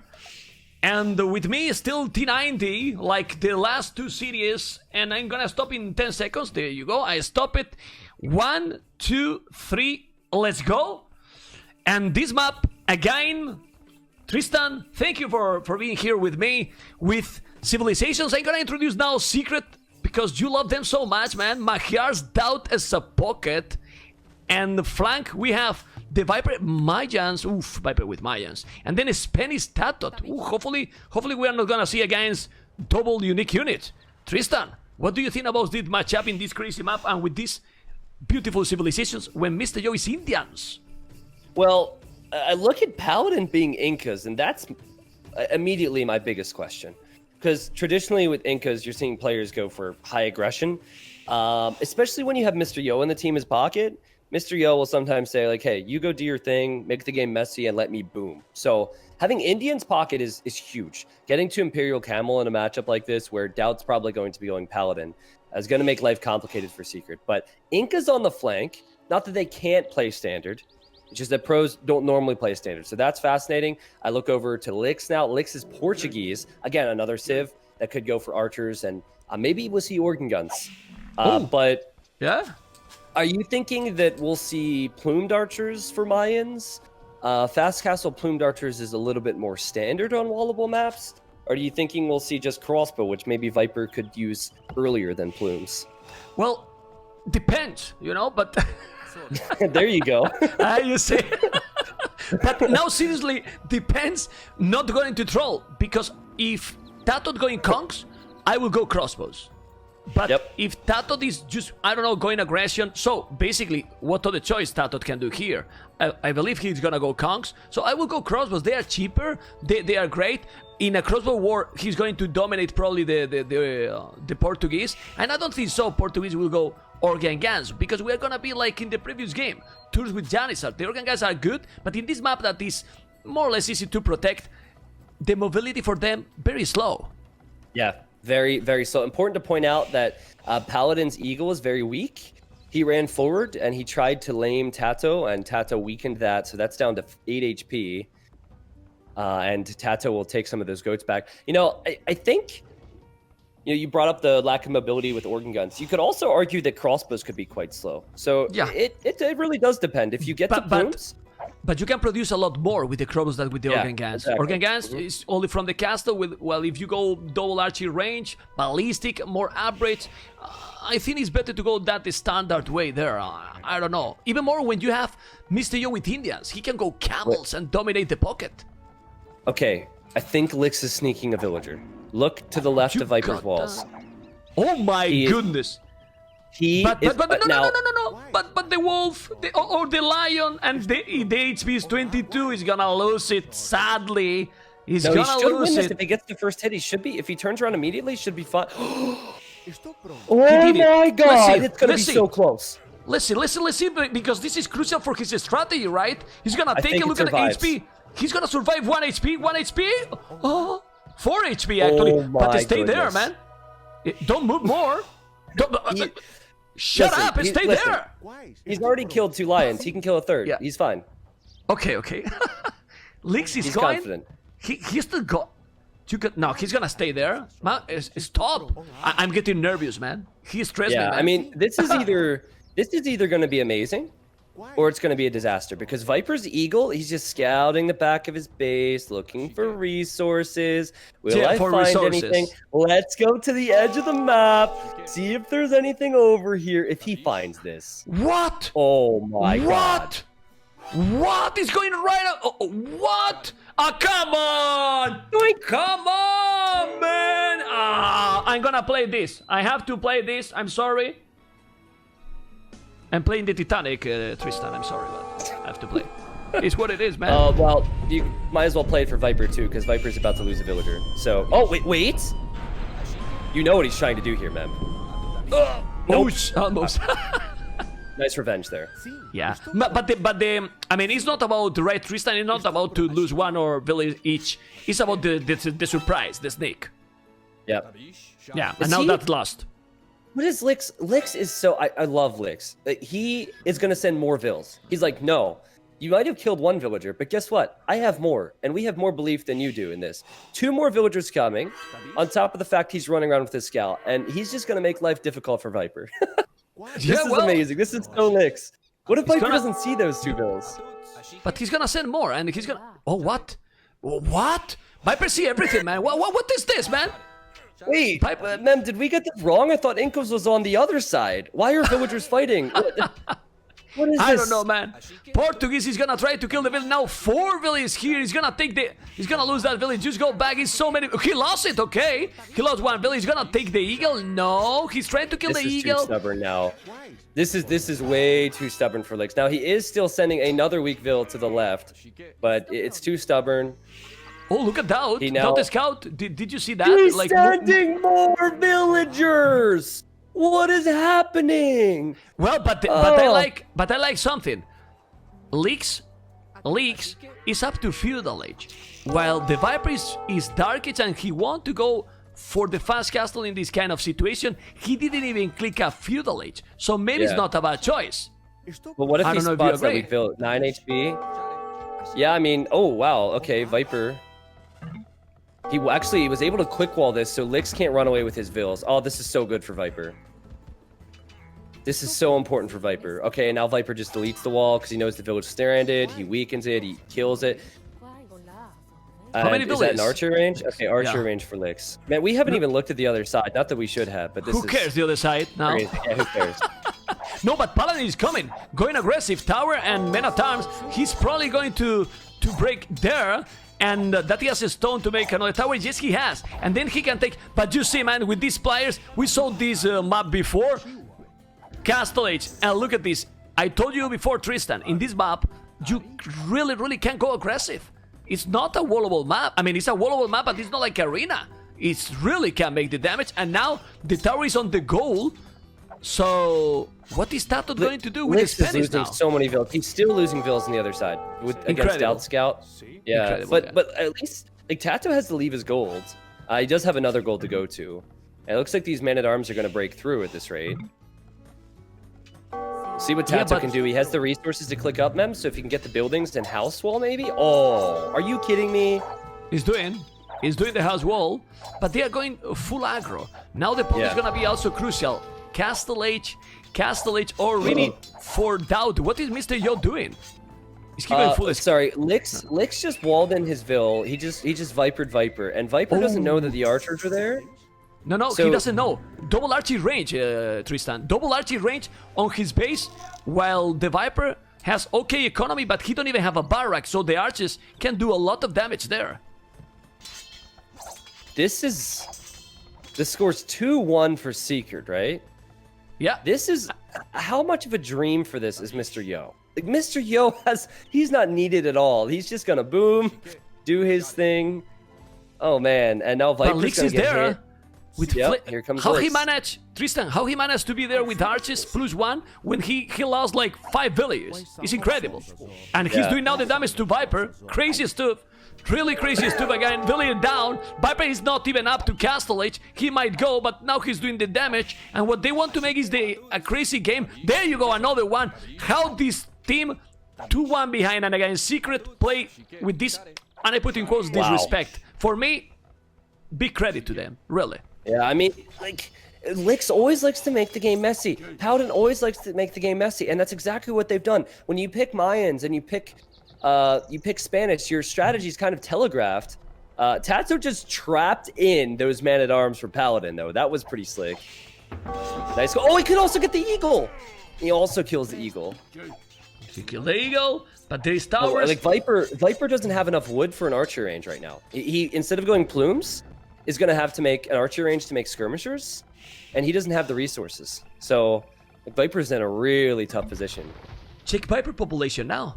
I mean, it seems that Lix lost a lot of village, that he's only 2 villages behind, and he has 0 army. Viper, 0 army, and not able even to make an archer range. So Lix is just playing incredible. And a Barak. Look what he's doing. A Barak also inside just to defend against yellow. To make it some spears. And then what is Mr. Yo going to do? I mean, Indians in this situation is amazing in this situation. Indians. Yeah. Well, look to the middleman. There's a scout. And Mr. Yo is actually blocking the TC foundation that Doubt just placed on the gold. Like he is fully aware that Doubt has chopped through there. And he knows that Doubt... Look how annoying he's being. Oh my goodness. Yep, I'm going to attack you, going to run away. And he has camels too. Camels are on the way. This is great. This is so good for SY, or YinYang, excuse me. It's fine. SY, everyone knows that this is SY, is YinYang, whatever. Now, the Viper, not mining gold. Viper is denied the gold. He got 600 stone. A player like Liz, I mean, or better say, the player like Viper is being forced to play like this. And can't do anything, man. At the moment, skirmishers. It's incredible play. And Mr. Yo, who would already have an advantage over Magyars being Indians, he's been completely untouched, sniped a few villagers from Doubt. Like previous games, we'll probably see Yo start to extend his lead a little bit. Man, this SY team seems locked in right now. And I can't believe that Lix, he didn't double down. He tripled down on the strategy and somehow still got these archer ranges up. Normally, if that gets spotted, you just give up on it and you're behind. But he continued to try. Oh, well, the tower is happening. He's gonna make it. Seems he has a lot of spears and archers. I think it's time for Lix to move to the pocket, maybe. I don't know. Maybe. Because... yeah, it's tough to say, right? Yeah. Because Doubt's Magyar, so he could make Sorry that I laugh. This Lix is doing a stable. He's gonna go full feudal, man. Since he's there, he's gonna go scout and gonna attack against the skirmishes. He's going, look what he has there building. Double archery rain, the second Bara, because he's not the first, Tristan, and now a stable. He doesn't care. He's playing against the Viper and Doubt, and he just look at the spear. Archer's taking the skirmish, and the spears will support now and kill that knight, because they will kill it. It's 3. If they are not killing it, it's because he's moving away, and then is able to go scouts, and he's going to scouts to kill the skirmishes. Yeah, unbelievable play, really. Mr. Yo, like Lix is probably like, I lost a few villagers. What do I do? And Yo's like, just kill Viper. So he's like, okay, let's go. 2 archer ranges, barracks, scouts. Take care of Viper, and I can take care of everyone else. Is probably what just was said. Now Tato, very important to point this out. He does not have the stone for a castle. And because he didn't have the stone for a castle, he decided to go 3 TCs. So Tato will not be able to assist with any military. So no conks. He's just going for a 3 town center boom. But also, it's not that great for Paladin. Paladin has just now clicked up to Castle Age. So I think Paladin will be behind economically. Viper is not that far behind Lix, at least. He actually has more villagers than Lix from what I can see here. But it's more about Mr. Really Yo's strength. There's one thing really important, Tristan. Paladin can go now full Eagles and even make a castle right away in the middle, maybe, and go full push with 1 TC and Incas. He doesn't need to boom, in my opinion, and try to raid. I don't know if you agree. Yeah, it's probably the play. Anything that he can do to give Yo time and to weaken the others is probably worth it. It's probably a mistake to try and go for a boom when you get to Castle Age. Makes more sense to just keep Lixing it, you know? Speaking of that, Lix snipes another villager in Viper's base. Viper is actually at a point where he might not be able to chop wood comfortably, because if Yo comes from the other side with camels, I see Viper just built a lumber camp next to that tower on gold. Like, he's really, really scared. Viper's up to Castle Age now. And there's Viper is scouts up to there. Yep, you're right. Viper is up to Castle now, but it doesn't matter because Leaks can make the market and go up to Castle as well and has the army. People want that. I saw how Mr. Yo is doing, and he's having a brutal boom at the moment with 60 villages and 7 army and Indians. Why I'm telling? Because people might say, well, Doubt is also untouched, but the problem here is the civilization Mr. Yo got. If Mr. Yo get in a good shape with the Indians, what Magyars can do, Tristan? Yeah, and Doubt is losing knights to feudal age licks. So it's not like not like he has a lot of numbers right now. Also worth pointing out that Yo is going to have his 4th relic in a moment. 4 relic? So 4 relics behind this, and he's adding more stables. And now you see Paladin adding a TC and even a 4th TC for Mr. Yo. This is... I think we're heading towards a game 5, Mem. Honestly, if this continues. Yeah, honestly, this is still early, but it's looking great. Because I was scared that then... Okay, now Tatot is doing the castle. But now Tatot is with 65 is okay, he's ahead in boom. 65 is of course true. with Paladin. True. But he's going fast imp. Maybe Tato or no. Maybe what Paladin is doing. He's gonna look his resources. He's gonna make a castle there, and look his economy: 700 food, 300-400 gold. He can go directly to Imperial. I think that shit. No, he has 15 vills queued up in his starting TC. So Oh my God.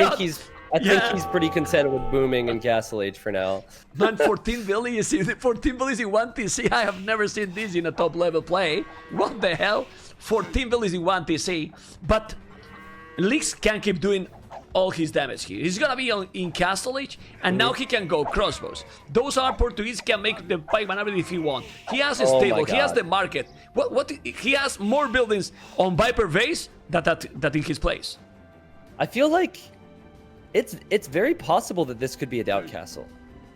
If you know what, the upgrades might be a bit late. I was thinking that it could be a Doubt Castle. Yeah, Lix will continue to harass there. I'm curious if Paladin gets fortified wall. Like, he really needs to make sure that Tato doesn't make Batards and break through.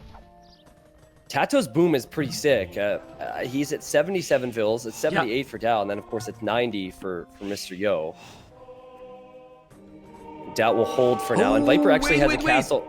Oh, look at Doubt. Doubt doing amazing spear with some monks. He's gonna take those camels. I don't know. Well, the camels are +2. Nah. Yeah. He need to go back, but Doubt did an amazing defense there. But how this score for Mr. Yo? I mean, I'm scared. Look at this. He's gonna click it soon. Yeah, like the problem is Tato, while he has good vill count, he won't have the res to make anything that can kill Imp Camel. Doubt could maybe go... I almost feel like Doubt needs to stay in Castle Age and make pikes. Like, go YOLO, Pike, and Knight, similar to what Yo tried to do in the previous game. Well, but then Mr. Yo, with that economy, could move to hand cannoneers. Well, exactly, yeah. It's difficult, man. It's difficult to know what is happening, because we see how Mr. Yo is way ahead in everything, but the booming coming from Paladin and Leaks boom. You cannot call that boom because he's just going all in and trying to go aggressive. Where is Blue now? Army? He's going, this is awesome. Based. He's going to Doubt base. Yeah, man. and Doubt actually, this hurts because he has to leave quite a few farms. And the only thing Doubt has had out is pikemen on the front. So again, another example of Licks just being a pest and annoying the other team while Mr. Yo does whatever he wants to do. And it's a forward castle. Yeah, is a really good castle, but I want to ask you, do you agree that now is doing conks the Tatot? I mean, he should go straight to Imp. Now the camels will at everything. Look at the camels. He's +3. He got even monks also to convert the pikes. The castle will happen, and he's on the way to Imperial. Mr. Yo, in my opinion, should dominate here. Yeah, should really that's what dominate. I'm thinking too. Viper's still chasing. Viper's still chasing, and Lix is happy to run. Yeah, Viper was delayed enough already. Doubt was delayed enough already. I don't think Conquistador is a great thing to have in this situation, but I don't see what going to Imp gains you if you're Tato.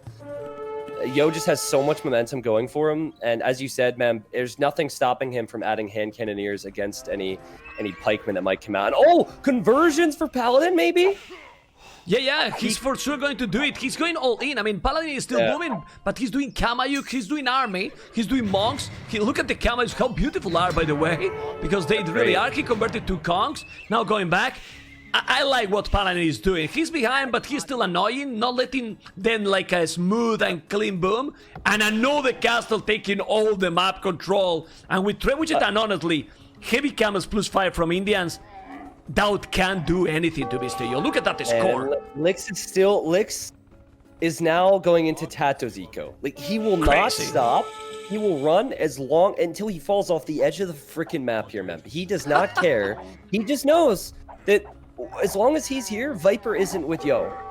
And not that Viper being anywhere near Yo would make any difference. Trebs are on the way from these castles. And heavy camels on the way, armor's on the way, everything. Lix is still in one tone center, but if you check the other two players, they got 5 and 4. 103 villages from Paladin after how behind he was. Man, he's ahead in villages to Tato now. It's incredible how now Paladin is playing in this game again. It's crazy. Alright, say bye to that TC, Doubt. Why do you even need Trebs when you have Indian camels? That's crazy. Yeah. Nobody talks about that bonus, but holy crap, that bonus is nuts. Alright, that TC as well could go down. Okay. Yeah, he has the pikes there, but still, he can now switch to cannoneers, and if he's not doing, since now Paladin got also a good economy, let's see the conversions in the south. Imagine now Paladin, it's incredible, Tristan. He's faster to Imperial than Tatot, and now he can just go whatever. Slingers, Eagles, I don't know, Incas there, now will dominate with Indians together. We go to the decided game, it seems so, man. Even if the score is switching, I don't care. The score is tricky. Don't care the score. Alright, nice quick walls there from Doubt. Never a sentence that's been heard before, Kappa. But no, I mean, Doubt's, like, it's just a rough spot. Viper's lost to Castle, Doubt's lost to TC. The units are so slow for Doubt. He's trying his best. And like you said, man, this is all before a Paladin comes into play. Oh my goodness, he just converted 4 conks of Tato and the TC, or sorry, Castle killed a lot of units. Crazy stuff, man. I mean, it's really crazy stuff. I don't care what is gonna happen in this series, but look at Lix. I'm sorry. Lix is still making crossbows. He has an army of crossbows to the south of Viper's base where he's microwaving. I'm killing villages to Viper, actually. Viper 55 villages, man. Viper has less villages or the same villages than Lix. It's incredible, man. Viper is with less population than Lix. Yeah, he's up to Imperial, but what population Viper has? What the hell?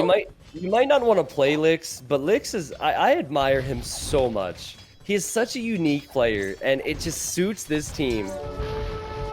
Oh, man. Well, Camel's about to complete, so I don't want to Tristan, I don't want to disrespect anyone, but we need more Lix. Right? Yeah. I like crazy players, man. Crazy players, but now Mr. Yo, 3,000 score ahead. Let's go, T90.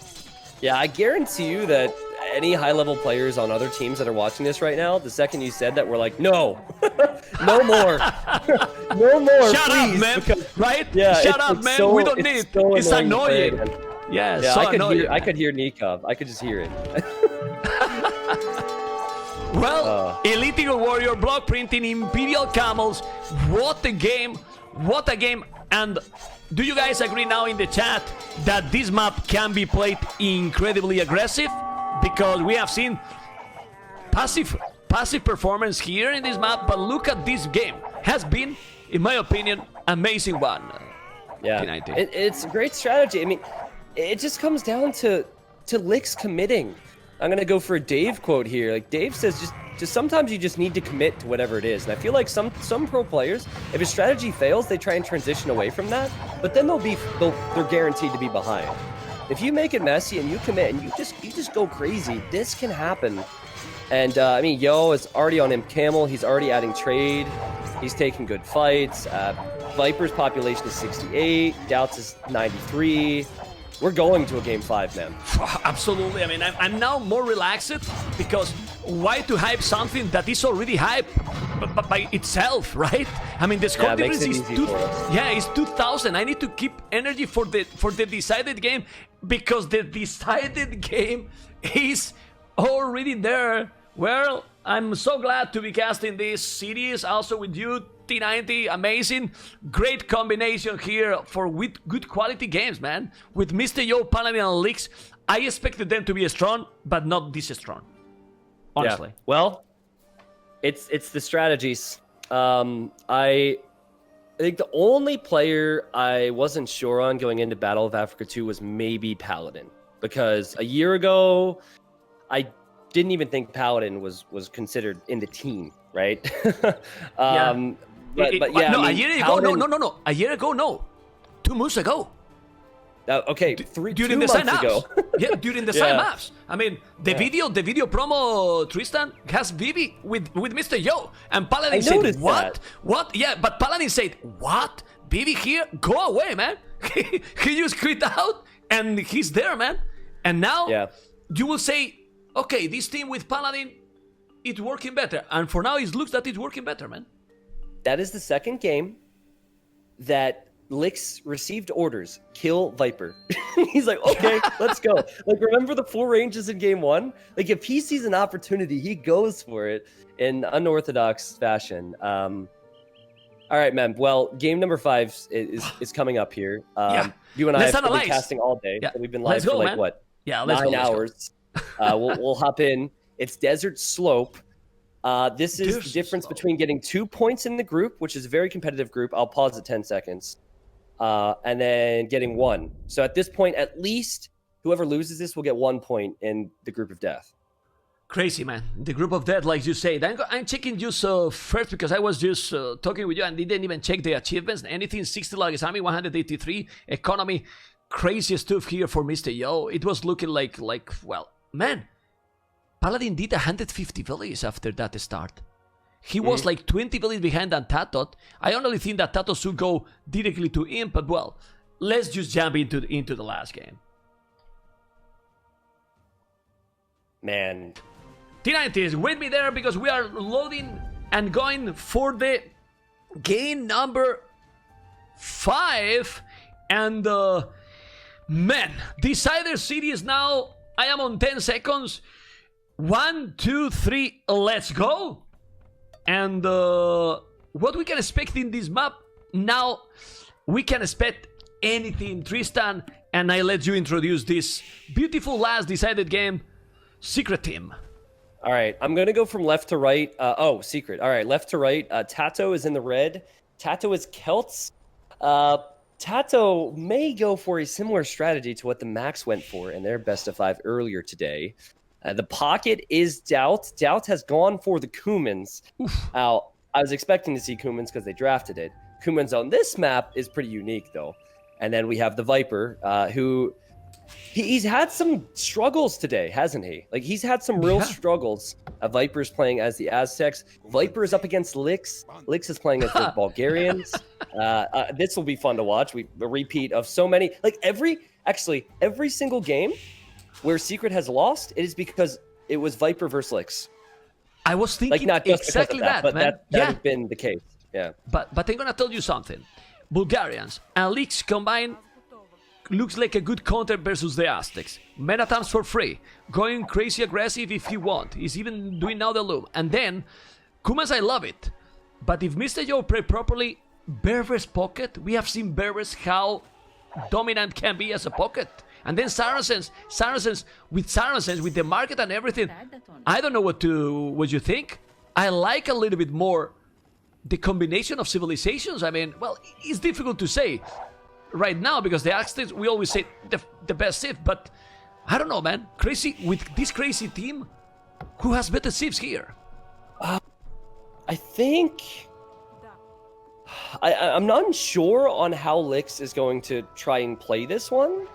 I personally like Secret Civ slightly better. I wonder if Doubt will go fast feudal to build a second TC in the middle where that food is. Like maybe where to the right of where that scout is. Maybe between the berries and that shorefish there. would be a good spot for him because there's so much food in the middle, but then you always have to weigh, is the middle important or the sides important? When do you pressure there? So we'll see, Mem, but I would say Lix has got to continue doing Lix things. Viper has been a few... Oh, Lix almost lost a villager. Oh my goodness. I was there too. But that question will never have an answer because we have seen maps that the middle is crucial, and then we remember not so long ago the max performance with Suomi, and then they didn't have anything in the middle, and what happened? So really, these maps are unique for a reason because you don't know what to expect even if you watch it several times, and we're gonna have the opportunity to see this desert slope many times, and I really love this map. Remember that the stone, Tristan, is behind those crazy trees, so you again need to go outside of your main base, through that trees to get the stone. And the middle, I would say, sorry, I didn't mean to interrupt you there, but no, go. I would say that I'd like to see Paladin go for the fast Saracen archers. It is likely that Tato will play very defensive. He's already walling. I think it makes sense to get those archers out with Saracens. We've seen time and time again where the bonus of Saracen archers doing more damage against buildings pays off. Tato was trying to bring in his elephant, and then that got delayed. Yeah, by Paladin. Good start for Paladin. Well, that's really important in this kind of maps, even more because we don't know if Tato is gonna try. Usually with Kels in this map we have seen fast castle, but like you said, I like the choice of going fast castle with the Saracens. They might do a lot of damage, and also the walls are needed. Look at the goal for Paladin, both 4-way in the same spot. That's terrible, to be honest. Tato has one at the back, one in front, which is a much better situation for sure. Then they are flooding a lot in the middle. What do you think they are flooding a lot? To deny again the elephant? I think Paladin saying he was basically just signaling saying, yeah, the elephant's there, and I think Lix was saying, this is where I'm going to pressure, something along those lines. I don't know. Like I see Lix keep signaling. He signaled again. Maybe they're trying to join up with their scouts. But Mem, we have yet to see anyone except Doubt click up to feudal. Doubt will be the first one there. Pretty fast time. This tells me he will go for a second TC. Surely he's got a TC in the middle, though, right? He has to send villagers out here. I believe so, but this is dangerous. Oh, look at the walls Doubt is doing. Okay. All right. I think he's not gonna make it in the middle, huh? He has to get food. Here's the deal. If Doubt goes out to the middle, it's risky. What if Bulgarians is the counter to that? What if Lix is trying to go for the free man-at-arms upgrade? He seems to be paying very close attention to that area. What if it's a Doubt TC? Wow. I mean, like, seriously. And it can there's happen potential because... for that. It can happen for sure because it takes too long to build that TC in Feudal Age, in humans. It's not the normal time. Remember, guys, that it's not the normal time, so it's a great point there. But, and with Lix, anything can happen. And he's exploring, man. I think he's actually... He's trying to find that. He's really actually trying to find that. For a bit, which hurts. But he will be sending the militia out in a moment. I see Viper's also running way out here to get just one more elephant as he's going for fast castle. Pretty sick, man. I think Lix might be a little bit too late. Yeah. I thought if Lix was halfway there now, which he could have been, he could have maybe denied it, but I think he might be too late. And Doubt could also quick wall it. If he's doing the walls, but now the TC, he can see the TC. Okay, this might be a Memstradamus, but for T90. What is this? Because now, but he could go. I mean, it's really take a while. He's not walling and it's 46%. He can, but he's avoiding. He's not going for the TC. Yeah. I'm disappointed. I think obviously there's higher reward if you try and deny that, but it's likely that Doubt might notice it and wall it. Whereas instead, Viper's in Dark Age, and you can pressure him. So it's a sure thing to pressure Viper right now. That is probably the logic from Lix. Viper needs to make sure that this gate is repaired, and he doesn't seem too worried right now. I'm thinking Viper might go for Monks and Siege in this game. I don't see a barracks from him, so I highly doubt they'll do anything else. How's Tato's chop through attempt going? Not so good, actually. He's not even close to chopping through yet. But he'll get there. Not really. Well, it's the Kels. He should get better and better. But he's also kind of slow, if you ask me. Like, too much villagers to go up, I don't know. And Paladin, what is Paladin going to do? Market right away, expected, and archery range? Well, is the way to go. Second TC, I'm gonna check now. Well, he's mining gold. Bulgarians, he's trying to do what? He's trying now to go to Doubt, and Doubt is with the second TC, but definitely doesn't have yet a great economy. It's true that he's taking the elephant in the second TC. Not so many farms, but Fast Castle gonna be? Is Fast Castle Mr. Yo, man? And is Berber's Tristan. This is good for Yo. This is a tough comparison to make because it was a 1v1 event. And also it's completely different settings. But do you remember the Red Bull finals where Mr. Yo against Viper went for Kumans, he built a second TC in the middle, and then Yo had Saracens and went for Siege Monks. I feel like... Do you feel the same? Do you feel he's gonna be the same? I think we'll see Doubt's TC get nuked, potentially. Especially if Tato is worried about the outer ring. It is very possible that Doubt will be exposed, and Viper will have to protect him with whatever monks he makes. Okay, well, let's see. The thing is, I see double archery range for Paladin. Then wait, I'm sorry, man. We've been casting a while. We're both tired, but Viper, right side with Vils. Yeah. What happened with the Viper? Well, I think he wants to try and wall, so Lix can't make it to the outer ring, and we might see a similar thing from Tato in a moment too, because he's almost through. Yeah, he's gonna be there, and well, but Lix is far from good there. It's really far from good there, and he can see it. Lix can see it. Well, doesn't really matter at all for now. I'm really wondering what Mr. Yo is going to do. He's gonna be in Castle Age. We have also the Viper and Tato in. I mean, 2 players each team in Castle Age. I think. Just look at the amount of army investment. 3 ranges from Paladin, 2 stables from Yo. They don't want this game to go on long. No. They want to go all in. Exactly. All aggressive. But to who? Against who? Yeah, against Doubt, right? Yeah, I think so. Yeah, me too, man. Wow. Me too. 3 ranges. 3 ranges. He's making the archers before he even has a blacksmith now. They're that confident that Tato won't be doing much in the middle for his team, though Tato will snag an archer with the scout. Oh, Doubt could snag. This is really good for Team Secret. They should not be getting away with this. Oh, the no archers, fletching. the archers, no fletching. Yeah, you got a point. But still, he's with the crossbows now. He has 3 archery ranges. Of course, they spot it, but the resources for Doubt are on point to go Castle Age. But still, he need to go up. He still need to go up. And, well... Oh, let's see, man. Let's see. What is the Viper doing? He's trying to be annoying, Tristan, but is he doing something else? Is he doing some army? I'm trying to find if he's doing some siege or monks. I don't see anything for now. No, he's just... To me, it looks like he's walling and booming. Which means there will be so much more military in the middle.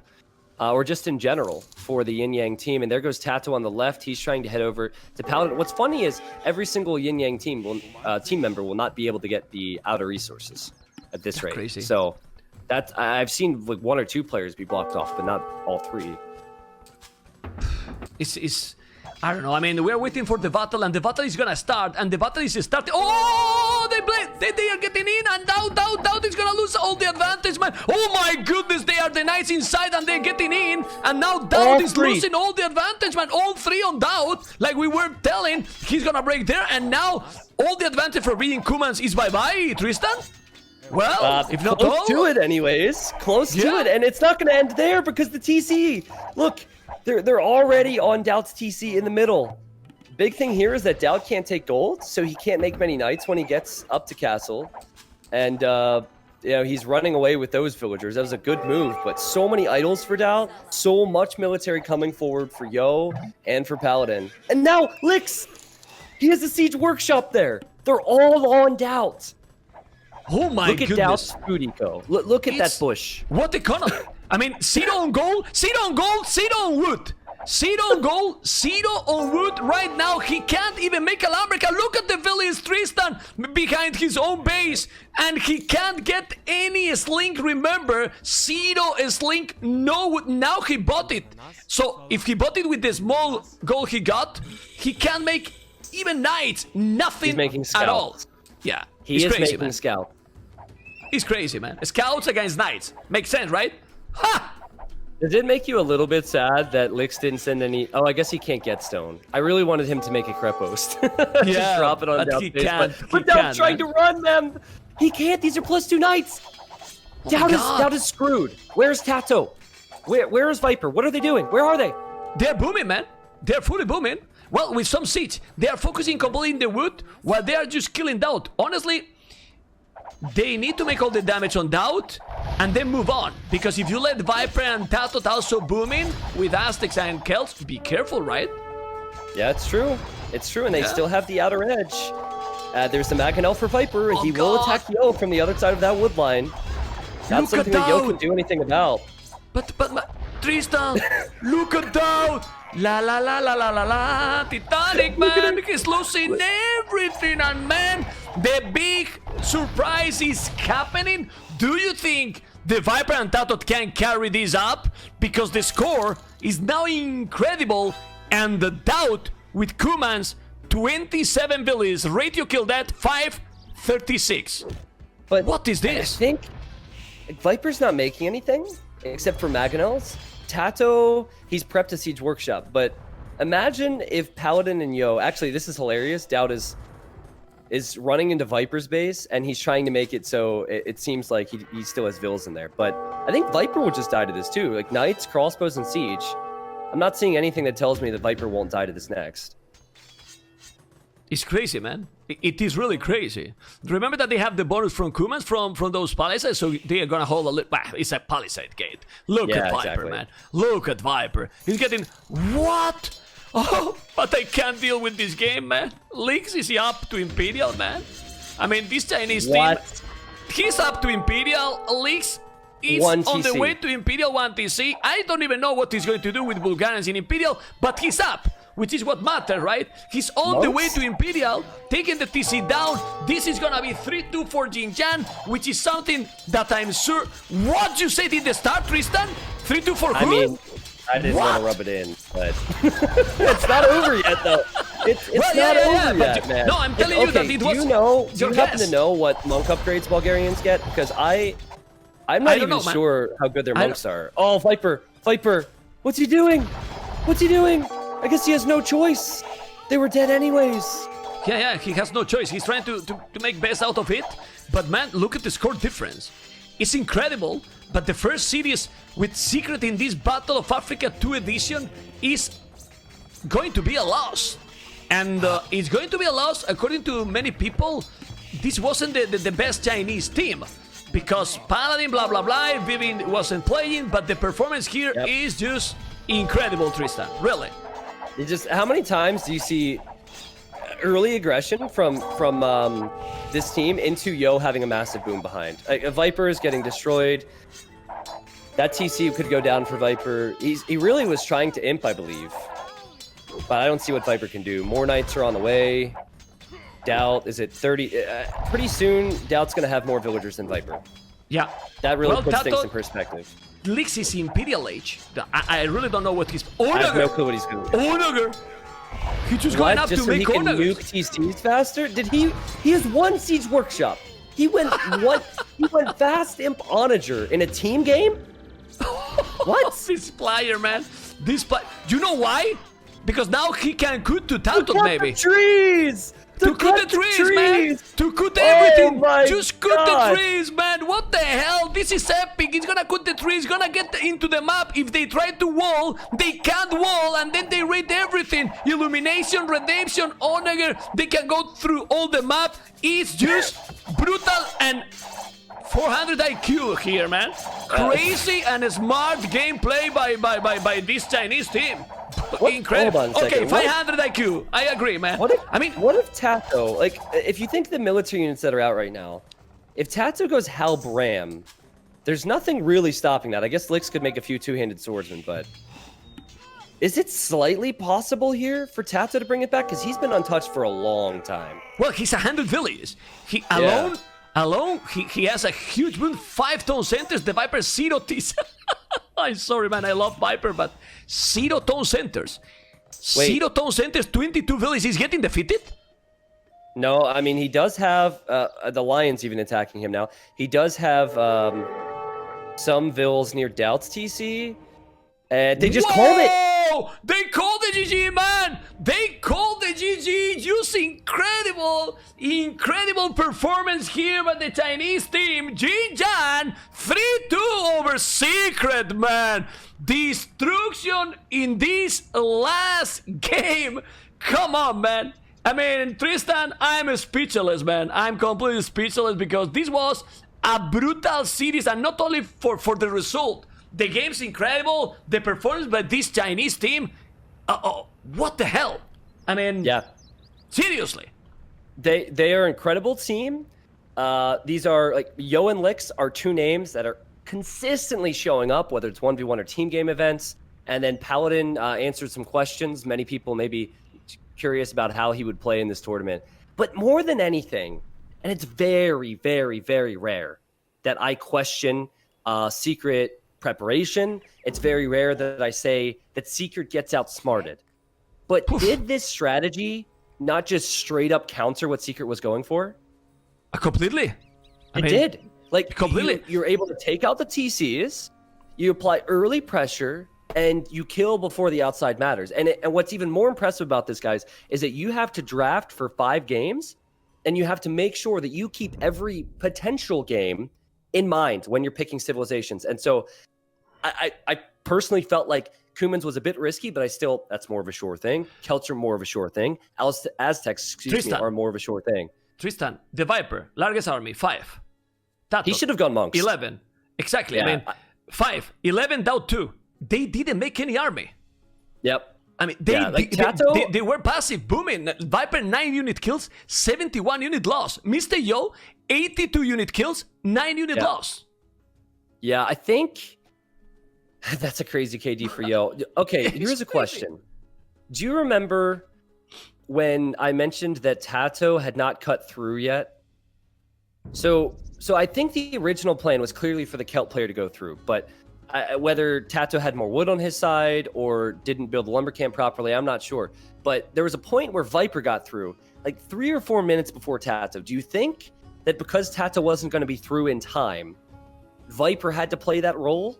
That's what I'm thinking. I think they might have needed to adapt a little bit because Tato didn't get through. No, I don't and think then so. He didn't make monks Tristan, too. I'm not sure. I don't really think so because Tato was completely opposite side. Even if he's getting through that area, Mr. Yo was still going full army, and then Liz did crazy siege right away to kill. I mean, they didn't let Doubt to do anything in the game. Yeah. Nothing. Yeah, and again, they destroyed him, man. It was another example of committing. Was it just 1 range with a second TC? No, it was 3 range, all in production from Paladin. Was it Man-at-Arms into 3 or 4 TC boom? No, it was Man-at-Arms into Mangonels, into Monks, into Fast Imperial Onager. Like, they just went in for the kill. There's a lot more risk associated with that, but you also have a lot more reward. Tristan, when I saw the Onagers and I was thinking, oh my god, now he could all... I mean, if you notice the score and the resources also for Leaks and Paladin, it wasn't that great. Anyway, has been great series. This is YinYang 3, Secret 2, and what else? I don't know. I don't really know what else to say. Great and crazy last series of the day. Amigos, crazy stuff, man.